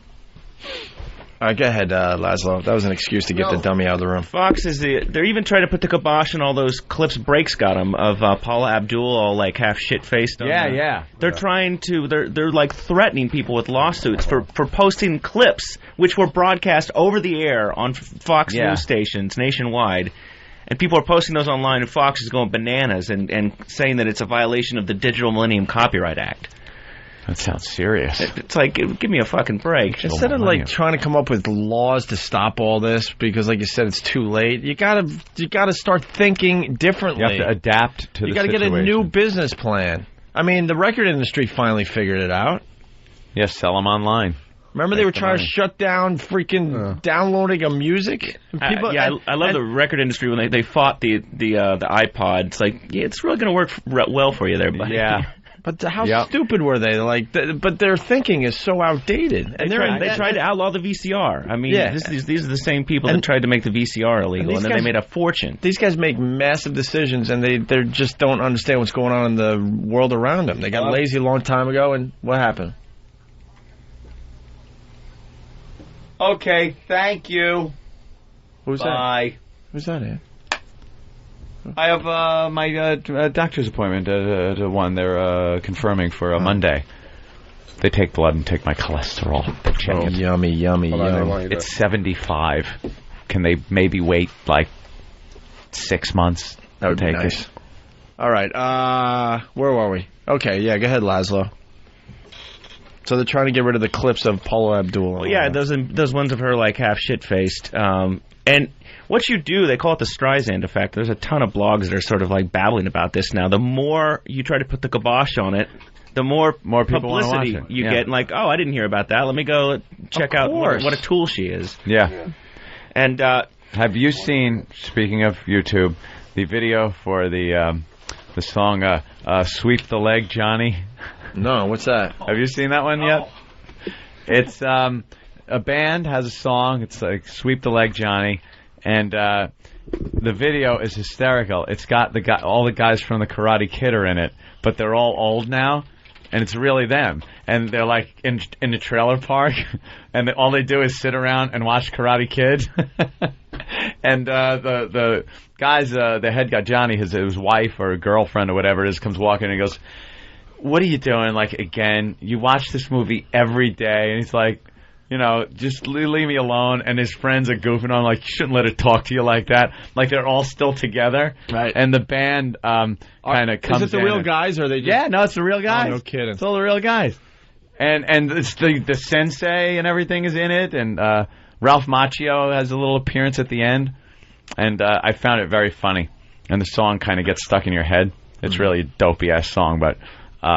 the video is done very well. Right. The video was written and directed by Johnny, the guy, whatever his real name is. Now we gotta check this out. Yeah, it's pretty funny. That big karate scene. It ends up in at the tournament. Right. Where he's fighting the guy. It's pretty funny. Matt from Boston. Hope you don't know shit about TV ratings. A2M2 is Nielsen's new campaign to measure media anywhere, anytime, dumbass. Yeah. I guess that's like the people meter for radio. A2M2. What? Huh? Who the... The thing that... It's just the same system, but electronically. They are keeping tabs if people are watching the shows DVR'd. Right. If you're one of these like families that have the what used to be the Nielsen box. Sorry, sir. I don't know what it's called these days. They're going to have to just integrate the advertising in the shows even more, kind of like the old days. Because they know people aren't DVRing and watching commercials ever. I'll tell you what works. You're fast-forwarding through commercials. They put a quick 2-frame message in. You ever see these commercials where it's like, seen it yet, no. Yeah, like it's for Coke or something, and they're drinking, and then it's like, here's something you didn't know. Boom, 2 seconds. Boom, something's up there, and you're like, oh, so even fast forwarding, you see something flash with all these words on it, and then you got to stop, rewind, and then pause it to read the whole thing, and then you're getting the message that they want you to read and stay in kind of a. They're having to completely change TV commercials just in the hope that you'll get a 2-second impression of the logo on the screen as you're blasting through. Anything. But the whole concept of ratings, I'm sorry, it's done. The channel is done. I don't give a fuck what channel 24 is on or Battlestar Galactica or any of it. I want it fucking on demand. As soon as I sit down, I want it to be there and watch it. Yeah, when I want to watch it. That's how many I want to watch in a row. That's obviously where this should be at this point in time. But it fucks with advertising. Yeah, they haven't figured out the advertising angle yet. The thing that pays to have the show made are the commercials, the advertisers. So there's got to be another revenue stream, which would be the people then buying the shows on demand, right? Buying the DVD box set. You buy it once. Wouldn't you pay just a couple bucks just to see your favorite episode anytime you want? Yeah, that's what people are doing with iTunes. Then how do products... But I'm talking about right on the freaking TV.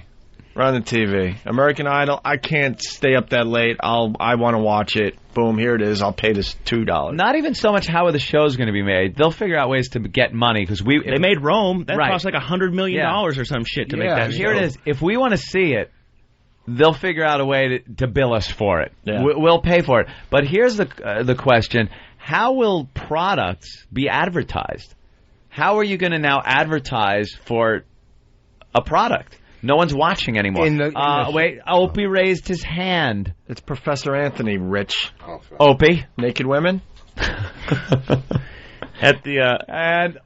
Yes, it is. Naked women. Wow, I didn't even... The vagina wins again. You want people to start watching commercials again? Nudity. Simple as that. You think it's just going to have to be nude commercials? At the Consumer Electronics Show, Bill Gates made this announcement about the Xbox and IPTV. That's where you get...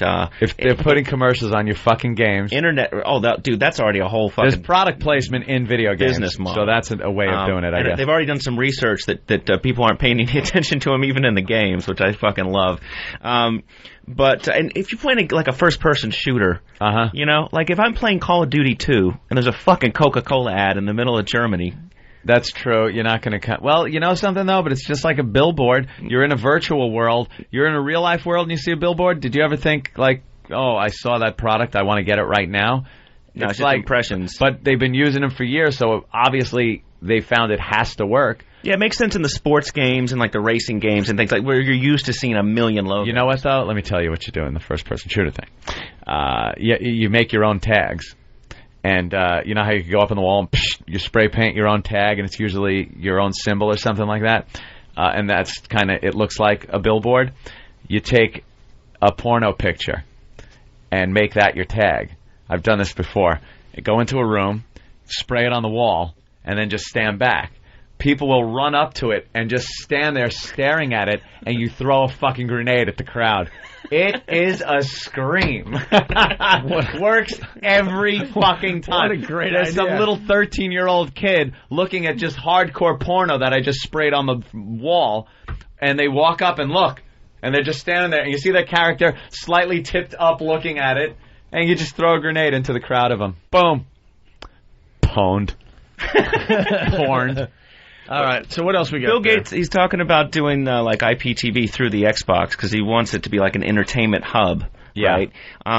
But some of the things that he's touting is that you can insert ads that are up to date because the thing that they have a problem with the DVR is you'll record like 3 or 4 episodes of a show. Yep. The commercials from a month ago aren't as relevant as the ones that they're trying to make you watch. Yeah, today. we were watching stuff the other day because we'll tape entire reality series, first episode to the last episode, without watching one, and then spend a Saturday or something during the day laying around in bed doing a marathon. Watch the whole friggin' series. You don't have to wait. You don't have to worry that there's next week what happens, a cliffhanger. You watch everything all at once, and we fast forward through every commercial. And you see Christmas commercials going on, and Thanksgiving commercials are going on. 4th of July sales. Completely irrelevant. When you tape it, like when we tape it, doesn't it erase it after a week or 2 weeks or something? No, you do the setting to keep until you erase. Now, are you using the 6-hour setting on the VHS? I don't do it. My wife does it. Do you do it on a VCR tape? No, we do it on TiVo. Oh. My wife does it. I don't do that. All right. Of course. That's beneath. And now you're going to advertise now it's going to go to movie theaters. That's where they're going to start doing a lot of it. They do already before the movie starts. Commercials in movie theaters? 40 minutes. When's that going to happen? Yeah. It's already started. No shit. Oh, really? When? I don't know exactly when. I don't have the date, but I know it's been going for a couple of years. Not during the fucking movie. No, before the movie. Yeah. You see Coke commercials and stuff. Yeah. Right? Oh. I wait for the movie to start, then I walk into the theater. Yeah, you don't sit through that shit. They're even talking about restricting ad skipping if they start selling this TV on demand services. And I'm sure the PS3 is going to do the same thing because it's too lucrative of a market. But Bill Gates is actually saying, we'll be able to control people's ability to skip ads. Yeah. And the other thing is if you don't have those. And you know what? There's a company right now figuring out how to get around that. It's like the old fucking. You ever put a arms DVD? race. You ever put a DVD in and you try to fast forward through something at the beginning, the FBI warning, and the red hand comes up like stop. Nope. You will not fast forward through this FBI warning. Pay attention. That's what's going to happen with the commercials. You're going to try to fast forward, and it's going to tell you. When it gets annoying, then there's going to be a company out there going, "Wow, there's a market for this. We got to come up with another machine or another way around it." The more they can move things to an on-demand environment, the more content control they have. Because when you record stuff to a hard drive, it's not difficult to hack a TiVo or any kind of DVR and have it. So, I know guys that as soon as they record a show, it's pulled off the hard drive of their TiVo. It's available, on their iPod. It's all over their personal network. That kind of sharing, being able to watch stuff that you've paid for, is not what the entertainment industry is interested in. You see the new Windows Media Center? Yes, and they've got the home server now, too. Now, I hooked my cable box up to it, and I could watch anything on my cable system, on demand, everything, on my computer. And then you take Snagit, and you just grab the frame, and you have it. Anything. Any movie that's on demand, anything, DVDs the same way. I pop a DVD in, pop it up on that, and copy it with no problem. TV shows. So, that's one of those things that, oops. Look at the ability you gave us with this little fucking gizmo. Snagit is nice. Snagit, I love Snagit. Use it all the time. What else we got there, Laz? Well, the other thing, speaking of Snagit, there's a lot of people forget that there's actually free television out there still, and there's free. And there's it travels through the air, through the airways. When I see like those old school TV antennas on top of houses, I'm like, why do you still have that up there? What is that thing? What are you doing with that weird contraption? But since terrestrial TV stations are switching to HD, you can now get a USB device that you just stick on the side of your laptop, and if you're sitting in your hotel room in Phoenix or wherever, you can sit there and watch television. It'll receive digital television. It'll receive digital television over the air for free. Costs you nothing. So you get your basic channels. Yeah, they're like $75, $80 for the USB device to put in your laptop, and as long as you're, in a major city or near a major station, you'll be able to watch it. Why would you wouldn't the hotel have a TV? Why would you do that in your computer to watch the TV? Well, maybe not hotel. Because if in your hotel room, you're not going to be able to TiVo it. You could have your laptop sitting there recording your shows. Mm-hmm. And you get a better picture too. Most TVs in hotels stink. Or if you're out in the middle of the wilderness, want to watch a little TV between hunting. The one thing that Ann and I want to bring up a few days ago, and you got it on your list here, is betting on horse races from your phone legally. Yeah, I love how... We never got to this story. It drove us nuts. It was in the paper the other day. They're shutting down the fucking poker rooms where even I enjoy going on those things every once in a while, and I'm not a massive gambler. It was just a great way to blow off some steam, and no one's getting hurt, and they're shutting them all down.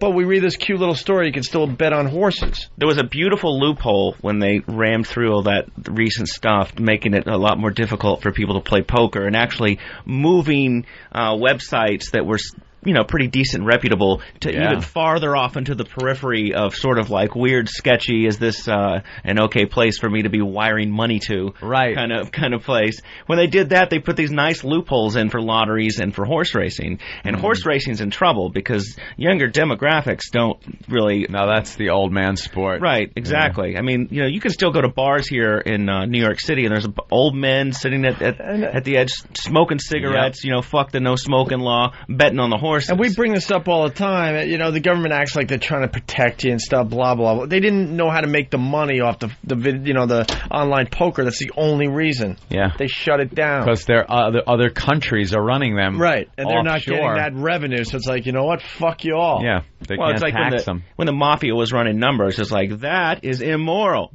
We're going to have the lotto. Yeah. This is lottery. Yeah. Same thing. There you go. Same fucking thing. We tax it. But I get so insulted when they go on TV. Oh, we're trying to protect the children. We're trying to protect the citizens of this great... Blah, people, blah, blah, there's blah. no checking of ages, and we know of high school children that were gambling online and playing poker, and what's to prevent them from opening up an account the same way and betting on the horses over their telephones? Right. Yeah, they're developing these applets for BlackBerries, for mobile phones, that you can download and then get real-time stats and place bets on horse races. And they think this is a great way to sort of get horse racing to younger demographics. Into the future. To the future. That kind of sounds cool. I bet on an occasional horse what down the fuck? at OTB. I'd box some shit in on an Exacta, whatever that is. And finally, this is coming out of Philly. This was in the paper today, and we didn't get to really talk about it. The casino. There's been a couple of casinos nationwide. I've seen these stories popping up that the old slot machine that had a bunch of sort of like moving parts and gears and things, those things are done. It's all like computerized, hooked up to a central server somewhere. These things are having glitches now. And not only is it glitching, people are sitting in front of it, they put their 50 cents or $1 in, and they pull the handle or they hit the button, and the thing goes fucking bananas and says you've won $102,000, which was the case of this guy at this place outside of Philly. That's a brand new casino down there. And, he's ecstatic. He's thinking about all the shit that he's going to buy, and they come over and they're like, oh, we had a little bit of a computer error. Here's a couple of tickets. They literally $100. Yeah. $100 and meal tickets. Buffet. Yeah, for the buffet. Yeah, for the buffet. He's going to get his money.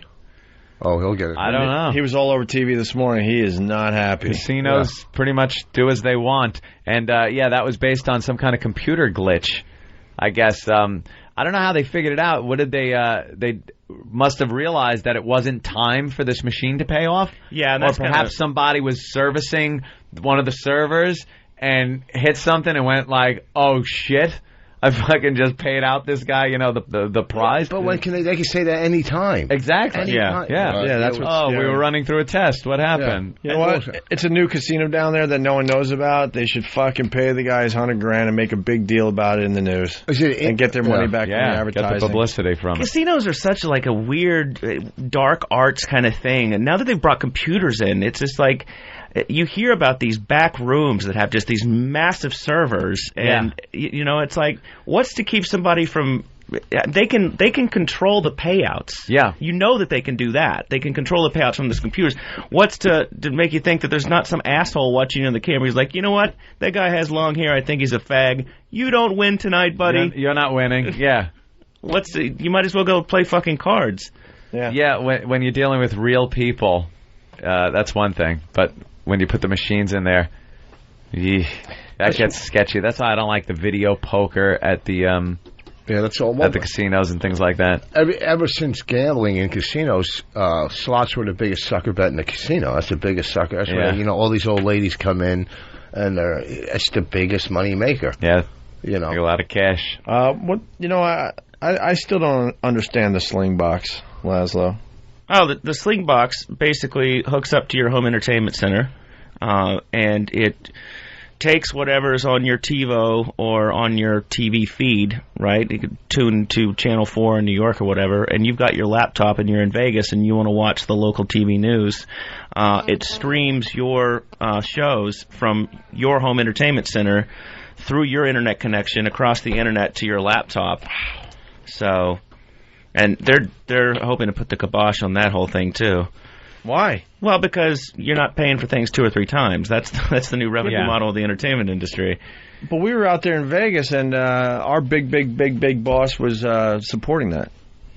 Was he? Yeah, right? Being able to play shift? About it. They were talking about it. Because they fought time shifting. It was part of his presentation, like to kind of embrace the new media, including Slingbox and all this other stuff. That's my biggest beef with the mobile phone providers in this country is they are fighting and locking down and crippleware on phones left and right to prevent them from being what they are. A mobile phone is now a handheld computer, and it's getting internet access, and you should be able to access anything that's on the internet with your phone and not be told by Verizon, you got to pay an extra $5 to access YouTube. Go fuck yourself. Yeah. Well, on my phone, I bought this thing, like when you go into a hotel, like to get online, it's like $10 a day, this and that. But I have a thing where I download, this is a modem, where I plug my computer into this phone, and I can get online anywhere. Yeah. Hey, dude. Is that a briefcase phone that you got there? No, you see what I'm saying? You have to plug that into... Hold on. Wait, listen. You have to... Wait. You have to plug that into something. Yeah. And then you get online? No, will you listen to me? All right, I'm listening. The computer to the phone. Yeah. I go to this. I plug it in the cable from here to the computer. Right. And I go to this thing. I know PDA.net. Yeah. Right. And then it comes up online, and I get online on my computer, okay, without having to pay the service fees in the hotel, like $10 a day or $15 a day. So this is, I guess, a modem. An air card. You ever seen an air card from Verizon? You slap it in. Instead of a wire going to... Do you get internet on that? Yeah, I get internet on this, but you can't get to certain sites. You can't... Oh, WAP. Right. I hate WAP. What's it? I can't see it on here. I get. You call tech support a lot. Tech support, Oh, you saying I don't know? No, I just. No, I don't do it. Just be honest. Say yes. No, saying you don't know. I used to, but now I only go to like 4 or 5 sites. And none of them about vaginas? No. All right. All right. Laszlo's going to be on tomorrow night. That's right. The Laszlo show is after the Razzle Dazzle hour. The Razzle Dazzle. Razzle Dazzle. What's some more people? What are we going to hear on the Razzle Dazzle hour tomorrow? It's another episode of the Musical Adventure Hour. Oh, that's right. Okay. I enjoyed that. Featuring Danny this week. Danny. Very good. Well, how can you even goof on it then? Because it's just going to be so fucking cool. It's pretty ungoofable. Yeah. Ungoofable music. Dude, when did we shave your head? It was like months ago. What? To me, it was like last week. I just realized your hair's growing back in. Did friggin' How long ago was that? That was a solid, probably 2-3 months. It was before Christmas, right? Yeah. All right. Actually, I think it was Might have been around Thanksgiving. I think it was the day before Thanksgiving, to tell you the truth. Jesus. Okay. Are you guys going to have a charity auction? Because E-Rock had me bring a ton of shit from, I got like bully stuff. I wanted to bring this up. Stuff. E-Rock has every celebrity that comes in here sign various stuff and says, sir, would you sign this for our charity auction? And then they go like, yeah. And anybody that's in here is signing all their DVDs and books and shit. And I don't know what the fuck he's talking about. Is he waiting for another 9/11 so that you can like come save the day? Yeah, we're Look waiting cool for a shit. disaster. I got a Scarface poster for signed. A fucking disaster to happen. Either that or E-Rock's like moving on up. Because I brought like a nice bunch of stuff from Bully, the game that Jim Norton was in, and Vice City Stories, which everybody here was in. I just signed a bunch of covers of Vice City Stories. Dude, you guys got to dumb down Grand Theft Auto.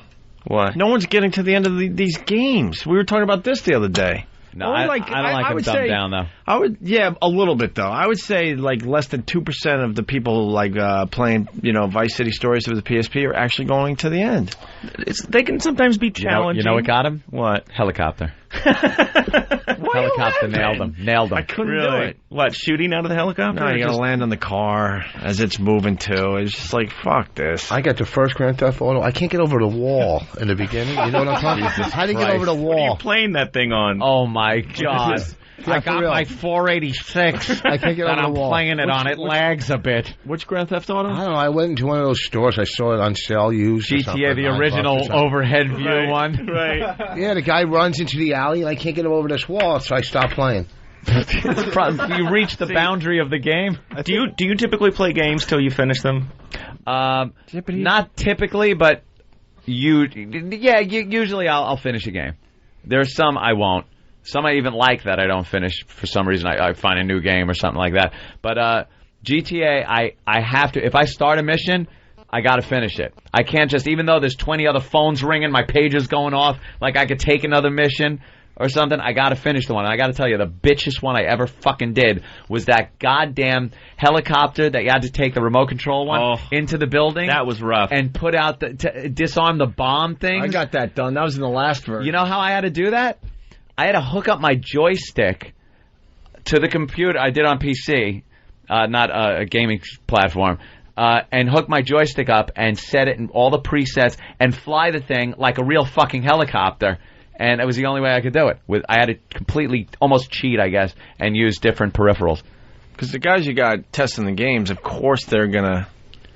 Yeah, but it's got to be a challenge. It can't just be like. It can't just be like. I don't want to walk through the whole thing. No, there's a fine balance. That's all I'm saying. You're not doing it with the fucking WSAD keys. Dude, I really flying that fucking helicopter through that building. I really enjoyed Vice City Stories. I thought they updated very nicely, and then I really want to play some more. And I was like, I just can't do this mission. Fuck it. And then I even tried with cheat codes, and I can't fucking do it. Cheater. Oh yeah, I'll cheat. Do you want me to get you through the level? You know, I can play it. And it's not a bad idea. Yeah, it's not a bad idea. You know what I hate about? I'll tell you what I hate about it, and the ones that I can't get through: the fucking races.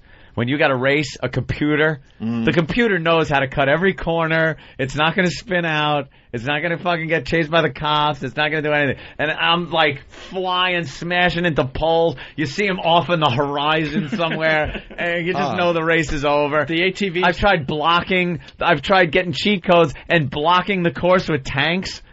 So I can, like, get around first and then smash it, and the tanks are gone by the time I get there and go, wait, I put him there. What about the ATV race through the trailer park? Oh, and that was brutal. That was brutal. I'm rocking, and all of a sudden I hit one stupid bump, and I'm like, you fly through the air. I'm all over the place. I land on one wheel, and boom, boom, boom, boom. When you actually complete it, you feel so good. You feel like a fucking I did complete god. that one. I'm proud to say I finally got through that one. You get through, and then you're all paranoid. Get back to the safe house and save it, for God's sake. Don't fuck up now. See your battery light blinking? Yeah. It's the worst. I've done. Did I put my save card in? Oh shit! I've done that where all of a sudden, like, you get through a really hard mission, you're going back to the safe house, and then all of a sudden you hit a cop car, like, oh fuck it, and it's 1 star, and you know you can outrun that. And then your car's smoking. If it takes one little ding, it's on fire. All of a sudden it's like, what happened? I'm just going back to the safe house, and you don't even know how you got in this position. All of a sudden it's like a 5-star alert, and the SWAT team's coming out of the sky. You're like stopping at red lights. Yeah, what the I love people on the way back to the safe house. They're always like, stopping at the red lights. Don't want to hit anybody. Gotta be nice. I hope that's not too inside. That is funny. That's Are pretty, you kidding? pretty Everyone's funny played stuff. that fucking game. Yeah, okay, good. Anyone who hasn't played that game, tune out. You're not in the demo.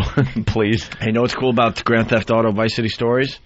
A slight bug. You go into the mall, you get a 5-6 star, alert going, and you never die because they can't get inside the mall. Yeah, he was. Kenny was telling me about that, and it gets creepy because now you just feel like you're one of these, I hate to say it, but school shooters. You're just killing everything in sight. And I was saying to Kenny, why didn't you guys when you were on the plane? What? Close, Kenny, whatever. Kenny's the guy that gets the good melon. Right. Okay. Keith is the guy that fucks it up, but he gets Lamborghinis. Now, because you guys were both playing on the plane, why didn't you link up wirelessly and do that's chase each other through the city and kill each other? That's like, I don't know. True. That's kind of gay. What, head to head? Yeah, it's head. Nice. You can't do that on a plane. Hook up wires. Oh God! Here we go. Oh my God! Would you listen to this man? On a plane? The beverage cart has to come through here. You can't have wires stretching. No, I said wires. How are you going to do it on a plane without getting on the internet? You can't go through one computer to the other. No, here's the magic. The devices talk to each other. They talk to each other. All right, forget about it. I don't know what I'm talking about. I'm sorry. Wow, Rich. I don't know. Rich, you really have to just look into technology, a little popular culture, kind of get just enough knowledge where you don't sound completely stupid when we bring these things up. I don't even know. Can you put movies on the iPod? Listen, first of all, shut up, because you can't do an hour and a half on stage. I can, but listen to me. I don't know any of this. All right, it's right. Okay, all right. But listen to his radio show. All right. What are you talking? I had a good show last. I heard the first 5 minutes were great. No, we did 3 hours. Listen to That's read exactly the it. message. And I heard the first 5 minutes was great. Listen to the message boards. It's time for the line of the day. Let's just put it at that. The message boards. Laszlo's on tomorrow night at 9. The Laszlo Show, episode Right after 26. Razzle Dazzle. Razzle Dazzle. And we're going to be cooking squirrels next week. And we're going to be doing Your Pussy's Got Talent. All right. So your pussy's got talent. So, yeah, we got to get that word "so" in there. You're right. It really makes it. Rich, what do you know about BowDogFight.com? Well, I think they sponsor Line of the Day. You know that. I think that they are the company that. So you know they sponsor it. So what is the website about? BowDog.com. Mm-hmm. It's BowDogFight.com. Yeah, it's a game. Okay, what kind of game is it? A game that Laszlo will probably be talking about tomorrow night on this horrific radio show. Try again. BowDogFight.com. I never douched your show, and I actually You tuned just in. did. You were Wow. dishing the way I talk. You go to the message boards.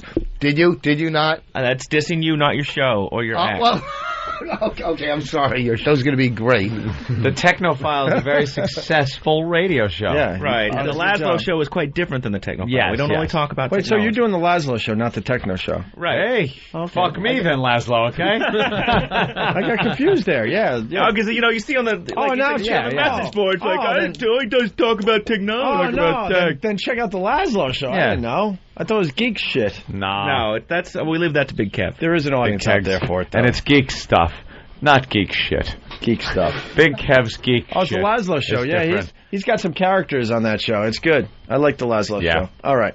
So, BowDogFight.com. I do. Shut up. They're the sponsors of Line of the Day.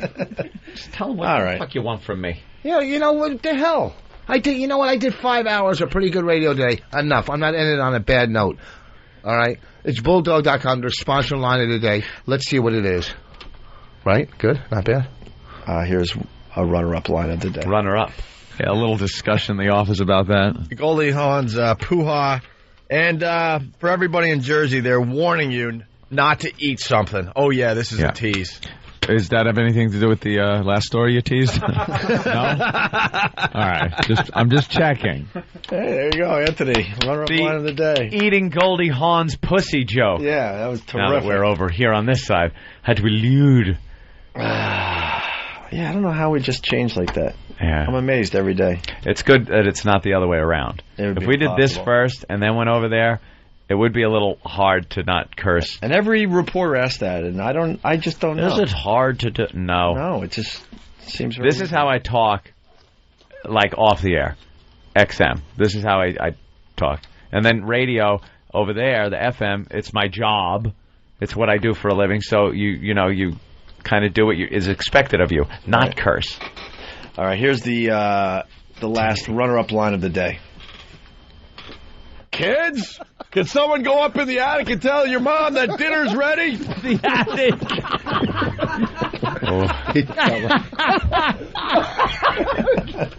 That was tragic comedy, man. Wow. I like that one. Okay. Finally, thanks to BowDogFight.com, here is today's line of the day. Here comes the line of the day, line of the day.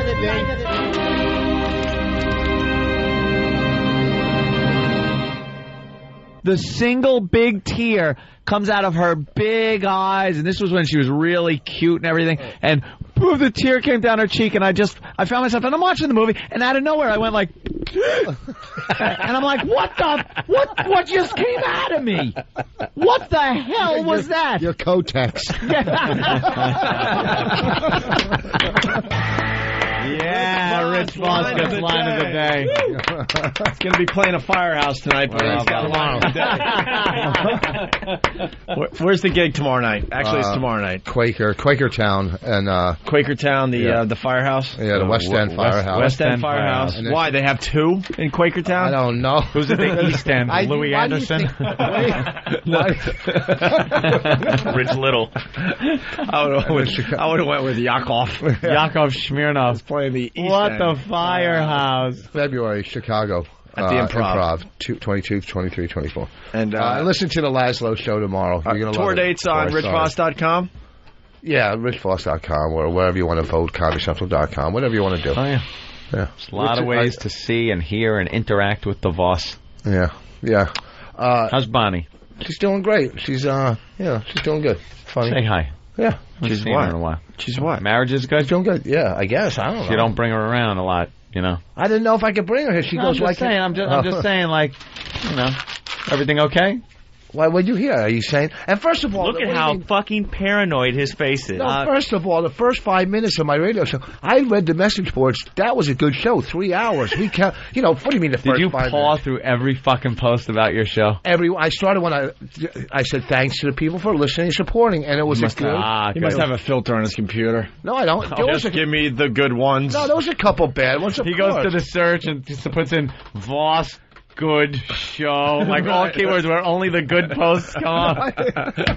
That's a great idea, by the way. I like that. I'd be able to actually read those things. Filter out all the bad shit. They're asking for E-Rock Radio today. E-Rock Radio? Who's they? You're like Fox News. They're saying, who is they? I swear to God, Coke Logic, right there. Oh, one guy. It's not the Nagel family from West Palm Beach. What? And Sam's excitedly he's pointing and laughing, which he does at E-Rock all the time. Hey, where's that guy? Let him smell my ear before we get out of here. Oh yeah, Craig. E-Rock, can you do E-Rock Radio today? I guess. Yeah. Oh, he seems thrilled with it. But the deal with E-Rock Radio. Did you have a good best of though? Because you have been playing the old shit lately, which has really been a lot of fun to listen to. Yeah. Yep. What do you got? We'll decide E-Rock Radio or what you're going to play between now and noon. You guys were talking about video games today, so we brought back the bit where Anthony admits he's been playing EverQuest and how involved he gets with the guilds, and we find out how nerdy Anthony is with video games. Hats guild. Not sold. Yeah. Although good, Ed. I'm not. I thought it was brilliant, but it is a little dated. And what else? Yeah, okay. And we have Ryan, the world's dumbest caller. Oh. It's an old bit. Wow, I don't remember. All right, the E-Rock show. We're going to be hearing. I don't remember Ryan. Why was he dumb? Every attempt you gave him to hang up, and realized that you were effing with him. He kept calling back, didn't realize you had this guy on for like almost 20 minutes. Considering we played the bit 2 days ago. Oh, did? We're going to kibosh. Yeah. Well, when we came in today, and the bit was playing from the walkover that we weren't doing because the weather was freezing cold. And we just want to rest playing, the bit, by the way. A bit was playing when we walked in that was the show from 2 days ago. It's like, why would we do that? Yeah, go old. Go old for a while. Go old school. People are digging. I read the message boards, and people are digging the shit out of the real old NEW stuff. Yeah. Like the Popeye thing they liked. And then yesterday I was listening. I was fucking laughing driving home. And I can't remember what the fuck the bit was, but it was really funny. Oh, boy.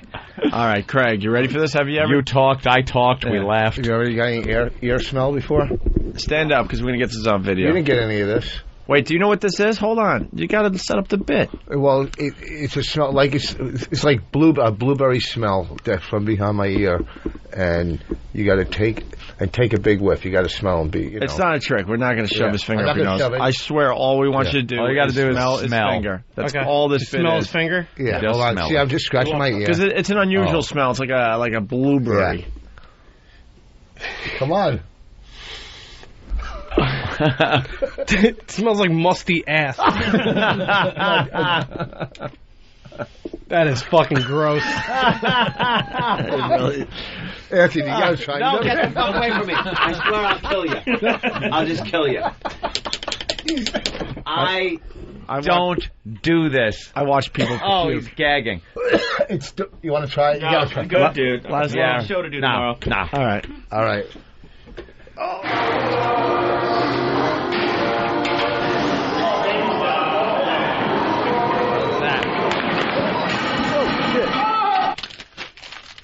What the hell was that? I'm not saying. Well, that's done. And I'm taking it home with me. I had no idea what it even was. Like, I couldn't make it out. All right, let's go home. E-Rock Radio in a few minutes. Thanks, guys. It's time for another Opie and Anthony Show Scream Along.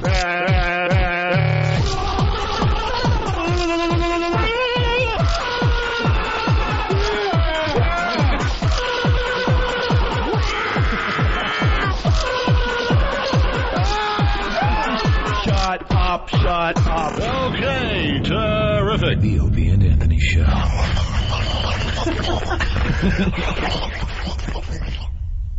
Line of the Day is brought to you by Bodog. If you want to vote for Line of the Week, go to iliketolisten.com. It's E-Rock Radio. I love E-Rock. We love E-Rock Radio. E-Rock? What's that? E-Rock Radio. Yeah, I like them. It's hot. It's cool. E-Rock. E-Rock? E-Rock Radio. He's evil. He's a bad guy. He's not true to himself, and he's just ugly, and his nose is falling off. I don't love it. He's an asshole. Eric Nagel is this he's this bisexual, incompetent radio guy, believe it or not. I don't like listening to him, and he's not really that smart. E-Rock can go fuck himself.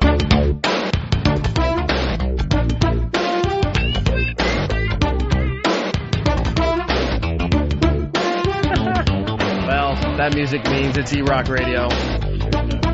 I'm E-Rock. Sam, Fan, Danny, and Travis will be hanging with. You're leaving, or are you staying for this? No, I'm leaving. He didn't finish that sentence. Yeah, no, he totally bailed on that. Sam, Fan, Danny, and Travis are you leaving? So, it's a new shirt. Ha. So if you want to hear anything, 866-WOW-1-WOW, 866-WOW-1-WOW, or hit us on the instant feedback, opieandanthony.com. It's going out to all our third shifters. Yeah. And party people. We have Cockballs on the phone. Cockballs, what's up? Hey. Hey, what can we do for you? How are you, E-Rock? Good. I want to hear 100-gram bar. He doesn't care how you do it. Whatever you call it.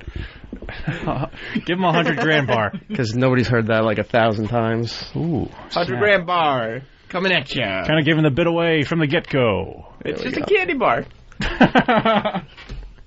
There it is. Here it is, 100,000. Oh, you're good at this, Eric. Yeah. Hi, who's that? Hey, Craig from Waltham. Hey, Craig, guess what? Oh, did I win? You are the 107th caller. No way! Tell me I won! I won!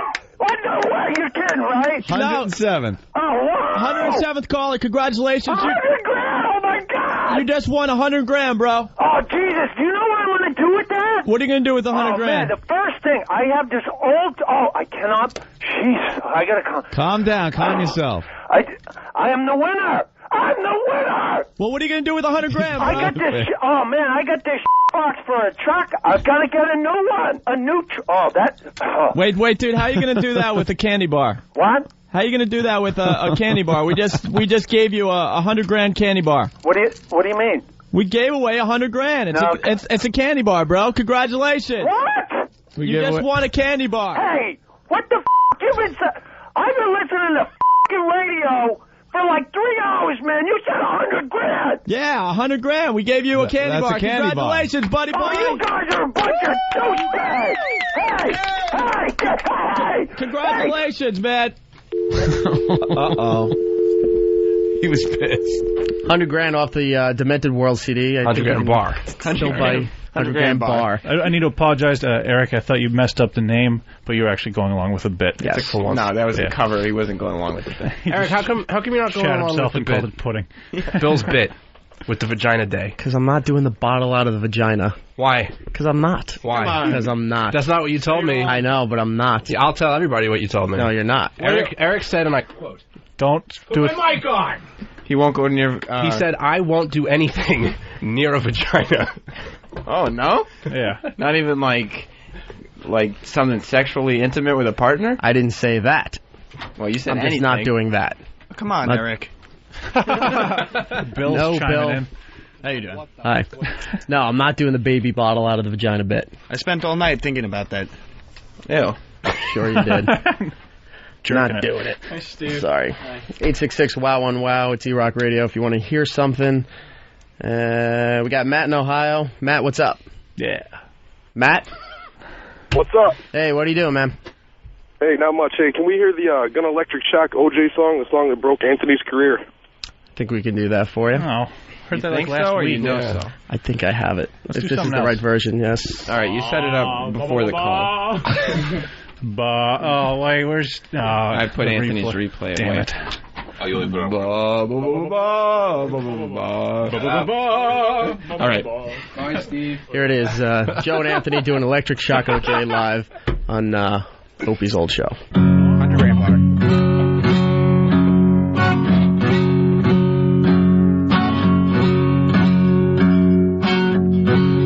I'm sitting in Los Angeles jail, and that judge won't let me post my bail. Now this could be the end of me, 'cause California's got that death penalty. They gone electric shock OJ, cook my behind like a chicken croquet. Ooh, they gone electric shock OJ, toast my behind. Nicole, I really loved that girl, but she had the worst luck in the world. I was only cleaning my knife, I accidentally stabbed her 36 times. They gone electric shock OJ, cook my behind like a cherry flambe. Ooh, they gone electric shock OJ, toast my behind. Looks like I'm a guilty man. Love lots of women, now I'm gonna have to love my hand. But what's worse, what make me flip my lid? I hear Michael Jackson is watching my kids. Why don't they cut me some slack? I'm an athlete, movie star, and I'm black. Whilst lawyers argue over my hair, while they be warming up that electrical chair. Ooh, they gone electric shock OJ, cook my behind like a flounder fillet. Ooh, they gone electric shock OJ, roast my behind.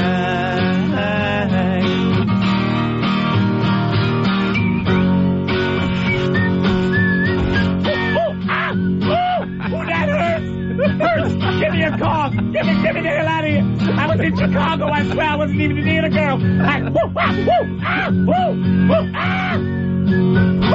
Woo, ah. They call me Electric Shock OJ. Boy, I do that whistle better than Eddie Vedder. Bravo. There you are, Anthony and Joe doing Electric Shock OJ on Opie's old show. And what's the name of the show? E-Rock Radio. E-Rock Radio. You big fat poof. Is this on? Nice. E-Rock Radio. Do you have karaoke? Steve. Do your line. Do your line. Steve, talking to a microphone. It's radio, Steve. $5. Do your line, Danny. What, from that promo? Yeah. Oh, I tell Eric to run because he's a big pussy? Yeah. I don't think it's going to be that entertaining live. And go. Run, Eric! You pussy! That sucks. It is. It's stupid. There's no reason for it now. I just like Do your line. What do you got there, Eric? Why don't you do the your people want to know. So Trying to find a bit watching here. TV the other day. No, Sam, stop trying to do a radio show. Oh.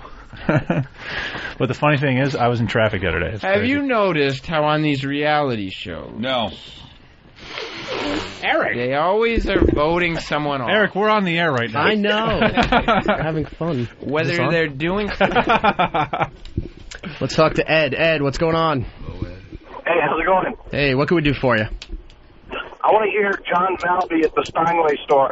Ooh, an old bit. That was the first couple months when O&A started on XM. Oh, yeah. You were just a marble mouth. Come on. Just take your time with it, Eric. Enjoy it. Get hit by a beach ball. jeez. Danny and Eric are throwing things furiously at each other. This was set up. It's not a surprise. There's no reason to get so marble-mouthed about it. Yeah. This is an interesting bit because These hands are Eric is instrumental in setting it up. Remember when he used to do stuff? That was a long time ago. Stop touching me. Long time. He's just sitting, making faces. All right. Back in the 04. Hit it. John Valby's going downstairs to the Steinway facility. Mm-hmm. This place is absolutely beautiful. He is going to horrify people down there. If they let him sit down and start playing, they're going to be all happy because he's very good. And it's going to look all cool because he's going to play a nice tune, I bet. And then when he breaks into his smut... Jesus, that'd be great. That's going to be awesome. Boy, Steve? he sure needs his piano. Yeah. When he starts singing that stuff without any music at all, whew, That's bad. brutal. Danny. Eric again. Why do they keep saying Danny on the line? Don't know. Hey, could someone else call? I want to get, like, some stereo action down there. Okay, Might let be me a get one of the delay. interns off the street. Oh, there might be... never mind, Eric. Yeah. All right, so what's going on down there? First of all, set this up for us. Okay, we're in the middle of the Steinway showcase. They gave him the big grand piano right here in the middle. Do they know who he is? No idea, but they were just tuning the piano and then removed everything. So John sat down and he's tickling the ivory. That's John playing right now? Yeah. Let's listen to what he's playing. Yeah.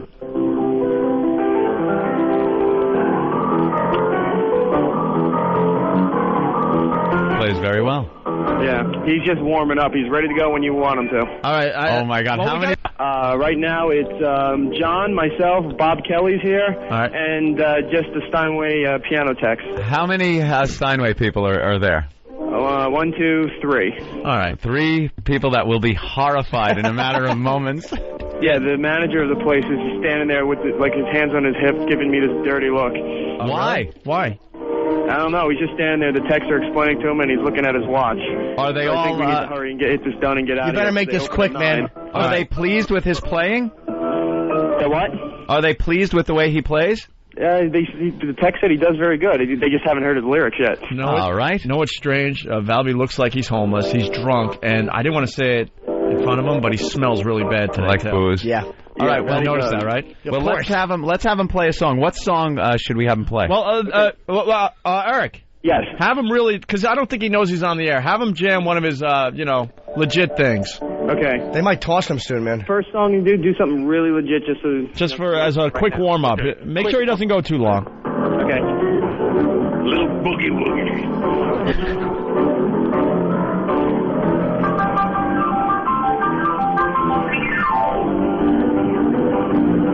Very good.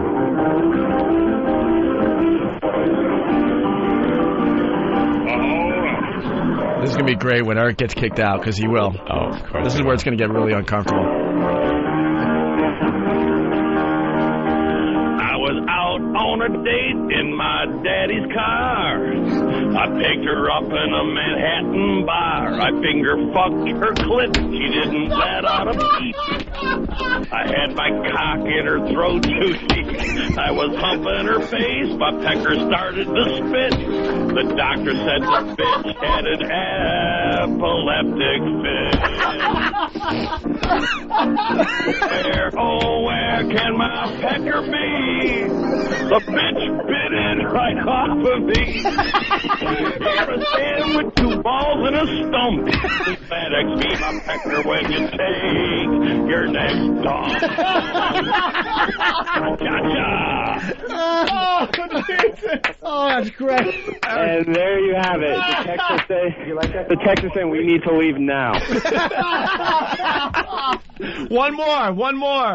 Can you do one more quick? Just one more?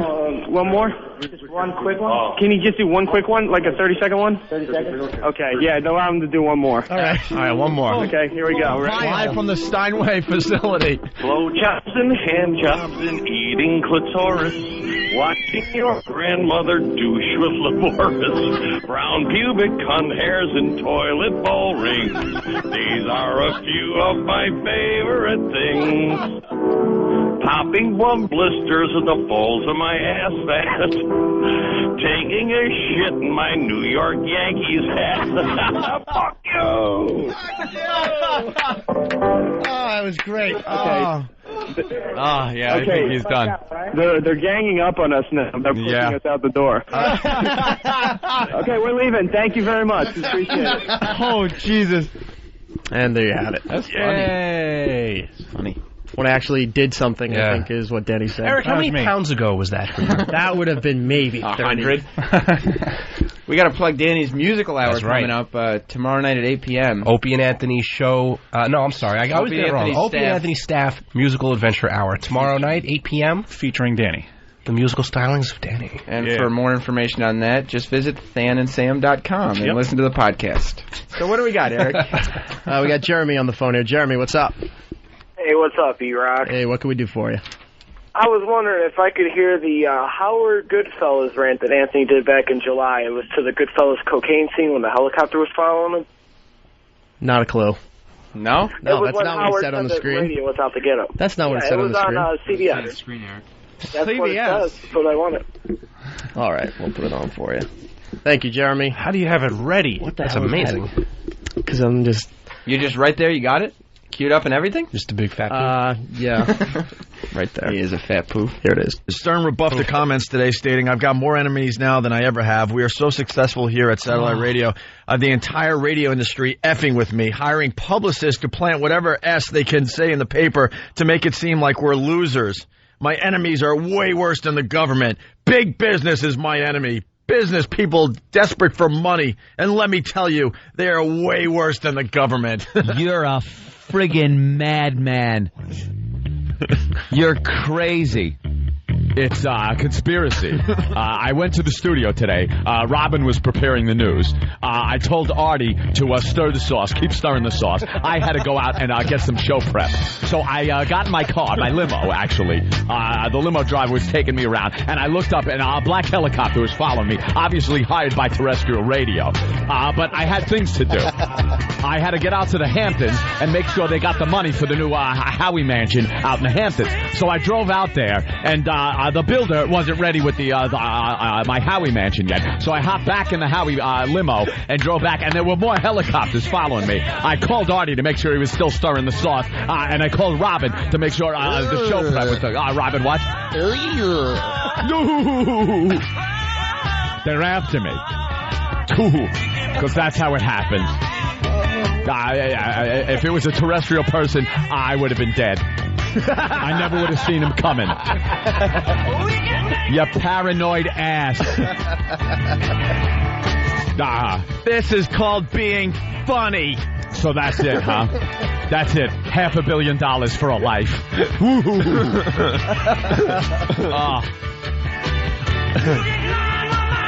It's a good system. They took a lot of my listeners and cut it into little slivers. And I got one.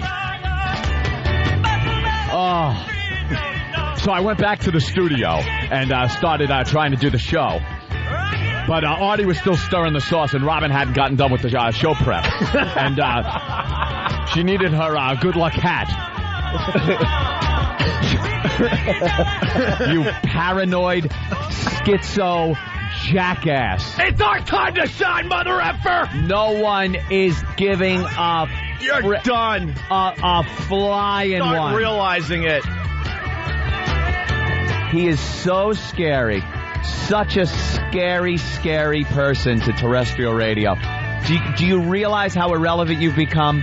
Could you step out from the ivory tower and your yes people and look around at reality for a second? Could you leave a polo match? So I went to the polo match, and I put a bet down on I don't even know if you could bet on polo, but I bet anyway.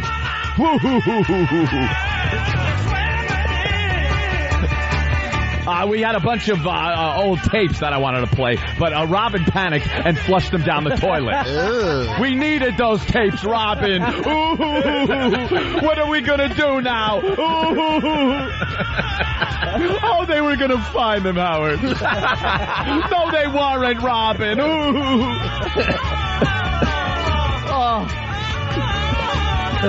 Unbelievable. You're paranoid. This is driving you crazy, and you're splitting at the seams. And we love watching it. Oh, I love watching. We love watching it. The deconstruction of a once great legend. Is that the terrestrial helicopter following me, Robin? The black helicopter is oh, wait, no, that is Robin.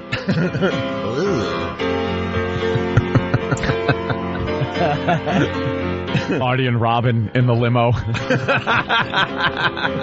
under an overpass.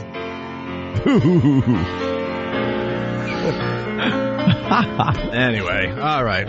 There you go.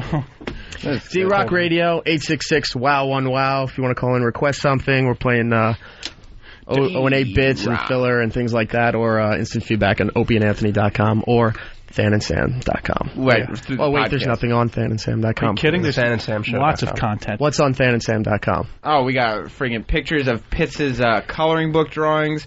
We got a podcast. We have the first 2 shows. You can download them fully. I mean, we got tons of content. If you're starving for Than and Sam content, that's where you go. What are you guys doing over there, Derek and Danny? Can I ask? I am making graffiti. Oh, what's the word you're making with your bubble letters? I've made very nice bubble letters, and it says cunt. Oh, Danny. Nice. And Derek? Mine says cock lover. Oh, that's very nice. Can we isolate that? A rare appearance from Derek. And what are you adding to the... apparently, the Vagina Day contestant from 2 weeks from now has a large penis. We're talking Sharpie cock. Huge, Stan. It's as big as her torso. Yeah. What do you got next for us, E-Rock? On instant feedback, Viva Laurent from Manhattan is asking if we can play Anthony's song to Marsha Brady. I don't know. No? Not feeling it? Let's go for it, I say. All right, well, this is a live version. I don't think they've aired here yet. Agree to disagree. Okay. All right, here it is.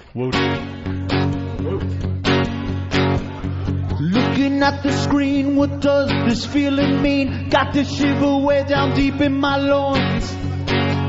A blonde-haired beauty, ooh, ain't she a cutie? The best in every club that she joins.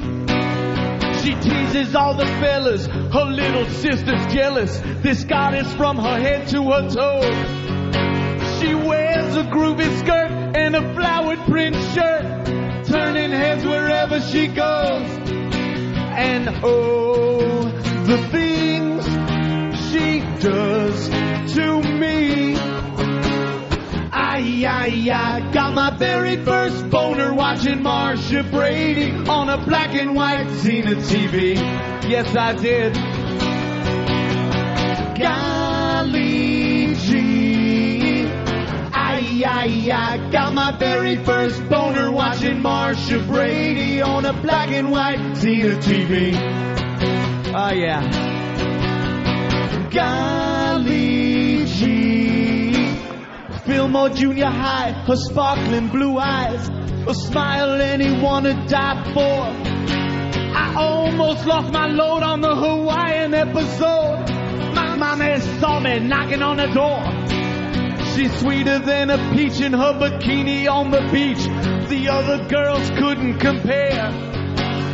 What a piece of ass when she took that hula class. Her skirt so short I think I saw her hair. And oh, the things she does to me, pure in her virginity.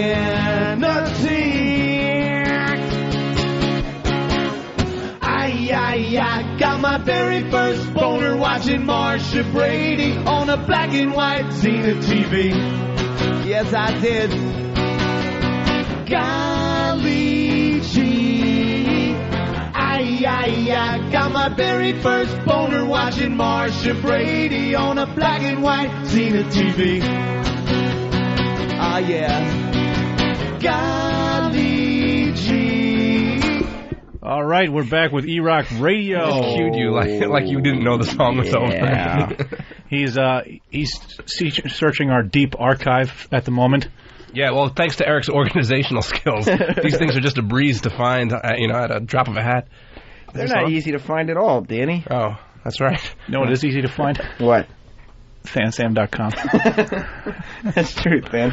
We got to send big shout-outs to Butcher Ed Brock, who's listening, and Pitsy. How are we doing over there, E-Rock? It's not showing up. Of course it isn't. Not showing up. Also, don't step on me. Eastside Dave, our hearts and souls are with you. We wish you were back at XM. Yeah, I do send out a dedication on tomorrow night's musical adventure. Or you will. Out. A big one. Yeah, it's a big one. Going out to be live tomorrow night. The big ESD. Eastside Dave. Yep. And then a week after that is going to be Sam's Musical Hour. I mean, Musical Hour is going to be pumping out the wazoo for the next few months. I think Derek is going to have an hour, too. Derek? I don't know. All right. Thank you, Derek. Pizzazz. We call him Derek Pizzazz around the office. What do we got, Eric? We got Scott in New York on the phone. What's up, Scott?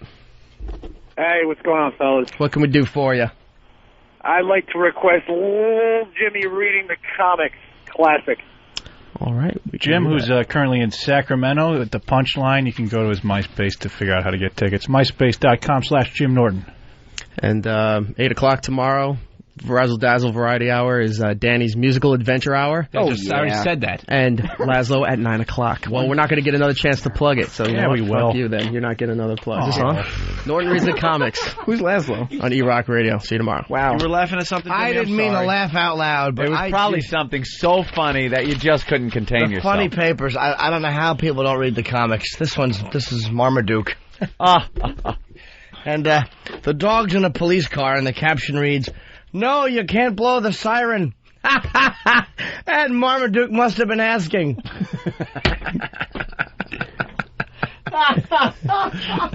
Does anyone read those things? That's it. That was it, huh? No, you can't blow the siren. Beetle Bailey, it's great. How do you drive? There's two captions in the Beetle, because Fiorello LaGuardia, right? Or Fiorello, whatever his name was. Fiorello LaGuardia. Whatever, LaGuardia. Yeah. Who would he read the funny papers to when there was a problem, right? Yeah, he would get on the news, on the radio, and read the funny papers when there was, I believe there was a strike or something. Yes, and yeah. This is this Beetle Bailey one. This is two little captions here, and this Beetle, he's opening a box, and he new racket. Sarge won't be able to hit one past this baby. And in the next caption, it's a big tennis racket, and he goes, "Help me lift it, will ya?" Sarge is never going to get one past that one, but he can't lift it. Because it's a big racket. Beetle. I get it. Read Herman. I don't even get Herman. Where's Herman? Hermans are always funny. Herman right to the right of Beetle Bailey. Okay, it's one caption. It's two older people in the romance section of a bookstore. Uh-oh, racy. And she's reading something, and the older gentleman says, "Want to go see a movie, baby?" That's Herman. I don't get it. But I don't get it. I didn't get the Herman. Read Flight Deck. This is Jimmy's new bit, and I love it. Flight Deck is pretty funny. It's got a woman with weird hair and two guys sitting on the side of her, and the one guy goes, "Don't you?" Wow, this is going to be a good one. Don't you find it a little strange? A Chinese restaurant named Unlucky House. Wait. Come on. The people have to understand what you're saying. I'm sorry. Yeah. Don't you find it a little strange? A Chinese restaurant named Unlucky House? And the other guy goes, "No, this place is great. I see what your misfortune cookie says." It doesn't say that. You edit, it does. Say. No, this place is great. See what your misfortune cookie says. I just said that. You said, I see. Oh, okay, but it's still the misfortune cookie. Of course. Misfortune instead of fortune. My favorite, though, of all time is always been the Lockhorns. Right, oh, they are so funny. That old couple that's been together for years. Okay. Jimmy? Oh, man, you're going to make me try to get through this one? Yeah. All right. In the, in this one, she walks in, and there's a crib, and there's a lump laying in it, and it looks like red stuff on the side, and she says, "Honey, what happened to the baby?" And he says, "I fucked it to death." What the fuck is wrong with you?